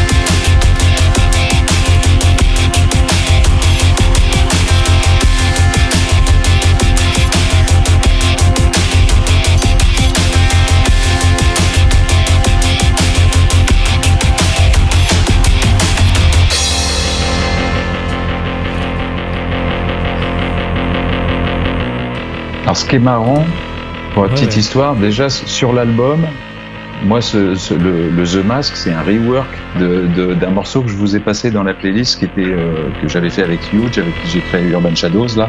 On avait fait un maxi record, on va dire. Donc c'est un remix d'un rework de The Mask of the Red Death qui était sorti sur Therapy. Ah oui.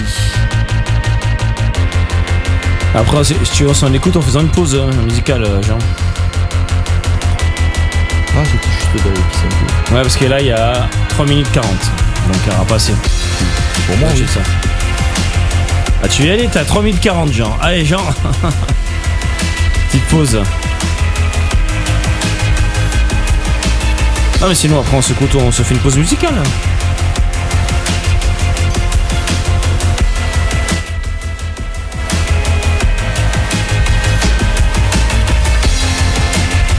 Bon, ouais, on va faire une petite pause musicale et après on attaquera le chapitre bloc 46.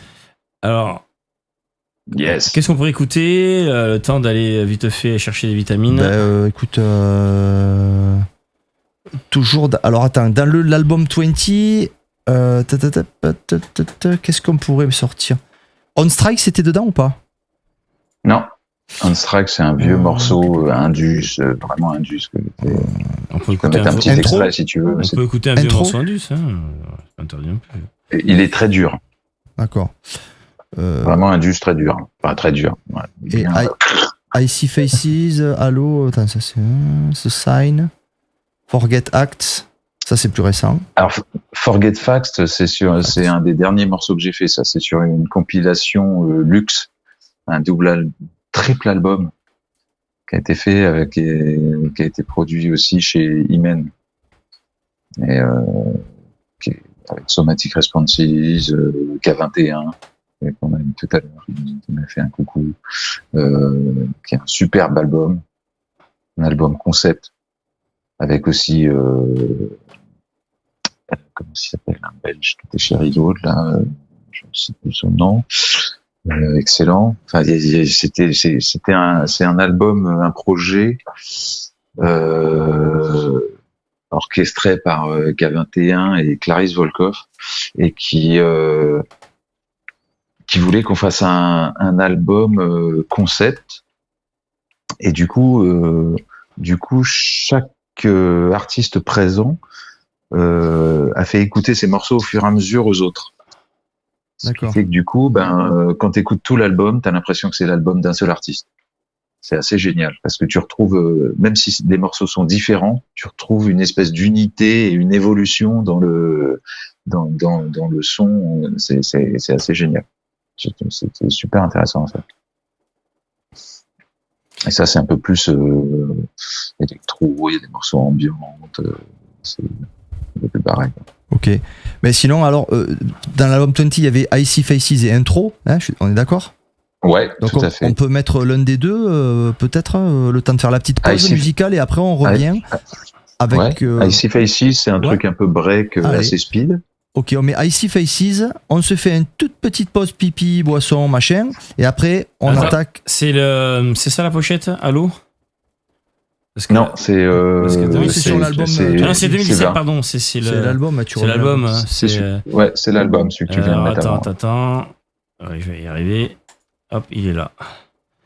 Allez, donc ce qu'on va faire, vas-y, fais partir. On va faire ça. Avec encore des samples de films, ça. On met ça. Voilà, et on se rejoint dans quelques minutes. On partait pas, on revient après, on parle de Bloc 46 et un petit peu de Lenny, on parlera biomécanique et puis là, un peu petit peu des actualités. Ok. Allez, tout de suite. On cherche une binouse. Okay. Ça marche. À tout de suite. Parfait. Ciao.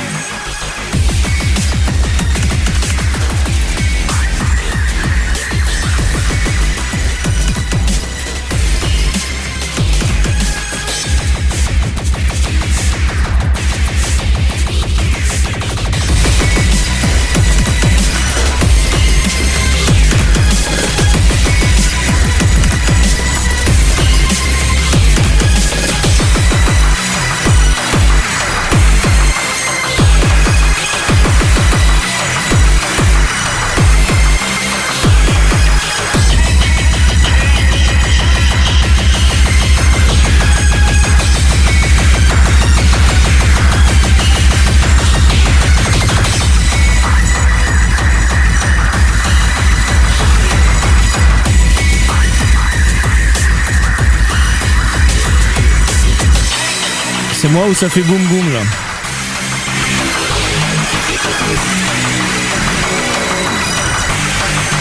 Vous êtes bien sur Radio Punch.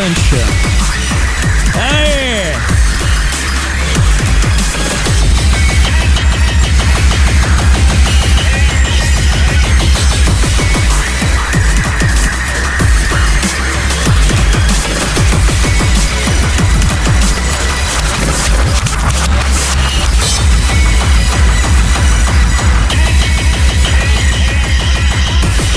Parfait pour s'endormir le soir. Les amis, on va reprendre. Donc, I See Faces, Torgul, 20, de l'album 20. Allez les amis, on y retourne. Give me a mother breakbeat. Radio Punch. Hardcore sound of the drum is pumping. Bass comes in on it.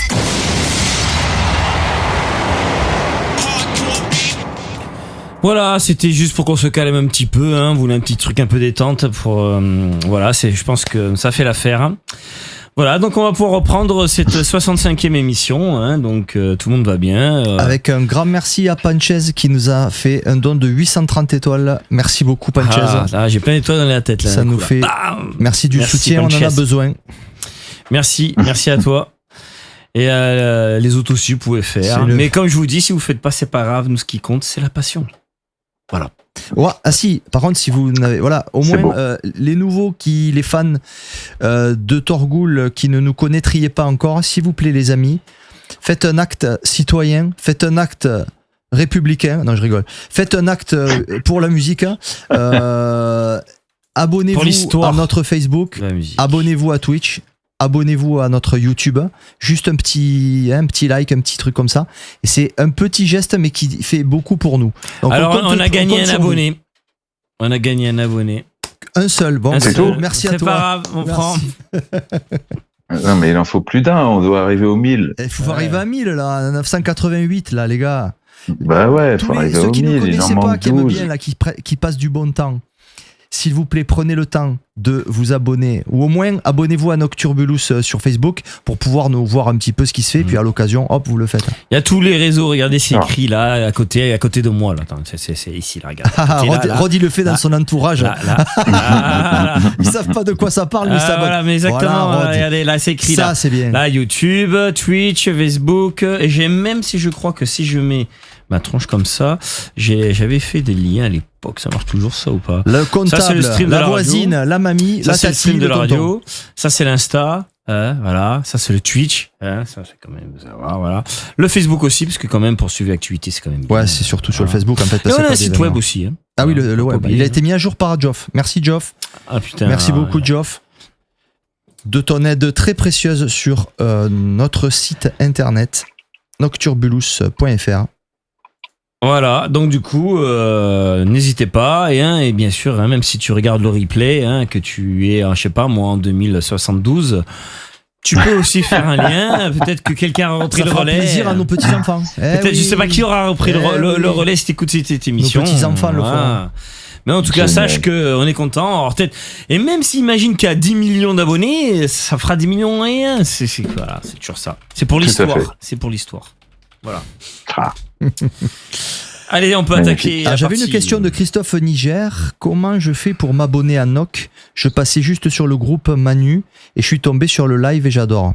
J'ai la question telle qu'elle est écrite. Je sais pas si tu peux répondre, Philippe. Attends. Si ça te. Ah, il m'entend? Ah, Noc, c'est pas nous. J'ai pas bien. Ben moi non plus, j'ai pas compris. Mais... C'est Noc, Nocturbulus. Si. Nocturbulus. Ah, Nocturbulus. Eh oui, c'est pas nous qui vient de l'expliquer. Je pense qu'il a compris maintenant. Ça y est, merci. Alors, si tu veux, je répète tout de A à Z. Hein. Non, mais par contre, on peut mettre le lien du YouTube. Tu vas sur la page. Il est, et là, voilà. il est en permanence à droite, je viens de le dire. Regardez là à l'écran, là, il y a YouTube, Nocturbulous Record. Ouais, mais il faut l'écrire. Hein. Là, Mais faut- l'écrire, c'est pas compliqué. Tu tapes Nocturbulous Record dans la barre de recherche de YouTube.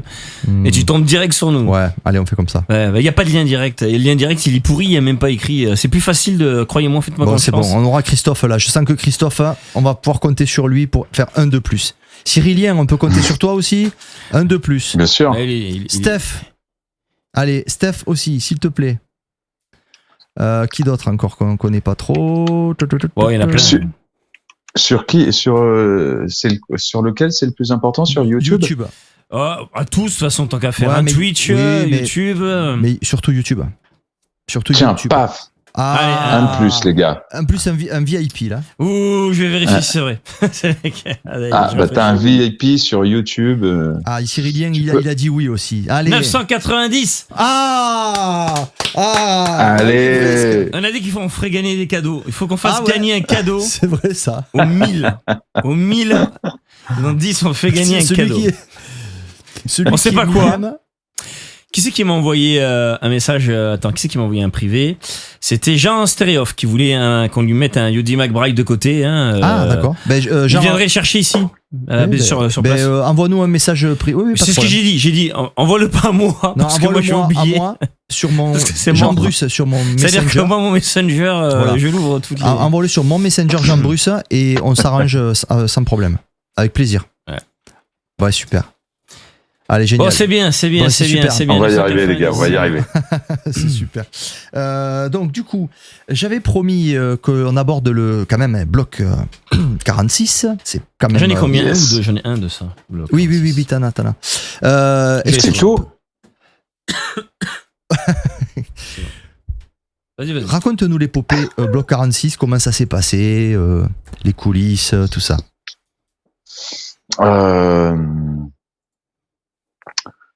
Bah tu sais, il y a un moment, on fait de la zik. On a du bol déjà. Autant Manu que moi, on est produit par Lenny D, quoi. Bim. C'est déjà, tu fais. Bon, ça va quoi, c'est du lourd, tu vois. Il y a les deux inventeurs du hardcore, t'as Marc Akerdipan, PCP, et Lenny D, Industrial Strength. Donc déjà, tu sors tes premiers morceaux sur le label de Lenny, déjà à l'honneur, quoi. Déjà, tu fais putain, laisse tomber. Cool. Et puis ah ouais, l'histoire c'est ça, c'est vrai. C'est à cause de lui. C'est à cause de lui qu'on a créé Bloc 46. On se retrouve tous, donc on est résidents depuis des années, Manu particulièrement, mais moi aussi à l'époque, d'Astropolis. Oui. On y est tous les ans. Et par le biais d'Astropolis, on rencontre Monsieur Aphasia. Aphasia qui qu'on découvre à une soirée donc organisée par les Sonics, Astropolis, et là on entend ce mec faire de la musique super originale, super intéressante, avec un matos de merde mais hallucinant. Genre il avait un synthé et un petit séquenceur. Le séquenceur, c'est quoi? C'était un QY10 ou je sais pas quoi. Je sais pas si tu vois ce que c'est, ces espèces de mini séquenceurs là. Ouais, tout à fait. Et le synthé, je sais même plus ce que c'était son synthé. Je crois que c'était un D20 ou un truc comme ça. Roland. Et juste avec ces deux trucs là et une pauvre boîte à rythme, il nous fait un live, mais genre on était sur le cul quoi. Moi je dis mais comment on fait pour faire de la musique pareille avec un synthé aussi pourri quoi. Les sons c'est que de la merde, c'est vraiment des sons basiques et il nous sort un truc de fou quoi. C'est génial quoi. Il faut qu'on le produise. Et pour qu'on le produise, il faut qu'on crée notre label. Donc voilà, c'est parti. On dit vas-y, on va créer notre label.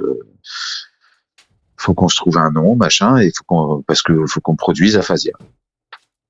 Et puis par la même occasion, ben si on trouve d'autres mecs à produire, on les trouve. Si nous on a des morceaux que Lenny veut pas ou qu'on est impatient, et ben on les produira nous-mêmes.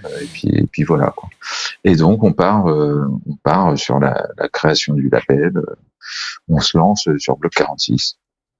Alors à savoir que le nom, ça vient du 46 rue de Belfort à Courbevoie, là où on habitait Manu et moi. D'accord. Donc c'est de là que vient le 46. Ah oui, d'accord. Et le bloc parce que ça nous représentait bien. On était un peu une famille, un bloc. La musique aussi un peu carré, dur d'un bloc. Tu vois, une espèce de truc un peu froid, métallique. Que ça soit un bloc de béton, un gros bloc de métal. Voilà. On trouvait ça assez représentatif. Et ouais, le 46, c'est parce qu'on habitait 46 rue Belfort à Courbevoie. C'était Manu habitait dans une chambre de l'hôtel de son père, et moi, quand je suis venu habiter, il y avait un magasin à côté qui était désaffecté, et j'ai squatté le magasin à côté, et c'est là-dedans qu'on a créé notre premier studio. J'ai tout insonorisé, tout isolé, et du coup, donc moi j'habitais là, Manu habitait dans une piole de l'hôtel, et on avait notre studio là au 46 rue de Belfort à Courbevoie. Pas très loin de chez Scanix d'ailleurs, qui habitait 2 rues plus loin. Ouais. Là, il nous a rejoint. Hein. Il est dans le sud maintenant, mais effectivement. Ouais, tout à fait. Mais à ce moment-là, il habitait à Courbevoie, à 2 rues de chez nous. Vraiment, il habitait à côté. Et voilà. Et donc voilà la création de Bloc 46, et à cause d'Aphasia, pour le produire. Grâce, on va dire. Et ouais, bah oui, évidemment, grâce à Aphasia. Et après, c'était l'occasion, évidemment, la liberté qu'on pouvait avoir de se dire tiens, on fait ce qu'on veut, on sort, même si notre zik, si on a des trucs barrés, on le sort, on le fait, et puis on s'en fout quoi. Alors le truc c'est qu'on n'était pas non plus dans le délire business, tu vois. Donc on faisait pas ça pour faire de l'argent. Ce qui nous intéressait, c'est de réussir à vendre le nombre de copies qu'on pressait, et que ça permette de ressortir un autre artiste, un pote, une découverte qu'on pouvait faire quand on allait mixer quelque part. Voilà, c'était vraiment l'intérêt de la musique avant tout, quoi. C'était pas de sortir 25 vinyles par an, c'est pour ça qu'il y en a pas beaucoup, tu vois. On n'était pas dans ce délire de faire un méga label avec des sorties tous les mois. C'était pas notre truc du tout. Donc voilà. Et finalement, on a quand même sorti un album de producer, qui est pas mal de vinyles, les petites subdivisions slash thérapie, et les petites divisions techno. Enfin, pas énormément de maxi, mais bon, suffisamment, et des bons. Donc voilà. Ok. Là, l'épopée Voilà. Bloc 46 a duré quoi, ça, de 98 à 2000 2004, 2002. Ouais, 2004. Ouais. Oui. 2004.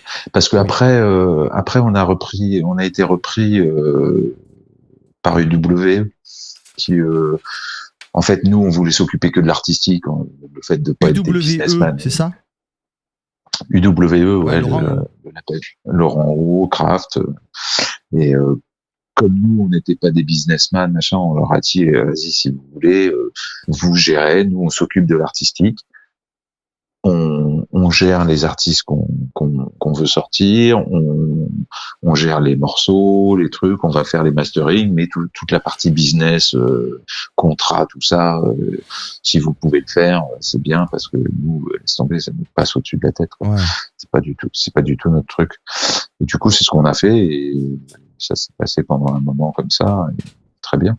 Très bien, c'était une bonne collaboration. Oui, justement, c'était au début, on a eu des questions sur le live, et voilà, on a parlé de Olive, on a parlé de Guillaume, on a parlé de Al, mais on n'a pas beaucoup parlé de Laurent O. On peut en parler un petit peu ? Bien sûr, Papa O. Un ami, j'adore Laurent Haut. Un fou génial. Voilà, j'adore ce type, il est excellent, il est complètement fou, mais mais il est génial, il fait un putain de précurseur dans la musique qu'il a fait, il fait des tas de projets super intéressants, autant dans le hardcore, l'électronica, la techno, non, c'est un super artiste, vraiment. Quelqu'un d'excellent. On l'invitera prochainement, Laurent Haut, c'est prévu dans les prochains invités qu'on aimerait avoir justement. Ouais, c'est quelqu'un c'est quelqu'un qui a été très important dans le milieu, voilà, dans le hardcore et puis pas que, puisque avec UW, ils ont fait avancer beaucoup de choses quand même. Ouais.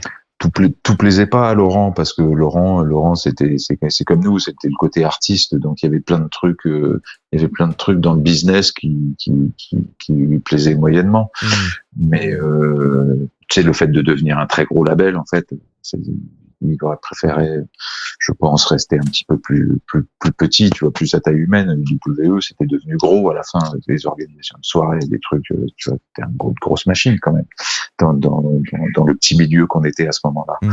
Mais ça a permis qu'on fasse le concert à Montpellier, au Quorum, des trucs comme ça, tu vois, d'avoir une structure comme UW. On l'aurait peut-être pas fait sinon, tu vois, parce que ils ont permis de faire le lien avec René Curing, tout ça, quoi. Donc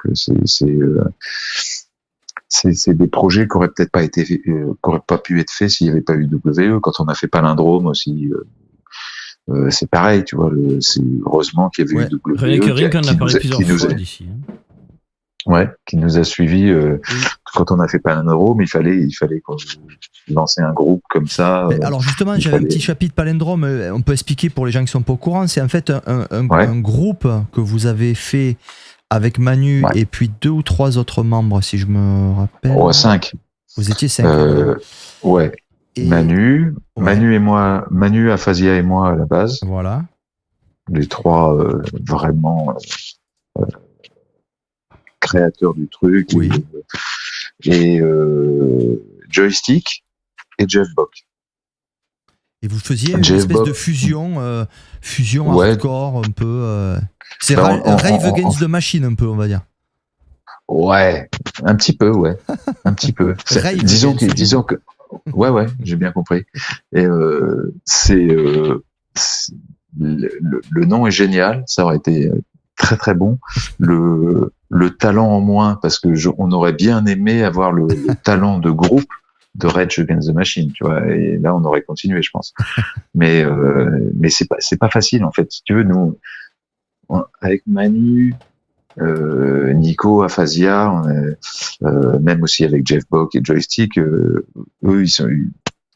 on les a branchés après, si tu veux. Mais la base, c'est vraiment Manu qui a toujours rêvé de faire de la scène façon rock, tu vois, façon groupe. Manu, il a toujours essayé, dans les bookings, de nous entraîner avec lui. C'est-à-dire que ça le saoulait d'aller mixer tout seul dans des soirées. Donc il essayait toujours, quand on le branchait, il disait ouais, mais moi si je viens, j'aimerais bien avoir Torgoul aussi dans la soirée, j'aimerais bien avoir Aphasia aussi. On te fait une soirée clé en main, presque, si tu veux. Tu nous mets un warm-up, un mec à la fin, et au milieu, c'est Torgoul, Aphasia et moi. Et voilà, Manu, il était beaucoup comme ça. On aimait bien bouger en crew, si tu veux, en groupe comme ça, parce qu'on faisait des cons 2 fois plus, et puis que c'est moins chiant que d'être tout seul tout le temps, bouger. Tu vois, c'est quand même, c'est une vie particulière quand même, d'être DJ, bouger d'hôtel en avion, en train, machin, en soirée. Tu vois, c'est quand même particulier, quoi, quand on le fait beaucoup.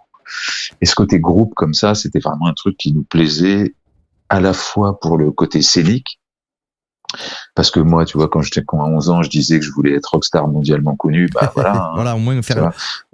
Être rockstar tout seul, ça me branchait pas. Par contre, avoir un groupe de rock, et là, c'était pas un groupe de rock, c'était une espèce de fusion, effectivement, rêve, métal, rock, voilà. Et donc voilà, on a branché Jeff Buck qu'on connaissait bien d'Astropolis, qui lui faisait des lives drum. Il faisait de la très très bonne drum and bass. Et était guitariste. On l'avait connu guitariste dans un groupe dont je me rappelle plus le nom, mais qui avait bien tourné en Bretagne, qui était un bon groupe. Et donc c'était un très bon guitariste, Jeff Buck. Et du coup, voilà, nous on a besoin d'un guitariste. Nico et moi, Aphasia et moi, donc on était aux machines. Manu composait avec nous et était le frontman un peu, le MC, chanteur, MC, voilà. Et Joystick, on l'a branché après parce qu'il était un peu batteur et il s'est dit nous tous des branleurs, hein, c'était ouais, moi c'est jouer un peu de batterie, vas-y tu vas être notre batteur. Forcément, à l'arrivée, c'était pas toujours au top parce que c'était pas le top batteur non plus. Ouais. Mais bon, on a arrivé à ce que on a réussi à faire un truc un peu carré quand même et à monter ce groupe et ce projet quoi. On a bossé comme des dingues. Au début, machine plus guitare et Manu en genre MC. Et puis à un moment, UW, ils nous ont fait ouais, mais là on sort un album et tout. On va essayer de faire une tournée. Donc là, faut que ça soit plus scénique, quoi. Donc et puis nous aussi, on avait envie de ça. Donc du coup, on a branché Joystick. On a dit vas-y. Donc là maintenant, tu vas bosser et puis tu vas faire de la batterie. En plus des beats qu'on met qui viennent des machines, tu vas rajouter des trucs à la batterie. Et puis moi à la base, j'ai été aux machines avec Nico, Aphasia. Ouais. Parce que au début, le premier live qu'on a fait, on avait nos deux studios qu'on avait mélangés. Donc on avait deux tables 24 pistes. Nico, Aphasia avait son matos, nous le nôtre. On avait mis une table branchée dans l'autre et tout le matos qui jouait ensemble, quoi. C'était un truc, un bousin de sampleurs, de machin. On avait un matos de ouf, quoi. Ouais, c'est là qu'on voit qu'aujourd'hui, ça aurait été beaucoup plus simple avec les matos qu'il y a aujourd'hui maintenant. Putain, laisse tomber, ouais, carrément. Là, les déplacements, c'était le premier live qu'on a fait à Astropolis, c'était monstrueux, parce que c'était énorme. Il nous fallait 2 Pratos, c'était monstrueux. Mais bon, c'était marrant. Et puis UWE, donc qui nous font faire l'album, on fait ça super sérieusement. On fait tourner. Donc moi je fais si on fait tourner, il faut que ça soit plus scénique, on a un guitariste, il faut un bassiste. Moi j'en ai marre d'être juste aux machines. Nico il peut gérer les machines tout seul parce qu'on avait réduit, on n'avait plus qu'une MPC et 1 ou 2 synthés, tu vois. Ouais. Et Manu était devenu vraiment chanteur uniquement, il faisait plus de scratch. Très peu et moi je fais vas-y, moi j'aime bien la basse, je vais prendre des cours et puis avoir une petite basse, ça avec la guitare ça va redonner une petite rondeur, des couilles en plus, tu vois. Et puis Joystick à la batterie, machin, et on va faire un truc un peu plus scénique et bien. Donc, moi j'ai été prendre des cours de basse et puis on a fait une tournée et putain, je te dis pas, c'était l'angoisse, quoi.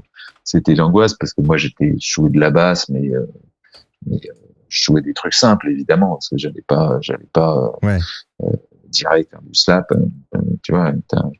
Mais j'étais tellement stress que j'avais mes partoches de coller partout par terre parce que dès que j'arrivais sur scène, je me rappelais plus de ce que je devais jouer. C'était épique. Franchement, c'était épique parce que c'était chaud, quoi. On a fait des grosses scènes. On a joué à Dour, on a joué au Printemps de Bourges. On a fait des trucs parce que le fait qu'on soit Torgoul, Aphasia, Manu le Malin dans un groupe à cette époque-là, si tu veux, dans le hardcore, il y avait Laurent Haut. En France, hein, je parle. Il y avait la bande Laurent Haut, Radium. Et nous, quoi, et 2-3 autres, quoi, mais on va dire qu'on faisait partie des gens les plus importants et les plus connus. Donc le fait de se retrouver à faire un groupe et avec derrière un label comme UWE qui s'est lancé dans la promo et tout, on s'est retrouvé à faire des interviews dans tous les magazines parce que Manu Malin et son groupe lancent un truc original, quoi, parce que ça se faisait pas encore. Il y avait 2-3 groupes un peu comme ça, mais vraiment ce qu'on faisait, Nous, c'était avant tout le hardcore électronique et par-dessus une guitare et un mec qui chante. C'était pas un groupe de rock qui met deux, trois notes de synthé, quoi. Donc du coup, c'était un truc plus original que ceux qui existaient un peu déjà dans le style, quoi. Et voilà, on s'est retrouvé à faire des scènes de dingue. C'était compliqué, compliqué pour nous. Mais un projet énorme, super intéressant, mais qui a périclité direct après parce que Manu était dans une période difficile, un peu difficile dans sa vie. Il arrivait plus à écrire. Il y a un moment, si tu veux, sur un album, il a écrit 2-3 trucs. C'est pas un poète, quoi. Il adore chanter. Il est tout le temps en train de chanter des tas de trucs, mais il écrit pas. Et donc il avait travaillé à fond pour écrire des trucs et tout. Et genre, il avait tout donné sur un album, tu vois. Mais c'est pas un écrivain, tu veux. Donc comme moi, je lui ai fait, bon là, mec, faudrait peut-être qu'on s'attaque à un deuxième album et tout. Là, il m'a regardé, il m'a dit, mais je sais pas si je suis capable, quoi, d'écrire encore d'autres trucs, quoi. Je dis, moi, je vais pas écrire des chansons d'amour. Si j'ai écrit des trucs qui sont sortis comme ça, je suis pas parolier, quoi. Rayon noir. Ouais, c'est ça. Et donc c'était beaucoup de trucs sur des jeux de mots à partir de palindromes, de trucs comme ça. Palindrome, c'est quoi d'ailleurs l'origine du mot? Un palindrome, c'est un nombre ou un texte qui se lit dans les deux sens. Ah. Donc rayon noir, c'est un palindrome, ça se lit dans les deux sens. Engage le jeu que je le gagne, ça se lit dans les deux sens. D'accord. Il y a plein de phrases comme ça. Intéressant. Et du coup, on était parti justement dans les paroles, il y avait engage le jeu que je le gagne. On était parti sur plein de phrases de palindrome comme ça qu'on intégrait dans les paroles. Et puis sur tout un délire de texte un peu différent. On avait fait pendant qu'on répétait, on répétait chez Joystick dans la maison de sa mère en Normandie. Et on avait trouvé un vieux bouquin, genre pas de pharmacien, mais plus un truc presque de druide, tu vois, avec des tas de produits, des tas de trucs. Et du coup, on avait fait un morceau là-dessus, un espèce de morceau un peu indus, et avec la voix de Nico Afasia qui parlait de parce que c'était des trucs, une ou deux gouttes de je sais pas, de perchlorate, de machin truc. Et donc on avait fait tout un morceau avec des tas de phrases comme ça tirées de ce bouquin. Parce que c'était un truc qui nous a fait marrer, tu vois, c'était un espèce de vieux truc d'alchimiste, si tu veux. Donc on pourrait mettre peut-être, vous aviez fait des clips vidéo là pour illustrer un peu quand même, qu'on voit un peu l'énergie, tout ça. Il doit y avoir sur YouTube, non? Non. Rien du tout? Non. Rien. Ah non. Non. On a, parce qu'il y a encore notre fameux pote Damien qui a fait le We Are the Dream là, sur les hérétiques, qui a fait des tas de reportages et tout. Mon ami Damien, si tu nous écoutes, ça m'étonnerait, mais il faut absolument qu'on sorte toutes ces vidéos parce qu'il a toute notre vie. Ah ben oui. Parce que c'est un ami qui nous a suivis partout. C'est génial. Et partout avec une caméra. Donc il a tout palindrome, il a toutes les répètes, il a tous les concerts où il était là, il a filmé partout. Des archives de C'est fou, lui. Il a des archives de toute notre vie de DJ, de tout ce qu'on a créé, quoi. Et le problème, c'est que à chaque fois que je vais bosser à Paris, à Versailles, à chaque fois que je vais chez lui parce qu'il habite à côté, donc on se voit régulièrement.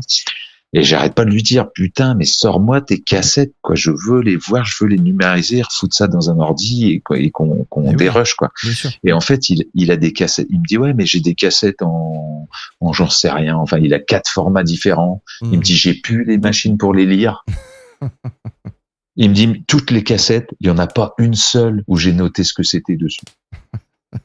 Tu vois, il y en a des archives, Donc il faut qu'on trouve ça, et parce que lui effectivement il doit avoir des images de quand on a joué au Printemps de Bourges. Le Printemps de Bourges c'était énorme. On jouait sur une grosse scène avec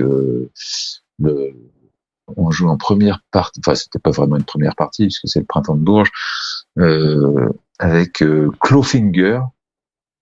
Clawfinger, c'est un espèce de groupe de fusion métal qui a été assez connu pendant un moment. Et on jouait avant eux, donc sur une grosse scène, hein, une salle de 4000 personnes, un truc comme ça, de 2 ou 4000 personnes, mais un gros truc, quoi. Et il y avait tous les lights pour Clawfinger, mais on n'avait pas le droit d'utiliser tous les lights. Parce que, évidemment, c'était le show principal, Clawfinger. Mais on avait une copine de notre régisseur qui était là, qui était lighteuse, et qui nous a dit, nous, on voulait pas trop de light non plus. Nous, on demandait tout le temps à avoir des lights en contre pour qu'on ne voit pas. Tu vois, genre l'espèce de timidité quand même sur scène. Donc on voulait pas trop qu'on nous voit quand même. Donc si on pouvait avoir des lights en contre, c'était bien. Pas trop avoir des gros flashs sur nous. Et du coup, voilà, il y a une nana qui nous a fait un show light. Donc j'ai revu des images, c'est sûr, elles existent. C'était énorme. C'était genre énorme. C'était concert à Bercy, tu vois. C'est pour nous, c'était le truc. Waouh, tu dis putain, on a fait un truc de ouf là. On n'a jamais eu des lights comme ça sur une scène comme ça, à jouer en groupe, quoi, tous ensemble, quoi. Donc j'aimerais bien effectivement retrouver les images de tout ça. Ouais. Alors écoute, c'est pas perdu. On va enquêter là-dessus. Est-ce qu'on peut mettre un morceau je sais pas, quel morceau tu nous conseilles de mettre pour de palindrome. Palindrome, ouais, qu'on peut trouver sur YouTube. Ah, palindrome, faut mettre.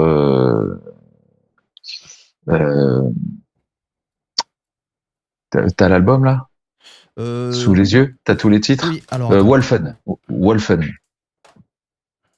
Faut mettre Wolfen part 1. Faceless, Old School, Cujo, Debout, Hard Enough, Brûle, Wolfen part 1, Wolfen part 2, Tale of the Wind, Wolfen. Sickness, Rio Noir. Je dirais, alors Sickness, c'est celui avec tous les espèces de trucs de malades, de recettes là, machin. Celui-là, il est assez marrant. Mais celui qui illustre bien le mélange, c'est Wolfen part 1 et 2. Wolfen.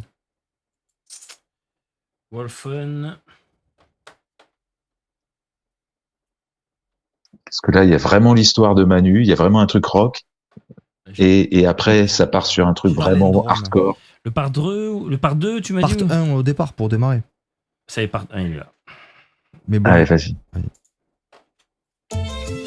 Sylvestre Wade, chef. Ça, c'est une pub YouTube, hein, forcément. Hein. J'allais dire, c'est bien soft. Il s'est mis.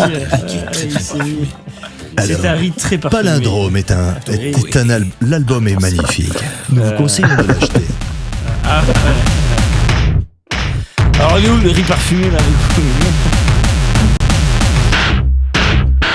Ah merde, attends, je me suis trompé. C'est pas la même pochette.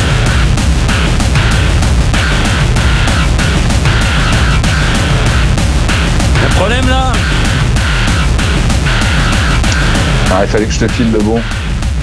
Ah bon? Oui, mais faut partir sur part 2, je pense. Ok. En part 1, c'est une longue intro. Ouais.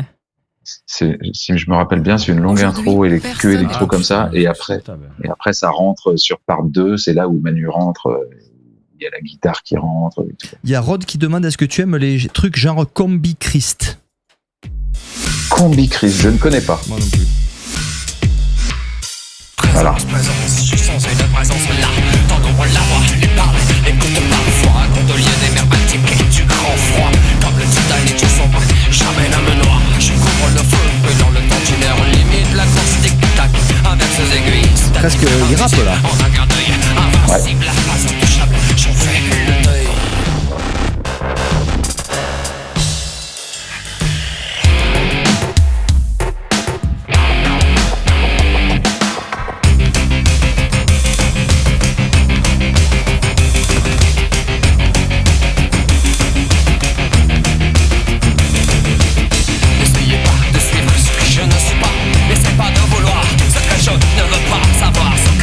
Déjà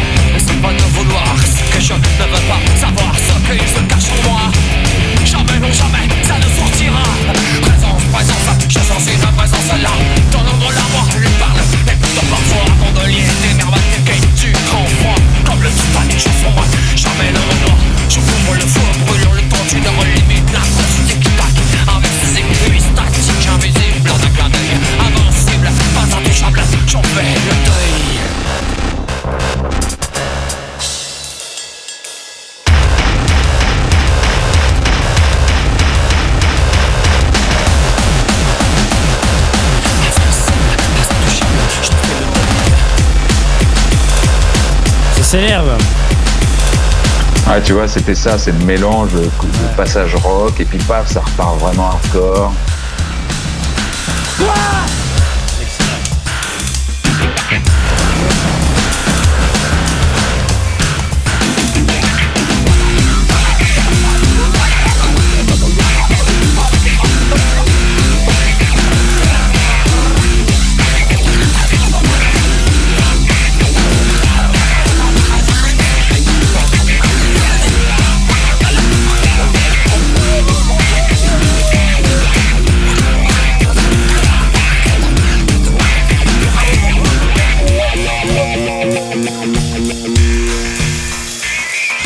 Présence, tu sens une présence là.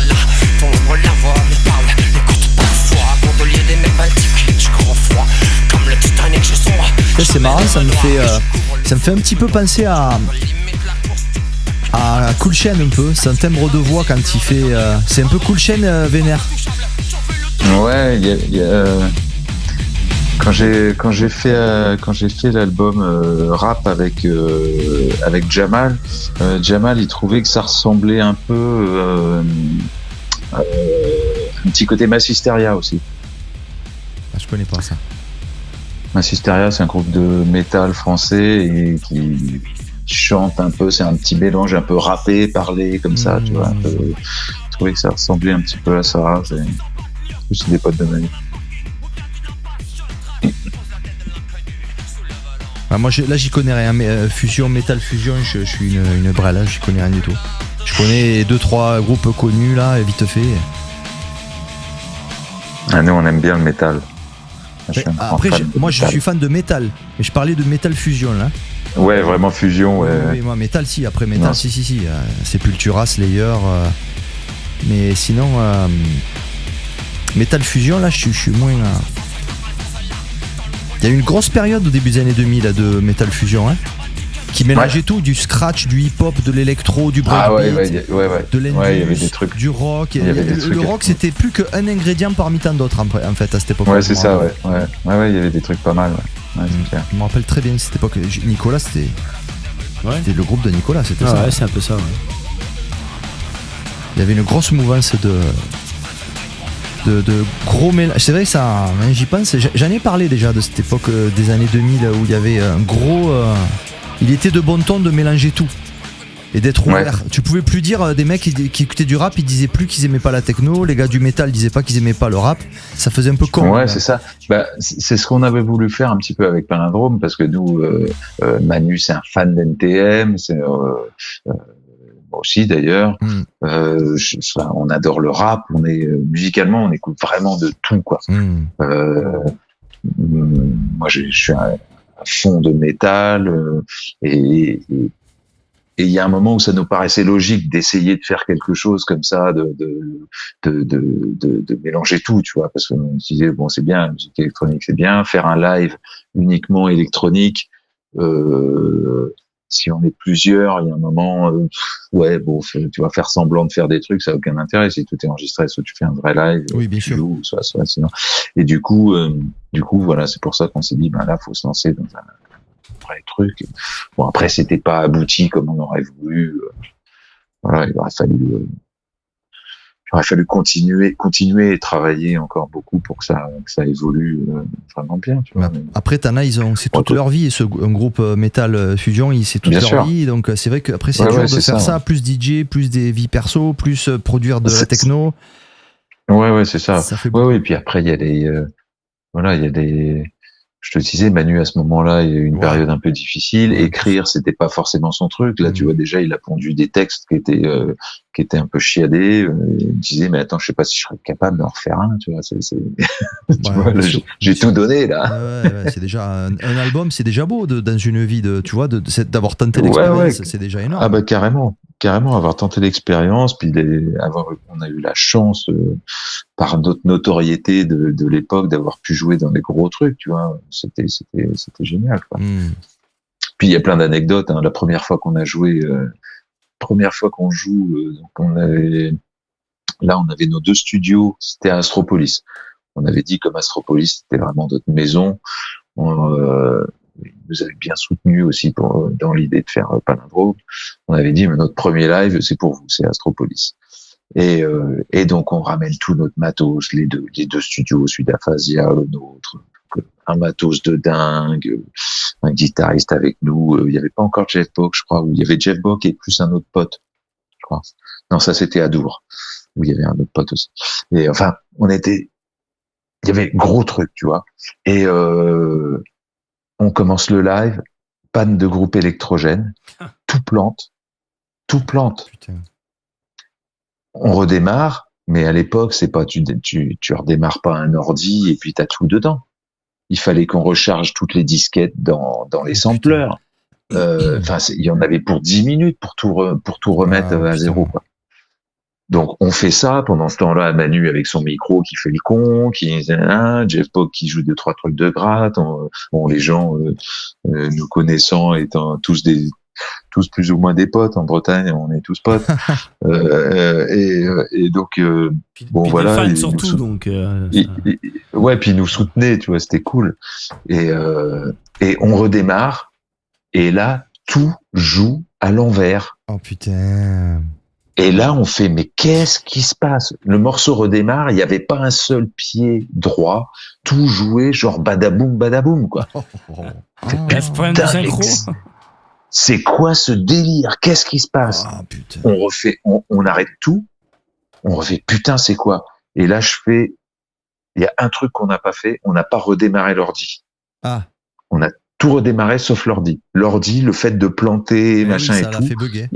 ça a dû le bugger et d'être passé sur la lime interne alors qu'il était branché, machin, il a dû bugger. Donc on relance l'ordi. Excusez-nous, public, chéri, on relance l'ordi et ça va redémarrer. Donc on relance l'ordi et là c'est reparti. Putain. Et là c'est reparti à être plus belle, quoi. Les gens ils étaient comme des. Eh oui, forcément, c'est comme quand t'arrêtes le son et qu'après tu le renvoies, tu sais, on croit que c'est fini. Exactement. Mais t'imagines, nous, l'angoisse, on était là, putain, mais c'est pas possible, quoi, la poisse. Ah, putain. Non, mais t'en es sorti, c'est surtout ça. Le pire, c'est si t'as pas de solution. Là, c'est la rien faire. Ah bah non, là, le problème, c'est qu'à l'époque, tu vois, ça prenait du temps de tout recharger, les disquettes et tout. On avait des boîtes de disquettes à reloader et tout. On était là, putain, mais laisse tomber. C'est là qu'il faut penser des fois, quand aujourd'hui on râle sur le matos, faut se dire qu'à l'époque, c'était infernal. Dire que moi j'ai deux ordinateurs, un drab au cas où pour mixer, hein. J'en ai un autre au cas où ça plante. Et déjà j'avais ça à l'époque. Bah ouais, tu m'étonnes. Ouais. C'était épique, hein, ça. C'est le genre de truc. Tu fais putain, la poisse, quoi. Putain, pourquoi on joue pas de la guitare sèche? La gratte, toute simple. Ouais. Une petite basse derrière. Mais bon, c'était un souvenir incroyable, quoi. Les trucs quand ça a planté, on était là, mais non, c'est pas vrai. Après, quand on a fait ça à Dour, tu imagines, le festival de Dour, c'était énorme. Et là, c'était une tente, un chapiteau UW. Donc, il y avait, on devait mixer et aussi jouer Palindrome. Ah ouais. Et donc, on avait joué Palindrome avec un invité guitariste, un autre batteur, machin. C'était gros show, quoi. Et après, on mixait et tout. Et là, il y avait 5000 personnes sous notre chapiteau. C'était un truc de feu, quoi. De feu, ouf. C'était énorme. Ça avait été excellent. Écoute, merci. Et à côté de ça, on avait joué une fois à Toulouse devant 10 personnes. Ça arrive aussi. Voilà, j'avais la question en fait. Dont 5 potes. Que me disait Flo, il disait quelle était la pire et la meilleure. Mais en fait, je t'ai même pas posé la question, tu y as répondu tout seul là. Ouais, voilà. La pire, c'était Toulouse. C'était une sale date en milieu de semaine, juste avant des examens. Et on est arrivé là-bas, on a fait non, mais ça va pas le faire, c'est clair. Et laisse tomber, la soirée, elle arrive. Je te dis, il y avait 10 personnes dans le truc. C'était un carnage. Ah là là. Et Joystick, il avait pété les plombs à la fin. On avait quand même joué comme des dingues. On avait joué notre set normal, quoi, comme des oufs. Et Joystick, à la fin, il avait balancé sa batterie et tout. Genre, il avait fait comme si on était devant 25 000 personnes. Alors qu'il y en avait 10. C'était énorme. C'était incroyable. On était là, putain, mais pète pas ta batterie, on n'a pas les moyens de la changer, ta batterie. Ouais. Tu fais quoi, là? T'es fou, quoi. Il y a pas MTV là qui nous filme, on est tout seul. Ah ouais? Ah non, laisse tomber, quoi. Arrête, ça sert à rien. Tu fais quoi, là? Ce truc de ouf. Ah oui, oh purée, j'ai failli t'oublier de te poser cette question. Torgoul, ça vient de quoi? Ah, mais c'est connu, ça. Vas-y, dis-le nous. Ça vient d'un dessert normand. D'accord. C'est un mix, en fait, entre la Turgoule, ça s'écrit Teurgoule, la Turgoule. Ouais. Donc ça, c'est le dessert normand. C'est du riz au lait à la cannelle cuit au four dans un plat en terre pendant 4 heures. Et c'est super bon. Et en fait, quand je venais à Paris et que je retournais en Normandie chez ma mère fait très bien la Turgoule. Et j'en ramenais souvent à Paris, quoi. Et quand s'est posé la question de se dire, bon, faut se trouver un autre DJ, est-ce que bon, Manu Balin, c'est bon, on l'a, toi, tu vas t'appeler comment, quoi? On va pas t'appeler DJ Filou, quoi. Et puis là, j'avais un pote, un con qui me sort, ah, putain, on va t'appeler Turgoule. Oh, j'étais là, Turgoule, ah non, quand même, ouais. Si, moi, j'étais fan de Torgal aussi, la BD. Oui, Torgal, donc je fais, oui. bon, allez, allez, on va faire un mix. Alors, on va prendre Torgal et Turgoule, donc on va faire Turgoule. Allez. Ça faisait bien nordique, un peu. Ouais, c'est ça, on dirait un viking, là, ouais, c'est ça. Voilà, le truc un petit peu ça, viking, guerrier, ça m'a plu. Et puis, allez, c'est parti là-dessus. Excellent. Mais à la base, c'est un dessert. Eh ben écoute. Un dessert. Putain, c'est bon ça. Merci Flo. Ouais. 1000 étoiles à une heure tardive comme ça. Il n'y a que Flo pour faire ça. Ça, c'est bon. Merci.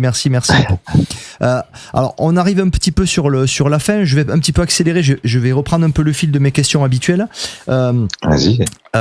Et après, j'aurais aimé quand même qu'on parle un peu de tes trucs. Alors, je sais que tu n'as pas d'actualité immédiate. Par contre, j'ai écouté l'EP Salem que tu as sorti il y a pas très longtemps sur ton Bandcamp. Et honnêtement, je trouve ça très varié. C'est excellent. Alors, j'espère que tu vas continuer à faire des EP comme ça parce que c'est vraiment bon. En ce moment, je fais plus grand chose. Hein. Franchement, j'ai un peu du mal justement suite à tout ça, en fait, Bandcamp, tout ça, je me suis dit, j'ai cherché des labels et puis je fais bon, label, laisse tomber. Je vais me faire un Bandcamp, je vais mettre mes morceaux sur Bandcamp et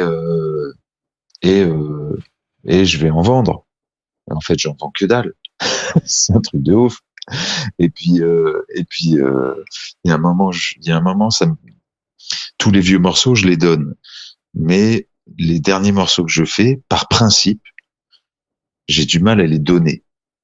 Parce que, alors je les vends pas cher, mais j'ai du mal à les donner parce que pour moi, pardon?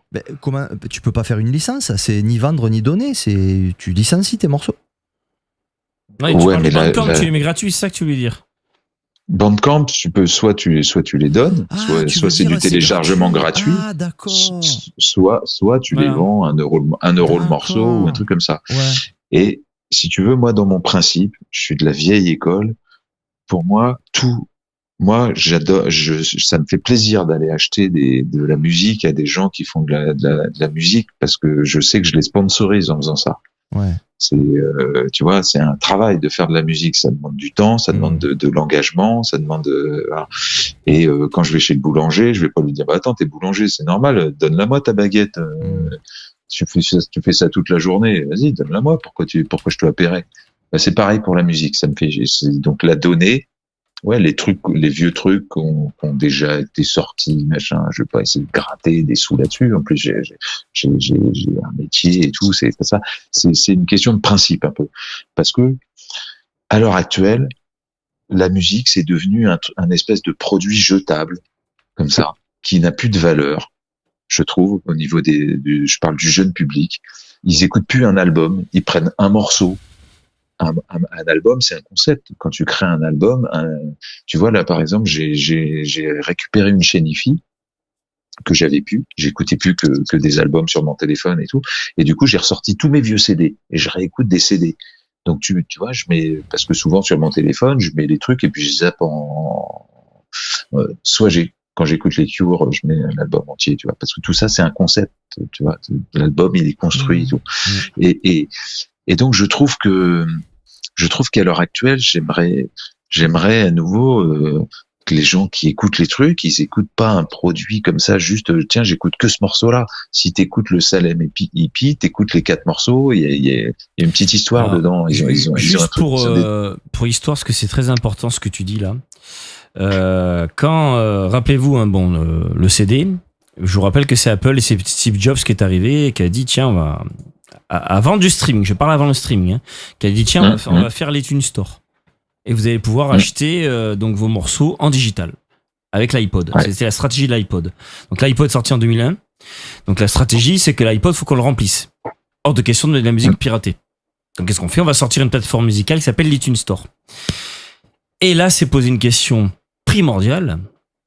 Et là, c'était la guerre entre ce que tu dis, c'est qu'est-ce qu'on fait pour les albums ? Si Jobs dit non, les gens, il faut que ce soit libre. Ils achètent les morceaux au morceau. Et au début, les majors, les artistes ont dit pop. Non, il y a une histoire et là il y a eu, vous en rappelez peut-être pas de ça, mais il y a eu une guerre mais monumentale entre les artistes, les majors et Apple qui disaient les gens des fois veulent pas acheter l'album en entier, ils voudraient acheter qu'un morceau. Il y a certains artistes qui étaient d'accord. Attention, il y a beaucoup d'artistes qui étaient pour ce que voulait faire Apple, en disant non, au contraire, allez-y. Je préfère que vous achetiez un de deux morceaux que vous piratez mon album entier, tu vois. Il y avait vraiment les deux. Bon, maintenant, et je parle pas du streaming, Je parlais où on achetait soit on achetait un album, ça faisait un petit peu moins cher si tu achetais l'album. Ça dit toujours, l'iTunes Store, ils disent toujours. On peut toujours aller sur l'iTunes Store acheter un album complet. On peut toujours aller acheter un album sur Beatport, même. Il y a un bien sûr. Mais c'est vrai que maintenant ça s'est démocratisé. On achète tout à la pièce. Au grand dam de certains très grands artistes. Alors, c'est très intéressant le débat qu'on a, c'est un peu tard, mais bon, c'est vrai que c'est le débat en fait passionnant. Alors ce que je peux dire pour peut-être un petit peu temporiser, après avoir observé beaucoup de choses, c'est que on ne peut pas dire en fait aujourd'hui c'est plus comme avant, c'était mieux avant parce que en fait je m'explique, c'est que en fait aujourd'hui tout est possible et il y a un spectre.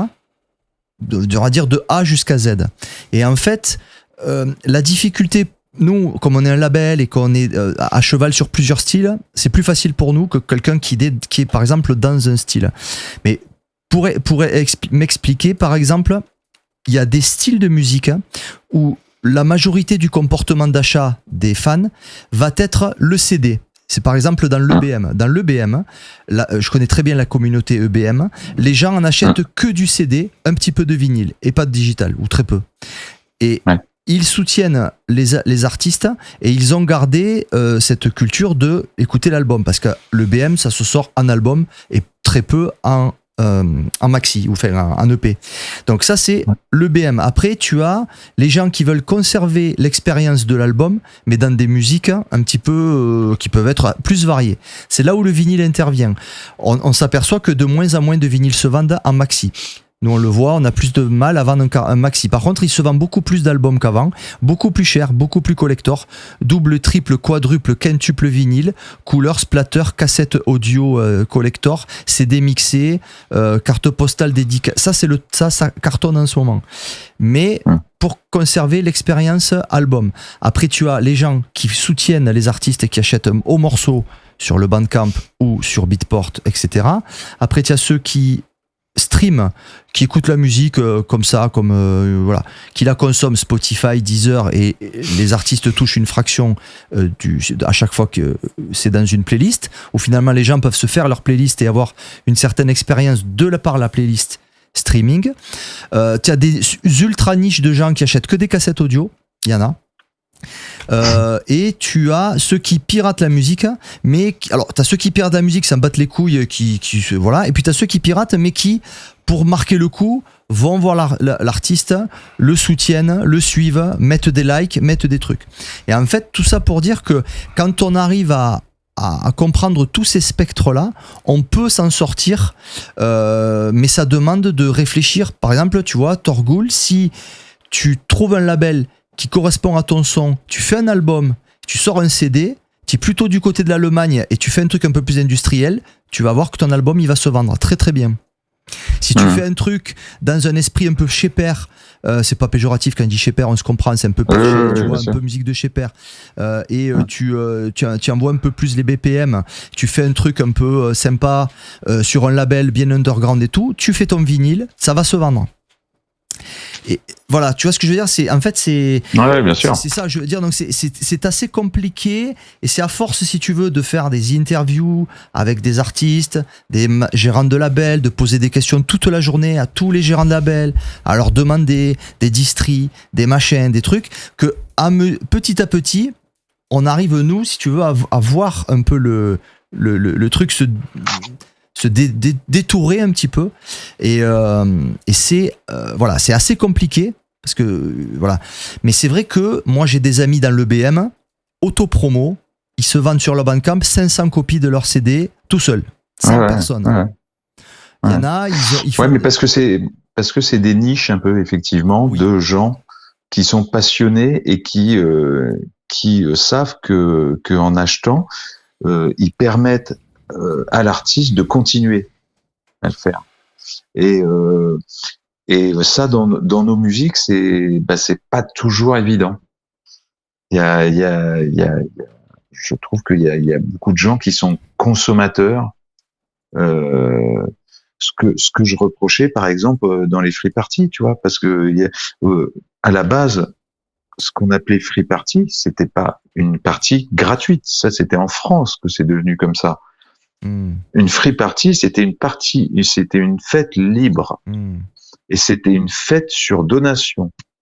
Les premières fêtes des Spiral en 93, 94 qu'il y avait, les mecs, tout le monde donnait quelque chose. Et les mecs, ils faisaient la quête et ils disaient, t'es gentil, nous on se casse le cul, nous faut pour qu'on fasse ça, il faut nous soutenir. Donc voilà, tu donnes ce que tu peux, mais donne quelque chose. C'est un principe, faut aider quoi. T'es pas juste là pour consommer le truc. Et après, il y a eu, tu vois, il y a eu un phénomène de genre, nous, c'est le truc gratuit, quoi. Après, tu sais, vraiment, tu peux pas tout avoir gratuit, quoi. Sinon, tu parlais de l'EBM, mais on peut prendre l'exemple de Umwelt dans la techno, hein. Bah, Umwelt, c'est-à-dire qu'Umwelt, il a pas, je crois qu'il a même plus de, alors, il a pas de manager, déjà d'un. Il n'a plus d'agence de booking, il se gère ses books tout seul, il fait presser ses trucs presque, il se débrouille tout seul, il fait du latte cut à côté, il le fait tout seul. Et Umwelt, c'est un mec qui va faire un vinyle, comment on appelle ça, un picture disc à 707 exemplaires et il va tout vendre sur Bandcamp en pré-vente. C'est-à-dire que c'est pas sorti. Tout est vendu avant le jour de la sortie. Et je te mets au défi de Umwelt, mais personne. David Durier avec les vrais 303 savent. par exemple. Non, mais les vrais savent. Mais lui, il le fait à chaque fois. Mais si tu veux, quand tu vois la business techno, moi je vois des fois, t'as des chiffres, t'entends des gars, c'est des superstars, ils ont des équipes, ils sont trois à travailler pour eux, ils vendent pas 500 copies d'un truc. Hein. Donc c'est un autre délire. Donc c'est vrai que. Non mais je trouve ça très compliqué à l'heure actuelle. Alors après je parle de mon cas dans le sens où ça m'a un peu désabusé ça, mais du coup je suis arrivé à me dire que fallait que je fasse ça pour le plaisir et que de toute façon pour gratter 10 balles je m'en fous quoi. Donc le principe me dérange qui est pas une participation de la personne qui va écouter la musique, mais c'est tellement actuel que voilà, je dirais que l'essentiel c'est si la musique elle est écoutée. Oui. Voilà. Mais par exemple, si je devais, là j'en suis rendu à un truc où si je peux même pas acheter du matos quoi. Parce que le principe c'est que j'ai toujours fait de la musique et on a toujours vendu tout ce qu'on a à Bloc 46 par exemple, tout ce qu'on vendait, c'était soit pour ressortir un autre disque, soit pour acheter du matos pour refaire de la musique, c'était tu vois c'était toujours réinvesti. Il n'y a pas un seul moment où on prenait de l'argent pour vivre. C'était tout ce qu'on gagnait par rapport au label était réinvesti dans le label ou dans les instruments, dans les trucs. À l'heure actuelle, bon, mon cas est particulier parce que j'ai tellement lâché l'affaire et le fait de pas jouer, de pas avoir d'actualité et tout, de pas être présent comme sur les réseaux sociaux et tout, c'est évident, faut pas rêver. C'est pas je vais sortir un hippie et puis tout le monde l'attend et puis voilà. Mais je sais pas, par exemple sur Facebook, je me retrouve l'autre jour, j'ai passé la barre des 4000 followers. 4000 followers, j'étais là, c'est énorme, j'ai 4000. Sur les 4000, j'en ai même pas 10 qui vont acheter ma musique. Ouais. Je trouve ça ouf, en fait. Alors c'est marrant parce que on parle de ça, mais j'ai acheté un morceau semaine dernière qui était donné gratuitement sur Bandcamp. Je vais vous mettre l'écran de notre copain Raoul Para. Ah ouais. Qui a remixé donc. Il a fait un bon feedback sur le dernier EP d'ailleurs. Ouais. Et Raoul Para donc a remixé, s'est amusé à faire un petit remix de Enjoy the Silence. Et donc tu peux le télécharger gratuitement sur Bandcamp, mais tu as la possibilité de donner quelque chose. Et ben du coup, j'ai donné 2€. Voilà. T'as donné quelque chose, ouais. Ah ouais. Et vous savez quoi ? Allez pour le plaisir, hein, on va s'écouter. Et pourquoi pas un petit peu vite fait. Le dernier truc que j'ai mis sur mon Bandcamp, vite fait. C'est un live que j'ai fait, c'est le dernier live que j'ai fait, la dernière soirée où j'ai joué. Ah bon, on va regarder après. Et je me suis dit, bon, il y a 1h30 de live. Je le mets sur mon Bandcamp parce que c'est peut-être le dernier live que je ferai. Je sais pas si je vais en faire encore. Je sais pas si je vais faire un nouvel album et des nouveaux trucs. Donc je me dis, celui-là, je le mets sur Bandcamp, 1h30, machin. Je le donne, je le vends, je fais putain, je vais quand même, par principe, il y a 1h30 de musique, je vais essayer de le vendre. Je l'ai mis à 8 ou 9€. Pour moi, c'est comme un album, un truc d'1h30. Vous allez me dire ce que vous en pensez. Hein, c'est bien de discuter comme ça, parce que c'était mon truc. J'en ai vendu 2. Et dont un, c'est un pote à moi, et c'est lui, il a mis 30 balles. Tu vois, parce que alors j'étais là, je dis putain, il y a un mec qui a mis 30 balles, je regarde, c'est un pote à moi, je dis bah ouais, lui voilà, clairement il me sponsorise, tu vois. Mais je trouve ça hallucinant. En fait, moi, après t'as aussi la couverture médiatique, comme si tu voilà, si tu veux, Philippe, en fait, t'as deux façons de procéder. T'as trois façons de procéder aujourd'hui. La première façon de procéder, c'est quand j'interviewe des petits jeunes 20-25 ans. Il leur faut une équipe, un community manager, une manageuse qui va les booker, qui va leur faire le tour du truc, un mec qui s'occupe de faire les masters, les trucs, les morceaux, les machins, bon voilà. Et il faut 3-4 personnes qui s'occupent de toi. Ça te permet d'avoir un peu d'argent pour pouvoir te faire booster au niveau de communication, au niveau média, aller sur des festivals, t'as ton mec qui te suit tout le temps, Instagram, TikTok, machin, patin, couffin.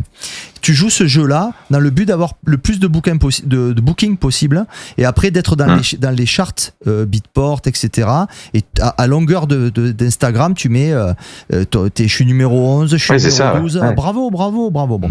Et ça, c'est toute la journée. C'est 24 heures sur 24. C'est un business, ouais. Tu sais, on a un exemple précis, on a notre copain Space 92. Hein, donc alors justement, voilà. Donc, justement, alors ça, c'est la première catégorie des gars qui sont pris en main par des équipes, et après ils sont pris un peu une petite équipe, et puis après ils sont repérés par une grosse équipe, et puis après on peut faire de toi mais quand je dis toi, c'est n'importe qui en fait. C'est juste, t'as une bonne équipe. C'est ça qui me dérange, tu vois, un peu là-dedans, c'est que c'est un côté fake. Quoi. Voilà, mais là, on parle de la business techno, donc c'est le cas numéro 3. Ouais. Après, t'as le cas numéro 2. T'as un cas numéro 2 où, en fait, tu vas devoir faire le taf tout seul, mais il faut que tu sois H24 sur il faut que tu aies un certain type de contenu et pas un autre type de contenu sur Instagram, un certain type sur TikTok, un certain type pour les autres générations sur Facebook. Il te faut faire des lives, des mix, il te faut des premières, il te faut tourner, être booké, il te faut tu vois, il te faut avoir des sur des mix à droite, à gauche, et il faut que ça se fasse une espèce de mécanique qui engendre tu vois, voilà, tu te filmes en train de mixer, tu te filmes, tu fais ci, tu vas là, tu tournes, tu es toujours là. Et puis après, tu as une autre option, qui est l'option underground, plutôt EBM dont je te parlais, ou dans le death metal, ils font ça aussi. C'est que ta communauté, tu te la construis, et presque un mec t'achète un morceau sur Bandcamp. Moi, c'est ce qu'il fait mon copain Fred Toth, on l'invitera d'ailleurs. Il envoie un message personnalisé au mec qui lui a acheté un truc €. Merci de m'avoir envoyé ci. Donne-moi ton adresse.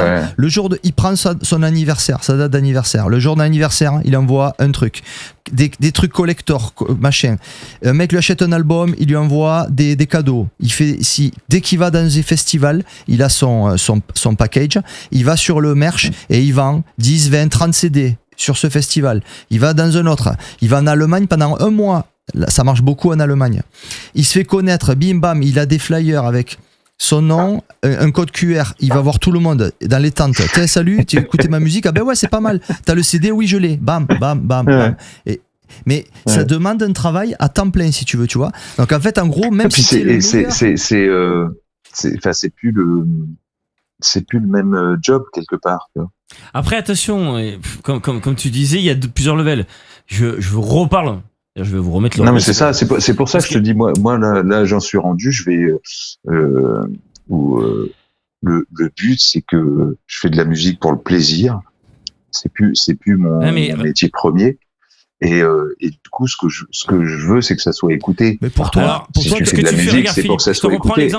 Et du coup, faut que je l'offre. Voilà. Regarde ce qu'a fait Raoul Parra. Je préfère l'offrir et que ça soit écouté. En fait. Mais regarde l'exemple de Raoul Parra, là. Dépêche Mode. Bon, je vous remets parce que c'est quand même une tuerie. Enfin, une tuerie. Ouais. Pas forcément une tuerie, mais bon, on va écouter un peu. C'est Raoul Parra, c'est quand même Raoul Parra. Donc, il le propose gratuitement. Mais comment j'ai eu l'info, d'après toi? Sur Facebook? Ouais. J'ai vu sur Facebook mon remix gratuit sur Bandcamp. Ouais. Ouais, bon, Raoul Parra, je pense que c'est lui, tout le monde le reconnaît. Voilà. Donc c'est quand même, j'écoute. Allez, j'ai dit, et qu'est-ce que je fais? Au moment où Bandcamp me dit, tu donnes 0 ou tu mets. J'ai mis 2. 1 € par. Voilà, tu vois. Et c'est juste, qu'est-ce qu'il a fait? Il a fait juste un post qu'il a dû faire sur tous ses réseaux. Il a dû faire un post sur, je pense, sur son Insta. Il a dû faire un post sur son Facebook. Et voilà. Et tu te retrouves avec un remix sympa parce que de toute façon, il a pas le droit de le vendre officiellement. C'est un remix de Dépêche Mode. Il n'a pas les droits. Il n'a pas la licence, il n'a pas de droit. Et en plus, il a vraiment samplé. Donc ça veut dire que là, du jour au lendemain, il peut se faire dégager. C'est-à-dire que en plus, là, si Martin, machin, ils arrivent, non, ça tu dégages. Mais le fait qu'il le propose gratuitement, voilà, ça peut passer. Ouais. Bon, après le remix, il est ce qu'il est. Il y a une version instrumentale qui est peut-être un peu plus, voilà. Et c'est juste un petit lien, voilà. Et ben, si on est 4, 5, 6, je sais pas combien il y a de fans à Raoul Parra, il suffit qu'on soit une vingtaine, une trentaine à avoir eu la même idée. Il y en a peut-être 15 qu'on se dit, ben moi je le prends gratos, je donne rien. Super, merci Raoul, tu vois.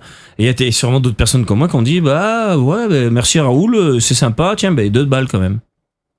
Voilà. Donc tu vois, et Raoul Parra, il a pas forcément, c'est son truc perso, Donc il y a pas eu de communauté derrière, il y a plus toute une équipe, C'est lui tout seul. Oui. Mais après, pour toi, Philippe, moi je pense que le plus simple pour toi, c'est que tu trouves un label avec qui tu fasses un deal sympa. Mais je peux plus ça. En fait, je suis plus assez. Mais non, mais quand je dis un deal, c'est pas un deal, c'est pas Bill Gates, c'est pas des abominables, c'est des mecs comme nous, c'est des labels comme nous. Non, mais bien sûr, c'est pas ce que je veux dire, c'est que je suis plus assez prolifique et régulier dans la musique pour faire ça. C'est ça le truc en fait. Il faut pas rêver non plus. Tu vois, pour avoir un public régulier, il faut comme tu dis, il faut entretenir. Maintenant, tout marche avec les réseaux sociaux, donc il faut entretenir tout ça. Ce que je fais pas moi, parce que je suis de l'ancienne génération quelque part. Ça me dépasse un petit peu de faire ça. En fait. tu vois, c'est quand je mets des posts sur Facebook, j'ai l'impression de saouler les gens parce que moi, quand je reçois des posts 25 fois le même truc par jour, ça me gave. Donc, je vais pas faire ça, tu vois. J'en mets un de temps en temps en disant, tiens, au fait, rappelle-toi, j'avais fait ça il y a un moment, écoute. Mais je préfère faire ça, tu vois, en fait. C'est que ce que je me dis, c'est que là, l'important, personnellement, à ce moment, c'est que la musique soit écoutée. C'est que c'est plus, tu vois, comme c'est plus mon métier principal. J'ai bien compris que toi, c'est le plaisir, mais un EP comme Salem EP, si tu veux, sur le bon label, ça t'aurait, le truc, c'est que ça me fait penser à Loloman. Loloman, c'est un ami d'enfance qui a arrêté la techno pendant peut-être 20 ans. Et un jour, il vient nous voir. Moi, on le tannait parce qu'on savait qu'il avait du talent. Et en fait, on lui dit, viens, on fait venir Paul Nasca, tout ça, c'est gratos, c'est un pub irlandais, tenu par des toughers, c'est génial, voilà. Et il a repris goût, si tu veux. Alors, au début, il faisait des morceaux même pas, il osait, en fait, les partager. Et en fait, petit à petit, si tu veux, il a repris goût à faire du son régulièrement. Alors il a que dalle, là il fait ça sur le bord de sa cuisine avec il a un clavier MIDI et puis et Ableton là il va, donc vraiment, et il a commencé à rentrer. Lolo est très timide, il fait pas de réseaux sociaux. Eh ben il a envoyé son morceau à Laurent Garnier. Ah putain, Laurent Garnier il adore. Boum. Alors nous on lui a sorti son premier EP. Deuxième EP, il tord sur le label de Laurent Garnier avec Scanix. Troisième EP, il se fait repérer par les trucs Marco Bailey, machin, truc. Mais en ce moment, il arrête et ça monte, alors que Lolo, il fait aucune promo. Hein. Et en fait, c'est juste le plaisir, si tu veux, c'est le fait de tomber sur des labels qui font le boulot à ta place. Ça parle à des gens ça te met en connexion avec des gens comme toi. Et le fait, et du coup, toi, en tant qu'artiste, ça te donne envie de continuer parce que ça te plaît, le fait de te dire ça, j'ai touché des gens, et après ça te crée une autre opportunité, puis d'un coup ça va dans les mains de quelqu'un qui va te créer une autre opportunité, puis une autre, et c'est comme ça qu'il y en a qui reviennent au son. Rad Kiko, pendant un moment, Kiko il faisait peu de choses à un moment, et là maintenant il repart, mais tu le vois partout. Il est sur tous les plus gros labels, il remixe tout le monde, il est partout. C'est incroyable. Mais c'est juste cette espèce, tu sais, le cercle vertueux, on appelle ça. Et c'est juste un truc qu'il faut, c'est une mécanique qu'il faut enclencher, en fait. C'est pas parce que t'as pas de talent, Torgul, ton EP, il est excellent. Mais je sais qu'il y a des labels peu obscurs qui l'auraient bien placé. Ouais, mais ouais, c'est je pense que il faut jouer aussi pour promouvoir son truc, ce que je fais plus. Oui. Tu vois, il y a plein de, enfin, voilà, c'est la musique, ça s'entretient, le lien avec le public, ça s'entretient, effectivement. Donc, faire de la musique juste chez toi et la donner ou quoi, si tu te produis pas un petit peu, les gens ne découvrent pas parce que y a pas tant de gens que ça qui vont. C'est même pas qu'il y a pas tant de gens que ça qui vont chercher la musique, parce qu'il y en a plein, mais il y en a tellement de musique. Tu vois sur Bandcamp le nombre de trucs qui sortent tous les jours, mais c'est hallucinant. Dans tous les styles, je parle. Si tu regardes le nombre de trucs qu'il y a, mais c'est complètement barjot, quoi.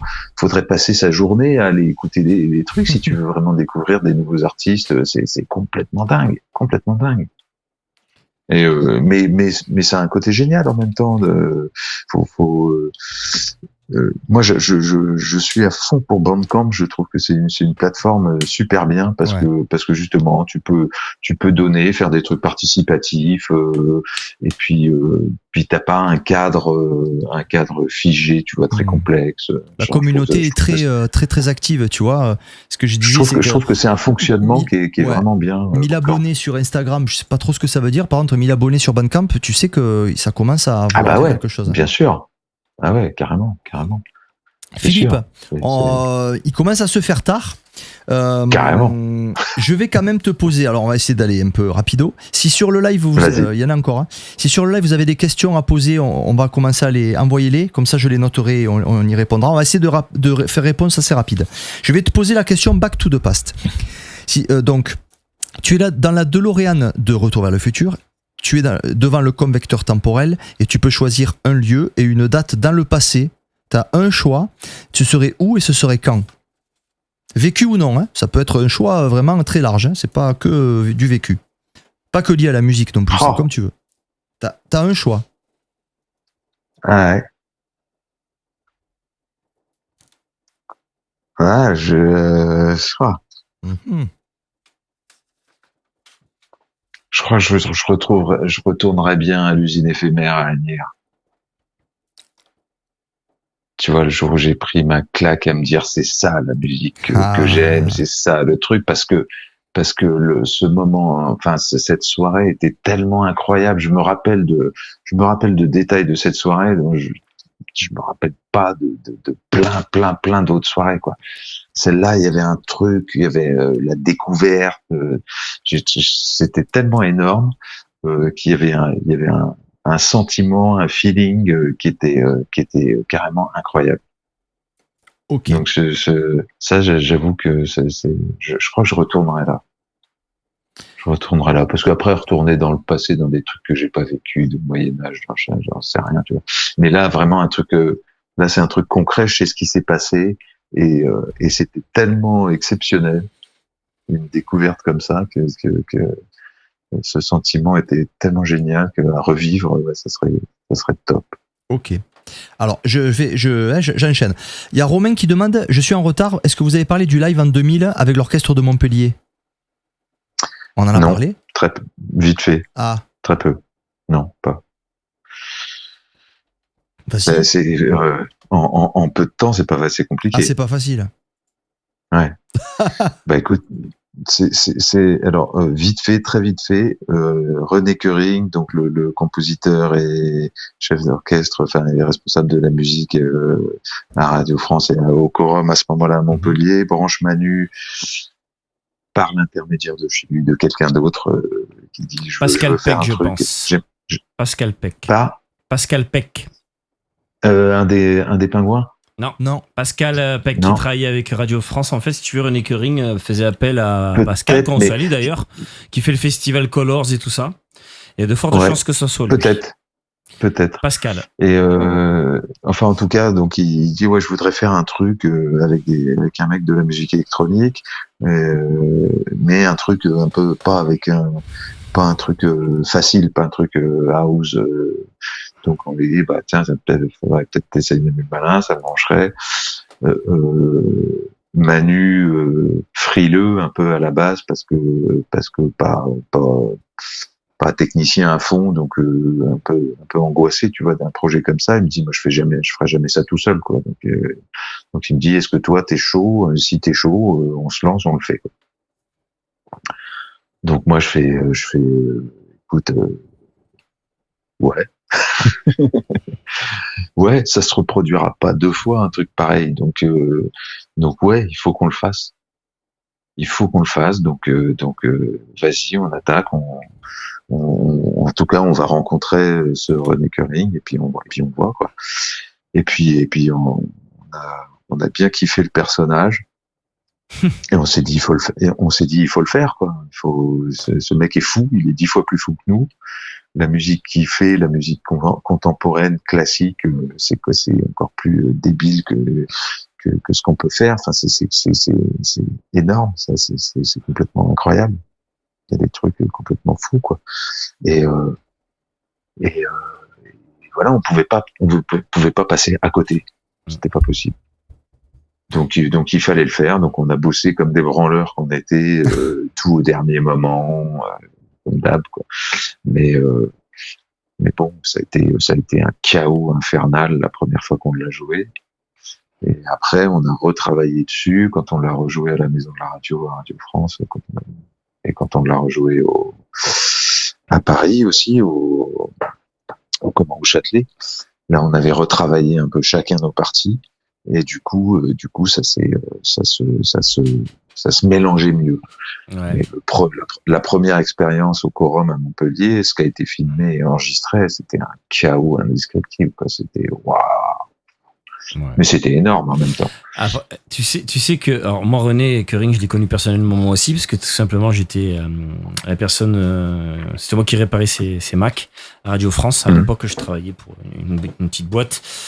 Et donc, à chaque fois, c'est moi qui faisais appel. Il y a que lui qui était sous Apple, bien évidemment. Tous les autres étaient sous PC. Donc, j'allais à l'opéra là-bas. J'ai même assisté. Il recevait des cassettes vidéo, tu sais, pour aller faire un spectacle. Il recevait des spectacles en avance pour pouvoir voir s'il pouvait les programmer ou pas, quoi.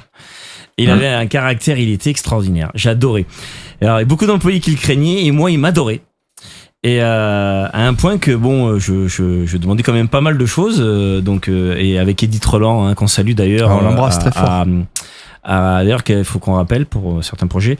Mais c'est fait, on y est dedans là. Ah ouais, bah on se fera un update. Donc du coup, donc on lui fait un coucou. J'espère qu'elle regardera. Et un jour, donc t'as Jeff Mills qui a fait un peu comme vous. Qui a dit tiens, si on programmait Jeff Mills au Pont du Gard avec l'orchestre symphonique. Jeff Mills avait eu des échecs, il avait l'idée avant et il a trouvé personne qui voulait le faire. Et là, René Koering, Edith Roland, toute la bande sont là. Allez, on va faire Jeff Mills au Pont du Gard. Et là, moi j'entends ça, j'étais vraiment de fou, tout. Et j'ai fait René, j'aimerais bien quand même Jeff Mills, moi je suis fan et tout. Est-ce qu'on pourrait venir, je sais pas. Il me dit tu veux venir au répète la veille? Allez, viens la veille. Et avec Jean, donc on est invité donc par René Koering, on part au Pont du Gard, donc la veille, donc il y avait personne.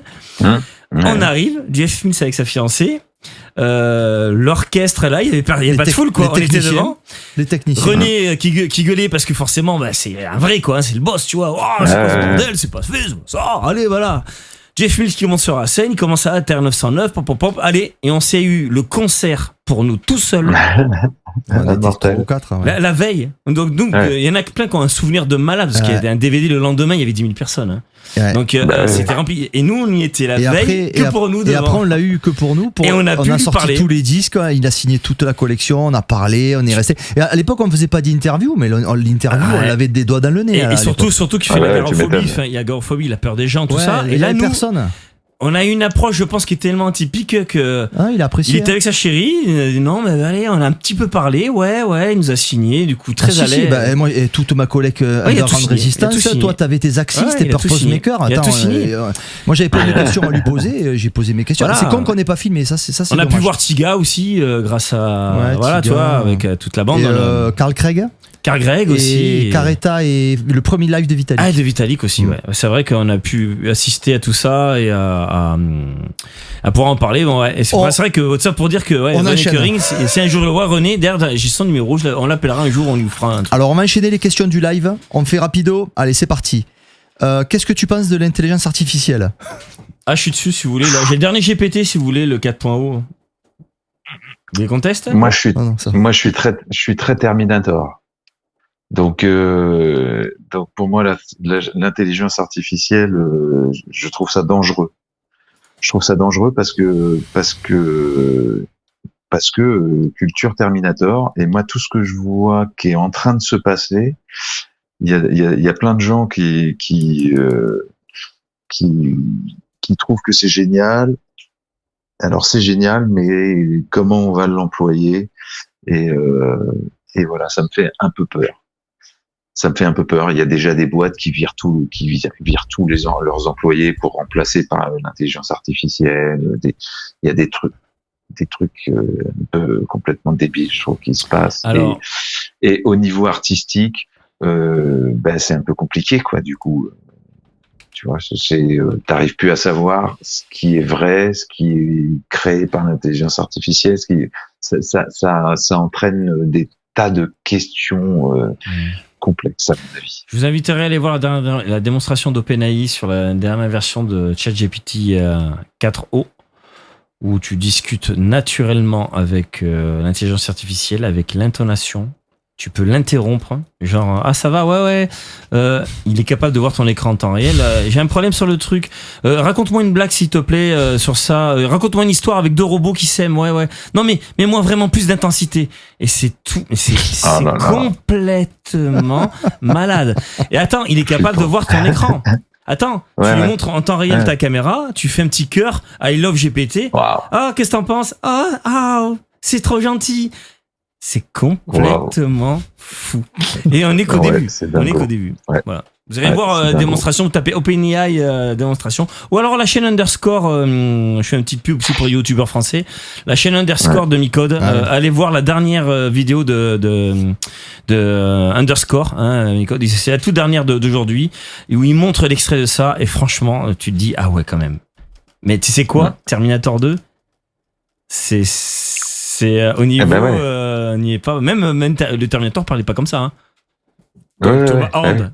Talk to my hand. Là, c'est par ma main. Tu vois, c'est pas. Ouais, c'est ça. Ouais, c'est ça. Ouais, c'est flippant.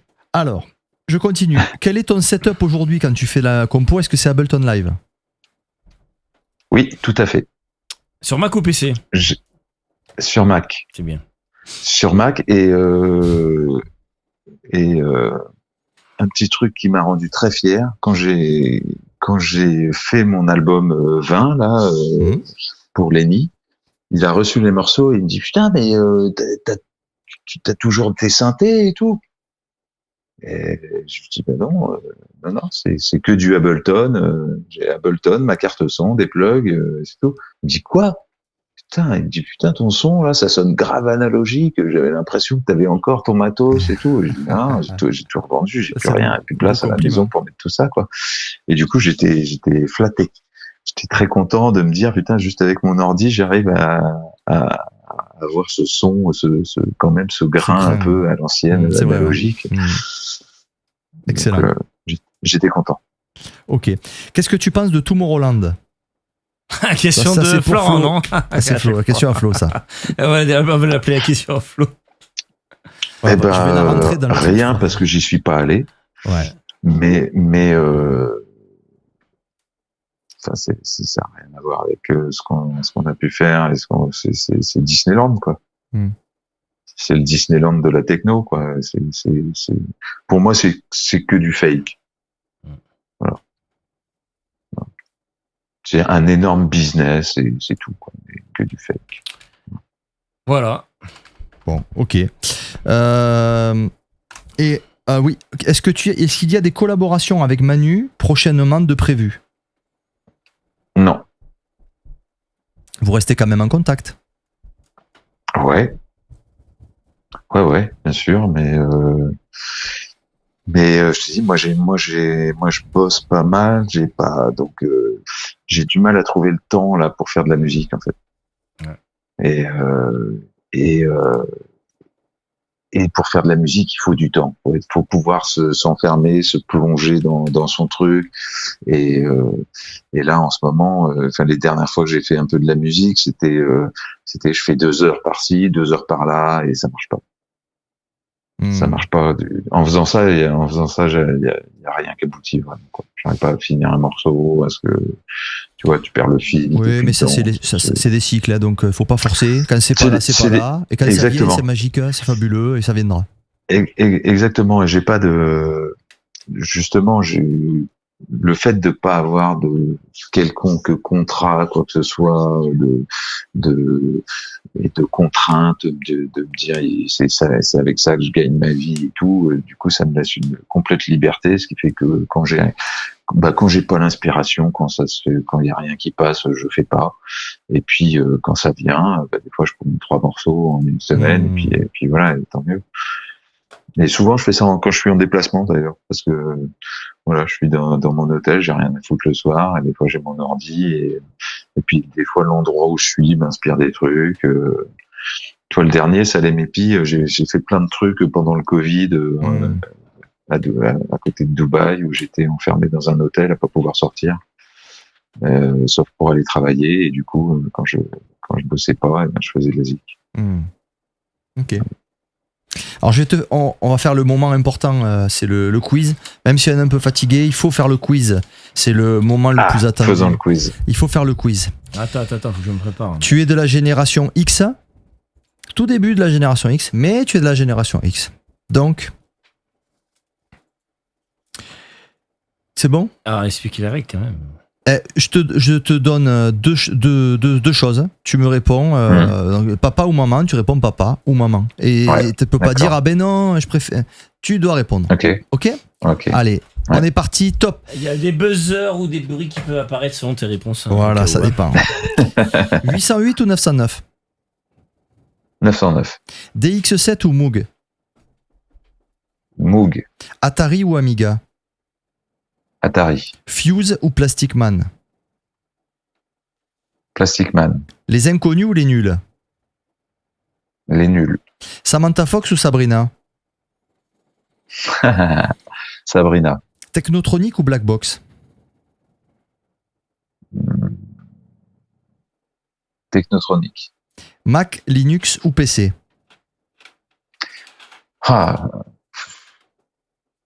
Je suis PC dans l'âme, mais Mac pour le côté pratique.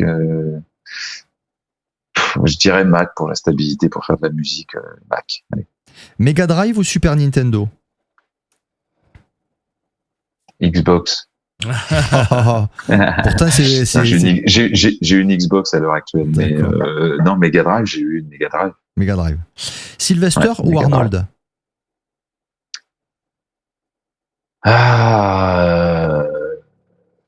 Arnold, Terminator. Ok. Johnny Depp, Brad Pitt ou Tom Cruise? Johnny Depp. De Niro ou Pacino? Pacino. Sarah Connor ou Ellen Ripley?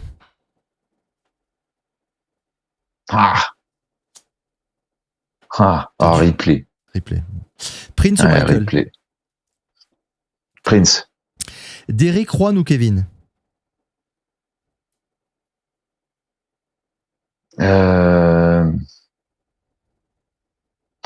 Je suis pas assez pointu là-dessus, pas facile. Derrick. Alien ou Predator?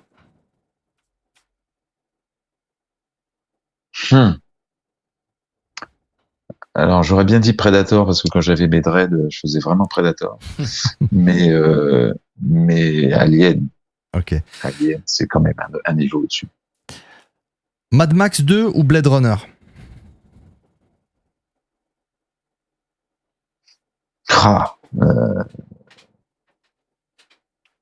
Mad Max 2. Terminator 1 ou 2? J'adore Blade Runner, mais Mad Max 2. Ouais. Terminator 1 ou 2? 1. Rocky ou Rambo? Rambo. Freddy ou Jason?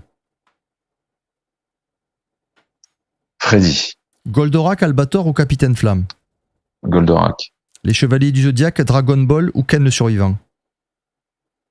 Ken le Survivant. Euro ou franc? Franc. Alors celle-là, fais attention par contre. Les amitiés ont sombré là-dessus. Chocolatine ou pain au chocolat? Maintenant, j'habite au pays de la chocolatine. Hein. Oh putain. Oh putain. Ah putain. Et ouais, je suis dans le Pays Basque, mec. Je suis anglais, t'es à côté de Biarritz. On arrête le quiz. Chewbacca est pas content. Hein. Alors fais gaffe. Mais moi, je viens du pain au chocolat. Ah, ça va. Ouf. Mais je vis au pays de la chocolatine. Bon, il y a Flo qui nous envoie 500 étoiles. Lui, c'est un intégriste de la chocolatine. Mais il n'y a qu'à lui qu'on le tolère. On le tolère pas à nos invités. J'ai du mal à dire chocolatine. Non, c'est pas possible. C'est pas possible. Parce que je serais chocolatine par adoption, mais à l'origine, je suis pas au chocolat. Voilà. Quand tu as grandi avec ça, d'accord. Mais quand tu t'inventes qu'un pain au chocolat, c'est une chocolatine 10 ans, 20 ans après, là, ça, c'est pas possible. Non, voilà, c'est ça. Moi, j'ai grandi avec le pain au chocolat, pas la chocolatine. Voilà. L'EDM, non. La techno mélodique, non. La tech house, non. Et la chocolatine, non. Voilà, il faut le dire haut et fort, d'accord, mes frères. Bon, allez, stop. Acid House ou New Beat? Acid House ou New Beat. New Beat. French Touch ou Electro Clash?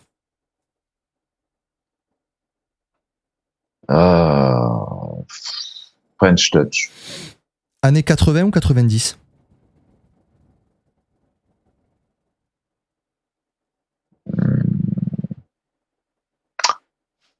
Voilà, 90. Rave ou Club? Rave. NTM ou IAM? NTM. Vinyle ou CD? Vinyle. Disco ou funk? Disco. Rock ou rap? Rock. East Coast ou West Coast le rap? Si jamais il y avait eu rap. Anglais. Ah, East Coast. bon, d'accord. J'adore le rap anglais. Je préfère le rap anglais. Britannique, ok, d'accord. NWA ou Wu-Tang? NWA. DC Comics ou Marvel?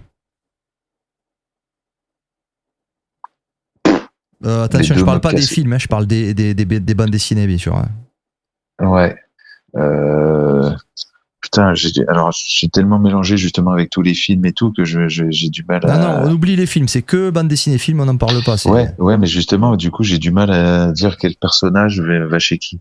Batman, Superman.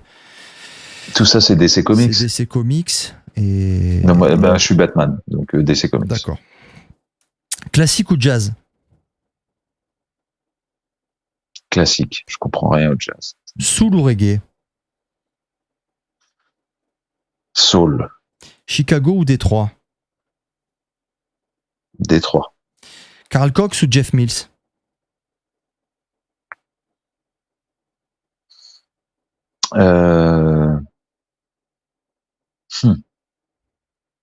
Ça m'étonne que tu bugs sur celle-là.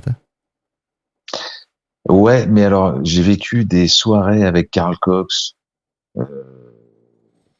notamment une fois un anniversaire de Garnier au Rex, où Carl Cox mixait de la techno et c'était puissant, quoi. Maintenant, ce qu'il fait maintenant, c'est de la merde sans nom. Il mixe super bien, mais sa musique, alors, c'est pour ça que je dirais Jeff Mills, parce que Jeff Mills, par contre, il est toujours authentique, il n'a pas bougé. Mais Carl Cox, à un moment, faisait au niveau du dance floor, il était capable de faire des trucs de ouf. Plus que quelque part, je trouve que Jeff Mills. Mais sur la durée, par contre, je préfère Jeff Mills qui est resté plus intègre, je dirais. D'accord. Donc Jeff Mills. Ibiza ou Balenciaga? Je sais pas. Bon, si tu connaissais le sujet, tu dirais Balenciaga. Parce que ça te. Ah ouais. Ouais. La musique, la El Bacala ou la Machina avec un Q, c'était que de la musique industrielle, techno. C'était tout ce que t'aimes en fait. Mais c'est juste que tu sais pas, mais. Donc. je connais c'est pas. un sujet, il faut le connaître quand même. Akardipan ou Sven Vath? J'ai été tellement fan de Sven Vath, mais bon, à Cardipan. Aphex Twin ou The Prodigy? Aphex Twin. Drexcia ou Doppler Effect? Drexcia. Vitalik ou The Hacker?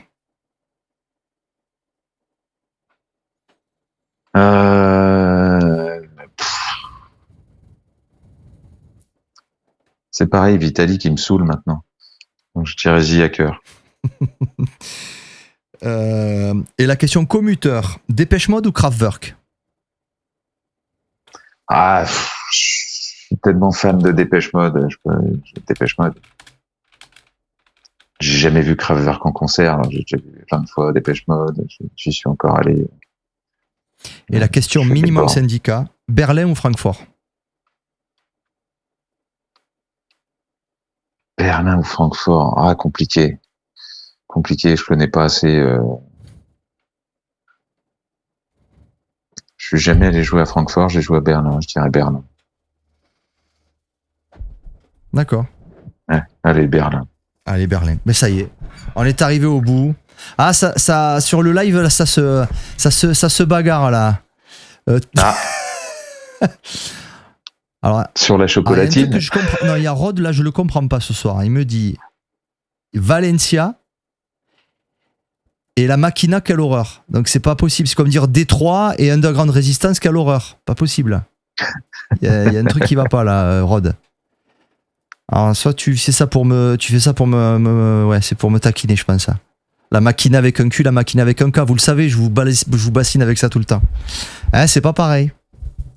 La Machina avec un K, c'est de la merde. Je suis d'accord. La Machina avec un Q, c'est fantastique. C'est moi, je suis d'accord. Flo a relancé les étoiles il y a 6 minutes. Ouais, j'ai dit d'ailleurs, merci. Ouais, j'ai dit pendant les chocolatines. Merci. Oui, c'est vrai. C'est pour ça qu'on lui tolère d'ailleurs. Il le sait à chaque fois. Ouais, c'est vrai là. On fera un jour, je pense, une spéciale Balenciaga parce que c'était vraiment passionnant Ce qui passe en Espagne, c'est au moins autant excitant que ce qu'ils faisaient en Belgique avec la New Beat, l'ancienne Belgique et tout ça. J'ai pas trop connu en Espagne, moi j'ai connu que les trucs merdiques. Ouais, en fait c'était en New Beat. Tu vois, la grande époque Makina super Total. Relou, tous les tubes. Ah non, mais ça c'était 10 ans après là. Moi je te parle. Non, moi je te parle Makina, c'est El Bacalao, El Chocolate, la techno. En fait c'était fin 80. Les Espagnols faisaient un mélange. Ça, je connais pas ça. Ils faisaient un mélange en fait, si tu veux, comme les Belges faisaient un mélange de synth-pop, cold wave, new wave, EBM, Italo disco pour créer la new beat. Et les Espagnols, ils prenaient proto-techno allemande, EBM, techno belge, bourrin, des trucs synth-pop, des trucs. C'était tout ça mélangé. Joué assez rapide d'ailleurs, avec un tempo assez rapide, et c'était excitant parce que c'était cette espèce de mélange un peu et qui avait beaucoup de succès dans la région de Valencia. Et je connais pas du tout. Ils appelaient ça le bacalao, le chocolate, la makina, et c'était avec un Q. J'ai pas du tout connu ça. Voilà, Makina, Q-U-I-N-A. Makina Total, c'était le début si tu écoutes Makina Total 1, tu verras qu'il y a un morceau de Front de 4-2 dans la compile. Et t'as un morceau de techno hollandaise. On est en 90. Donc tu vois, on est complet. Et après, dans les années 95, 16, 17, 18, il y a une espèce de truc inaudible avec un K qui a commencé à s'appeler la Makina et ça faisait poète, poète, poète, poète. Et, c'est ça. Et voilà. Mais ça, c'était affreux. Voilà, en tout cas, on a passé les 5 heures d'émission. Hein. Je sais pas si tu t'attendais à faire autant. Ouais, là, voilà. On est à 992 abonnés sur YouTube. Hein, donc, putain, on n'arrive pas à avoir 1000, quoi. Je vais faire des faux comptes. Et puis... Attends, on a dit qu'au boulot, je sais plus qui a dit, si Philippe il dit au boulot, allez, tout le monde s'inscrit, ça devrait passer. 992. Non, mais on le fera pendant la prochaine émission. On fera gagner quelque chose. 8, hein. C'est pas beaucoup. Hein. Ouais, sauf on les aura entre temps, mais bon.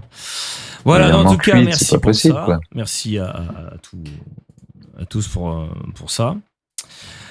Pas grand chose parce que pour l'instant on n'a pas encore les dates officielles des prochains rendez-vous. Ceux qui sont sur Béziers le 7 juin, si vous voulez voir Jean Bruce, Jeff Clinton, Soirceux, Cannes, Dream Team et notre copain Loloman, ça se passe avec du rosé, du blanc et du rouge. Du rouge et surtout de la DSP parce qu'il y a des stocks, c'est surtout ça. C'est surtout les stocks de DSP qu'il faut écouler. Voilà. Et ça se passe au domaine de Coussergues, toujours qui nous accueille depuis quelques années.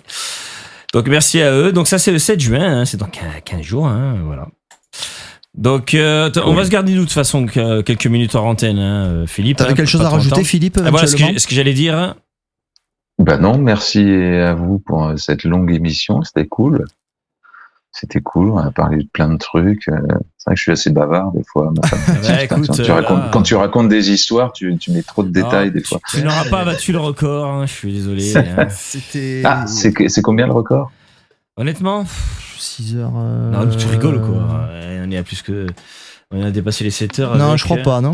Non. Je crois que les 6 heures et quelques, je sais pas si c'est. C'est très simple. C'était pas Ctarus? Non, c'était John Thomas. John Lord Fonda et John Thomas. John Thomas, je crois. C'est entre les deux. Ouais, je crois que John Lord Fonda ou John Thomas, je crois. Le huissier de justice va vérifier. De suite, Maître Bureau, il est là, il y va. Allez, on y va. Donc John Thomas, il est où? Je crois que c'est John Thomas. Je crois aussi que c'est John Thomas. Si je le retrouve. Il est où mon John Thomas?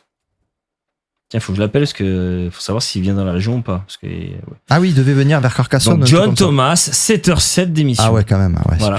John Thomas, 7h07. 7h07 d'émission. John Thomas. Très bon. C'est beau, hein. Voilà. Donc notre cher ami Torgul, cette 60e émission. Je vous entends plus. Ouais, c'est parce que t'as presque plus de batterie. Ah, ça y est. Oh purée, on va pas faire comme l'autre fois. Hein. Donc, oh non, l'autre fois ça a coupé au dernier moment. Non, là c'est qu'il a presque plus de batterie. Donc cette émission 65 vient de finir. J'ai encore 57%. Alors c'est que ça a dû basculer sur autre chose. C'est pas grave. Ça y est, ça a ouais, ça juste fait un petit bip. Donc cette émission vient de se terminer. Tu es maintenant dans les archives de la techno. tes petits-fils, tes arrière-petits-filles aussi, hein, et petites-filles, enfants tout court. Tes descendants pourront un jour regarder cette émission. Peut-être qu'un jour, des archéologues dans 1000 ans se diront tiens, c'est quoi ce boum boum, regarderont cette émission en se disant c'était quoi au début ces archives, parce qu'avant il y avait l'INA, maintenant il y aura YouTube, voilà. Et les gens, bon, il y a beaucoup de conneries, mais bon voilà, et peut-être nous on est là. Non, c'est bien. On remercie tous ceux qui nous ont suivis jusqu'ici en direct. On remercie tous ceux qui sont aussi fous mais qui ont pu faire des pauses, qui ont regardé le replay. Merci à vous aussi. Hein. N'oubliez pas qu'il y a la seconde vie qui démarre, c'est-à-dire que là on vient finir ce live. Je rappelle que ce live sera dépublié maintenant sur Facebook, vous pourrez plus le revoir. Il faudra attendre que le replay soit sur YouTube, si tout va bien, courant semaine prochaine, on va dire, hein, assez rapidement normalement. Surtout qu'il n'y a pas eu d'incident, donc normalement ça devrait être très rapide. Voilà. Et la seconde vie, c'est que un nouveau chat va repartir. Hein, et Philippe, je t'invite de temps en temps à venir voir ton propre replay. Et il y aura peut-être des questions de certaines personnes qui viendront en plus, En plus, reposer des questions, et des fois les artistes reviennent dans le chat en disant oui, il y a ça, et même nous des fois on y rajoute. Voilà. Il y a Audrey qui dit bonne nuit aux archivistes de la BNT. Nous sommes partis de la BNT, Bibliothèque nationale de la techno. Ou les gardiens, c'était quoi déjà qui nous avait dit du temple. Les gardiens du temple, voilà. En tout cas, merci à vous tous. Hein, donc on vous tient au courant pour les prochaines émissions. Merci aux fous qui sont encore là et qui resteraient encore 2 heures avec nous, je le sais. Carrément, il y en a, c'est dingue. Ah ouais, ça bronche pas. Tout ça pour écouter les conneries que je raconte. C'est génial. Bravo les gars, bravo. Bravo les gars et les filles qui nous écoutent, c'est très bien. Merci beaucoup. Et merci à vous les gars de faire ces émissions. Je vais aller, pas tout de suite parce que là je vais aller me coucher, mais je vais aller voir les archives. Tu peux y aller. Je pense qu'il y a un paquet d'émissions. 65, il y a des trucs qui vont t'intéresser. Il y a Hendrik Schroeder, il me fait rire parce que chaque fois qu'il a des pauses, il dit je me les fais toutes, petit à petit, 1 heure par-ci, 1 heure par là. Ça. Il me dit là je suis avec Claude. Ah ouais, tu m'étonnes. Juste avant j'ai fait, je sais plus ce qu'il m'a dit, Paul Nasca, je sais plus. Ouais, voilà, et chacun se regarde. Manu Casana, tu vois. Parce qu'après, c'est intéressant. Ce qui est rigolo, c'est par exemple, je lui dis, pensez à aller voir, on parle de ça dans ta interview. Alors forcément, qu'est-ce que font les gens, ils y vont, ils cherchent. Va rechercher sur 5 heures l'extrait. Non, mais il y a la playlist après sur YouTube. Je vais aller voir Fairway, tu vois, je vais déjà aller voir l'émission sur Fairway. Tu vas entendre Guillaume la tortue quand même. Tu vas entendre la tortue. Tu le verras pas, mais tu l'entendras. Voilà. En tout cas, merci à tous. On se donne rendez-vous dans pas trop longtemps, normalement. On a des projets là. Et on se garde à l'antenne 2 minutes. Voilà. En tout cas, ciao à tous. Et merci de votre soutien. À bientôt. Ciao. The rhythm. The shit you're listening to is sponsored by Radio Punch. Punch.